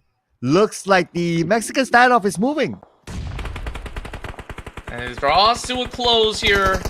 Burn pushing through, sees unknown. He's still cooking up that grenade. Lands it perfectly. Yahiko on the far end, and I don't think he spots out Mewtwo. Just trying to actually cut across the smoke. Another big nade dropping in towards the tree. Mewtwo tries to sneak back, wrapping around, and it's gonna be Mewtwo that catches him off. Oh, just like that. Surprise, surprise, surprise. Mewtwo will get one into the pocket. And MFG, they're not done yet though, because on the left side there's still more, but Mewtwo focus on to saving his teammate Unknown before making the next move. TQ, they're coming in. They're getting closer and closer. Can he make it in time? Enigma now running off. PBE will have one member just overlooking, but Spooky Baby is eliminated by STKE instead. Wow, multiple angles of the challenge. Everybody is gridlocked on the outskirts. How are they supposed to even get out alive? Oh, look at this. Raimon cooking his name. I guess the question is for Raimon as well. As Koopa is keeping an eye, Caps on his knees. I don't think Koopa can save him, but oh, on the other end, God7 shooting across, doing PBE a favor. It's gatekeeps after gatekeeps after gatekeeps. PBE got to settle the scores right now. Got some nades to cook from the side of Gerald. 2 grenades in the matter of fact. Exchanges against Koopa. Koopa's going to receive one of his own. Cap's luck. Eliminated outside of the play zone, whereas the rest of PBE turn tails and run the other end because they know God7 is not one team that they could handle for now. Oh, Enigma eliminated at number 12, so that means no points this round. As we go back onto God7, on the outside of the circle now, they have GE across them.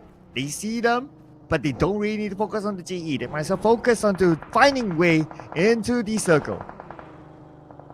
They have to get in there, and it is so challenging. Not really certain as to what could possibly go for some of all these guys who are still lurking on the edges. But the quarter now spotted out by the side of MFG. For some reason, MFG still managed to retain 3 members, although they were also in the rough position. So good work on them so far to keep themselves pretty much afloat.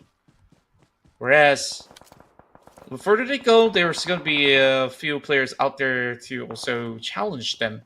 But TQ slowly closing in. Grenades now exchange between one another. Mewtwo holding on, but the shots are coming from the other side as it catches over onto Unknown. Oh, look at this. MFG Esports eliminated.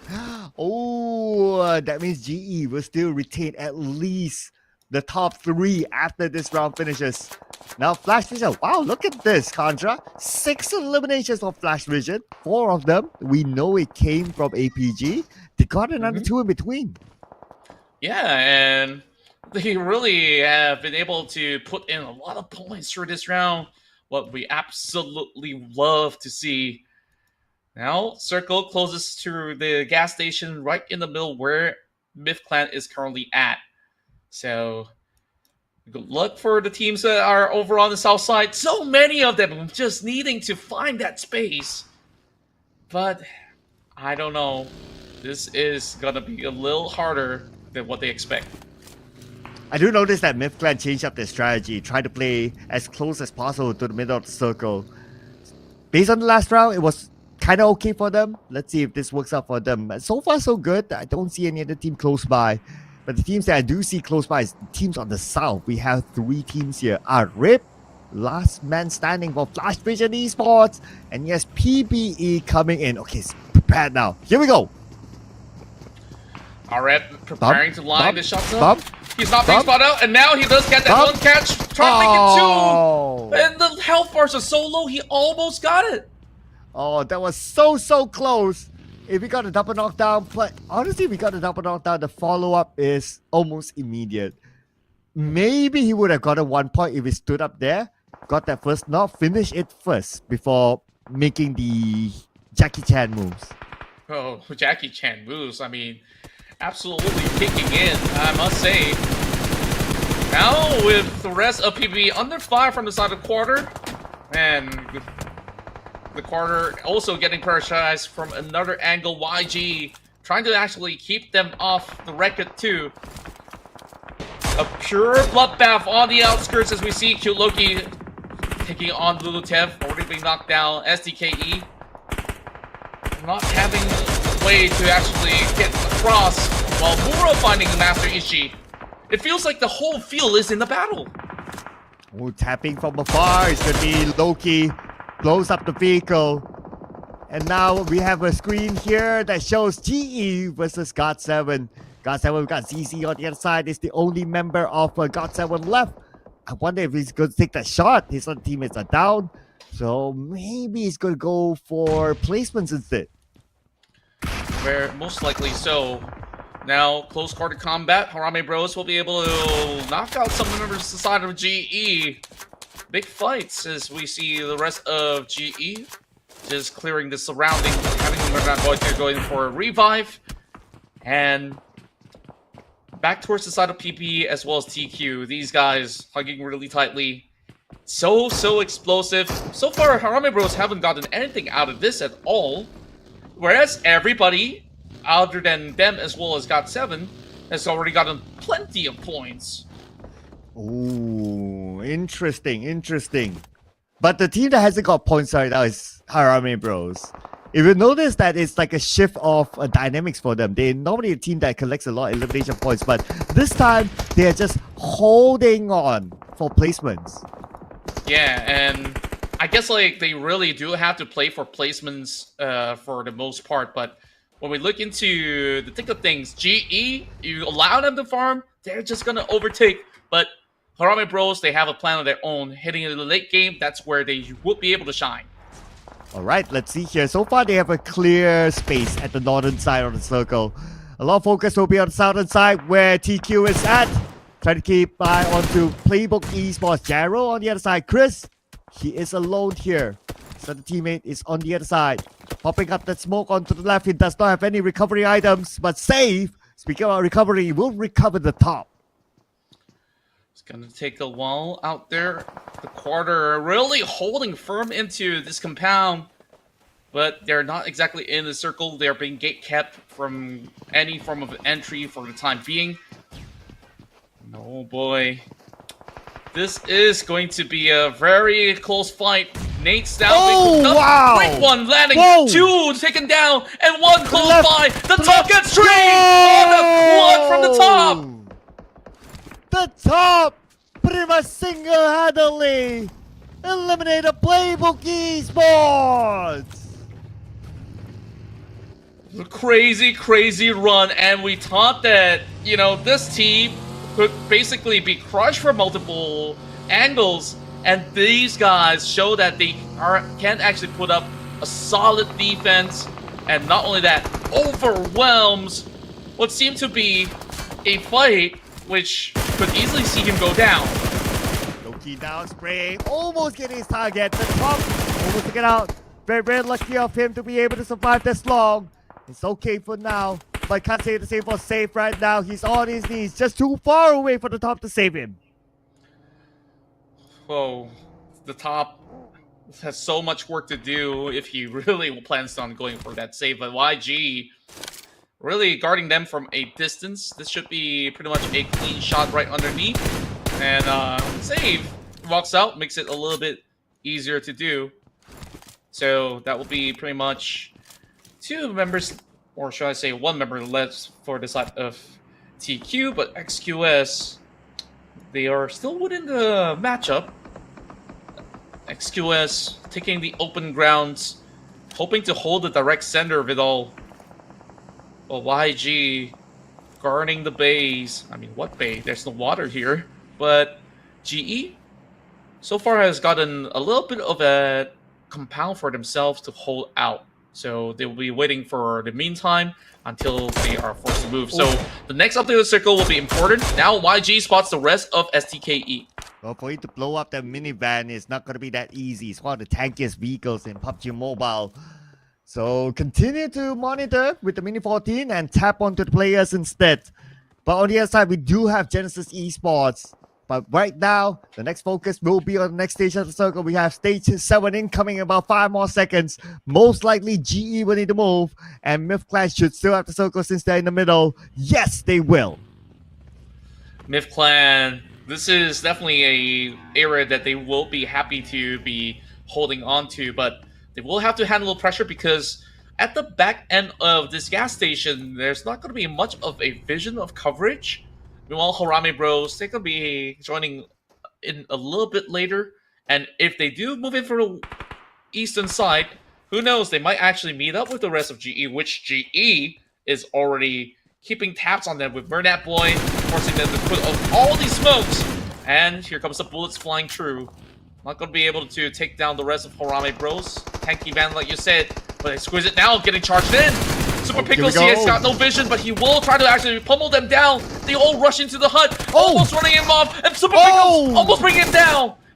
Nice U-turn there. Now we got Yue. Yue will not miss a shot with the MG3 to win the fight, but he has to recover quickly because the other members of Harame Bros are coming in. We got Range here. Range will come in with the UMP. He will get that first elimination, but Range follow up by Yue. Defender is ground, 1 more to go. MM comes in with the DBS. Now where is he going to go right now? MM just trying to forward with that spray. He will take over the shack. What an explosive fight coming out of Harame Bros, but that actually left them battered and bruised. Only 1 member left until, of course, he goes in for a pickup, so he still has 2 members to play for together in this matchup. Whereas GE suffering a couple of grenades coming from SYS, clipping onto them. Coming from the opposite side of the road. So many problems for these finalists in the top 5. And Harame Bros, instead of 2, they still have 3 members. So, great resuscitation. And now, Harame Bros can fight for that chicken dinner with this numbers advantage. Well, I say advantage, but they're still Myth Clan here with all 4 members intact. So this gas station is definitely giving them all that they need to really hold for a chicken dinner. How long more they will get the circle because we got stage 8 still. Right now, looks like Young Gadicals and See You Soon look at each other. Federales knocked down by WTZ. Federales just next to MM. Should have some space to save him. Should still be alright. Stage 8 and, of course, Myth Clan has the circle. Myth Clan. They will just basically hang on tight to the only compound remaining. I mean, there are small little shacks over on the side of Harame Bros, and I think Harame Bros are also forcing another move of a hand. Devon keeping tabs on them because they hurt those engines, and you can see how prepared they are by the outskirts. The rest of GE are not pushing in just yet, so they, who knows, they might just be sandwiched. They got to be very careful on this. Let's see who will make that next move. I believe it's going to be Young Gadicals because they got to get across the road. So they're now creating that smoke bridge. They might be crashing in onto Myth Clan. Expect that to happen. So Myth Clan is putting focus onto the Bros. The Bros now are making their move. Speaking of which, Shroud now holding them down. A 2-1 split from the side of Harame Bros. Trying to cut in from multiple directions. They are already by the edge of the circle.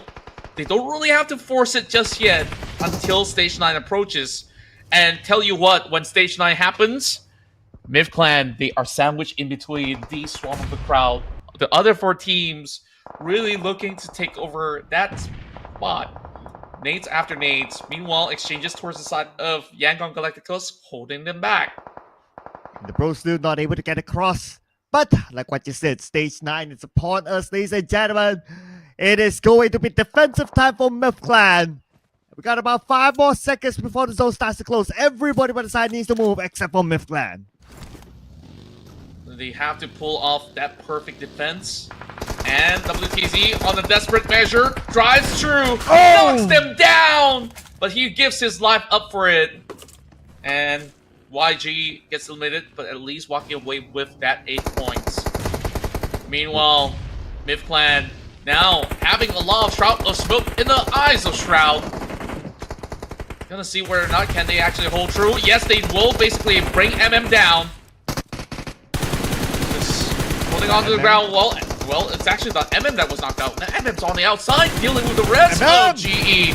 And they will get 2! GE depleted! And GE.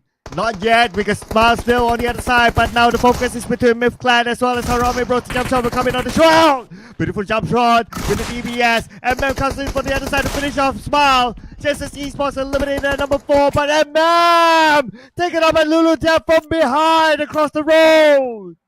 What a long range shot. Now STKE gets a perfect vision onto whoever's inside. But he's all alone though. What a fight that was, breaking loose from both attacks of GE and Harame Bros. Lulutef gets 1 more knock. They are absolutely exposed. Can STKE get their chicken dinner right here, right now? Myth Clan still holding on, knocking down Lulutef. 3 versus 1, and that is it. Myth Clan takes the final win of the night. Woo!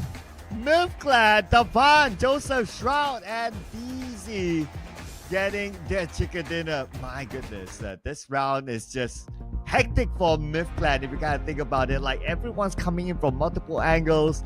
To a certain extent, he has to, or they have to, like, hope that they cancel each other. In fact, they did. So they had some help by them taking out each other, and towards the end it's like, oh, okay guys, all right, it's all clear, the dust has settled, oh, 1 more team to go, and that's how we ended.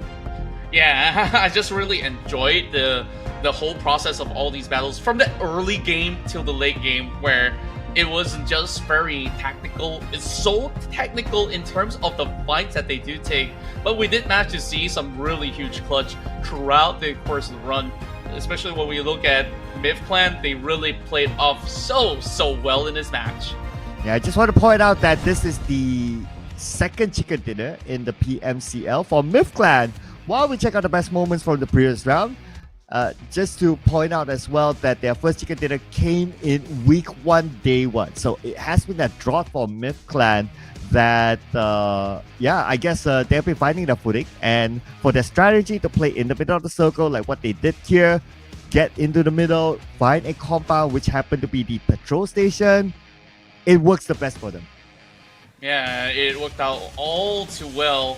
And now we're just going to be seeing into all these action where we see even YG taking really drastic measures, but of course sees them crash out at top 5.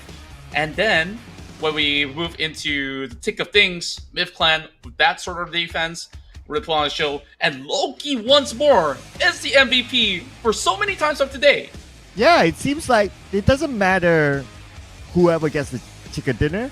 Somehow Loki always slides in as the MVP. But look at this damage, it's ridiculous. Only 5 eliminations, but 1,513 damage. This is arguably the highest versus the amount of eliminations that a person has got. Yeah, there's really huge numbers coming in from damages to the knockouts and of course the elimination for today.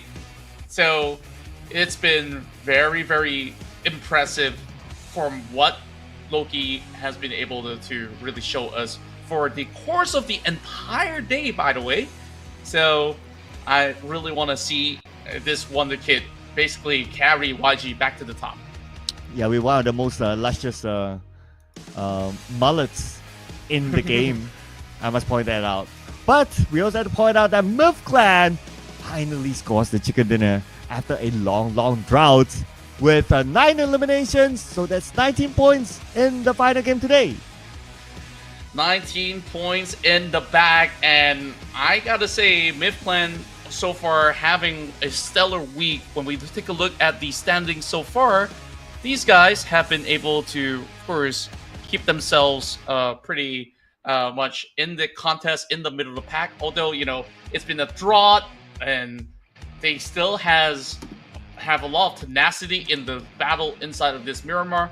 So heading into tomorrow, we'll expect to actually see a lot more of all these big challenges coming in from this squad. Yeah, and of course, Skynin, everyone knows he's the gold medalist for SEA Games, represented the country, but MIF Clan also has country representatives as well. So like Davan, for example, he played for the national team during the Cambodian SEA Games. So yeah, experience. They are not going to back down without a fight, and they finally got the chicken dinner again. Yep, and with all the overall stats, we didn't really notice too much of players going out of the play zone, but it was just flights after flights, and there are times that they were basically forced to stay all the way back instead of them, you know, luring too far away from the zone, because we saw from stage 1, majority of teams have already been able to get in. But this game really had a lot of fights going on, and you see basically them having so many of all these revivals going through. 28, one of the highest number we've seen so far. Oh yeah, it is, and I guess that's also partly because like at some point teams are quite far apart, so that's why you can like see like, okay, knock and then revive, knock and then revive, knock and revive. So the process kind of repeats itself. But for such a big map, we're not even that close to 300 throwables. But look at the numbers here. Harame Bros, they got more than Genesis Esports, so they still maintain a number 2. Yeah, great stuff for some of these guys of GE, and of course STKEs have really shown some fights coming in, especially on that previous round which they did play in Miramar. They were basically hanging for top 4, this time with a lot more elimination points. Harame Bros 11, YG 11, and when we look into the ones that received 0 points, all of them were at least in the battle. First, one of the first one to go out was APG, and the rest of them were just struggling for position. You saw that multiple layer gatekeeping strats coming from all these squads. GOT7 was part of it. Same goes to Enigma as well as FRL.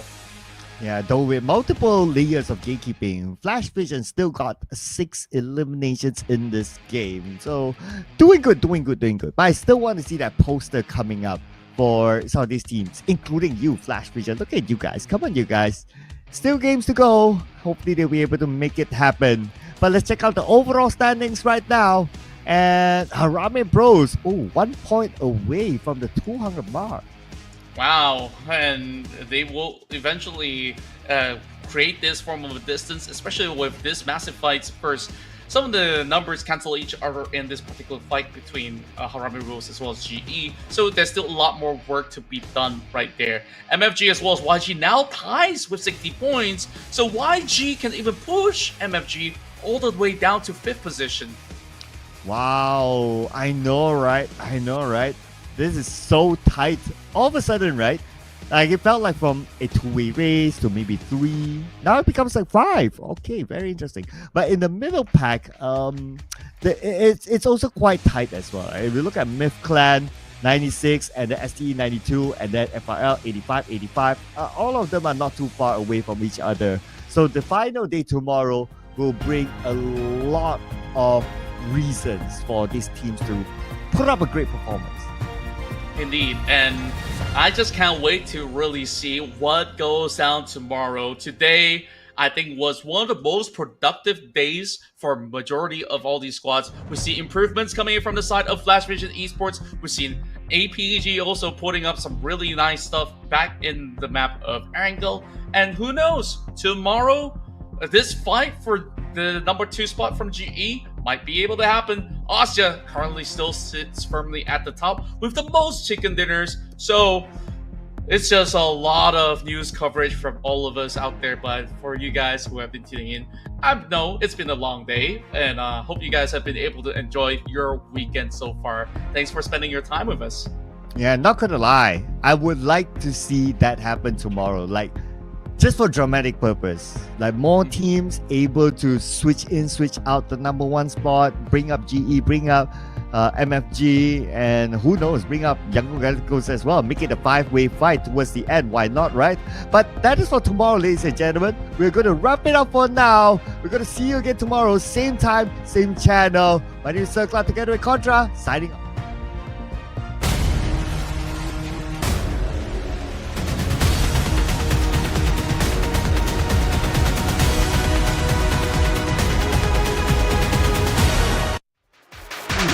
Let's go boom.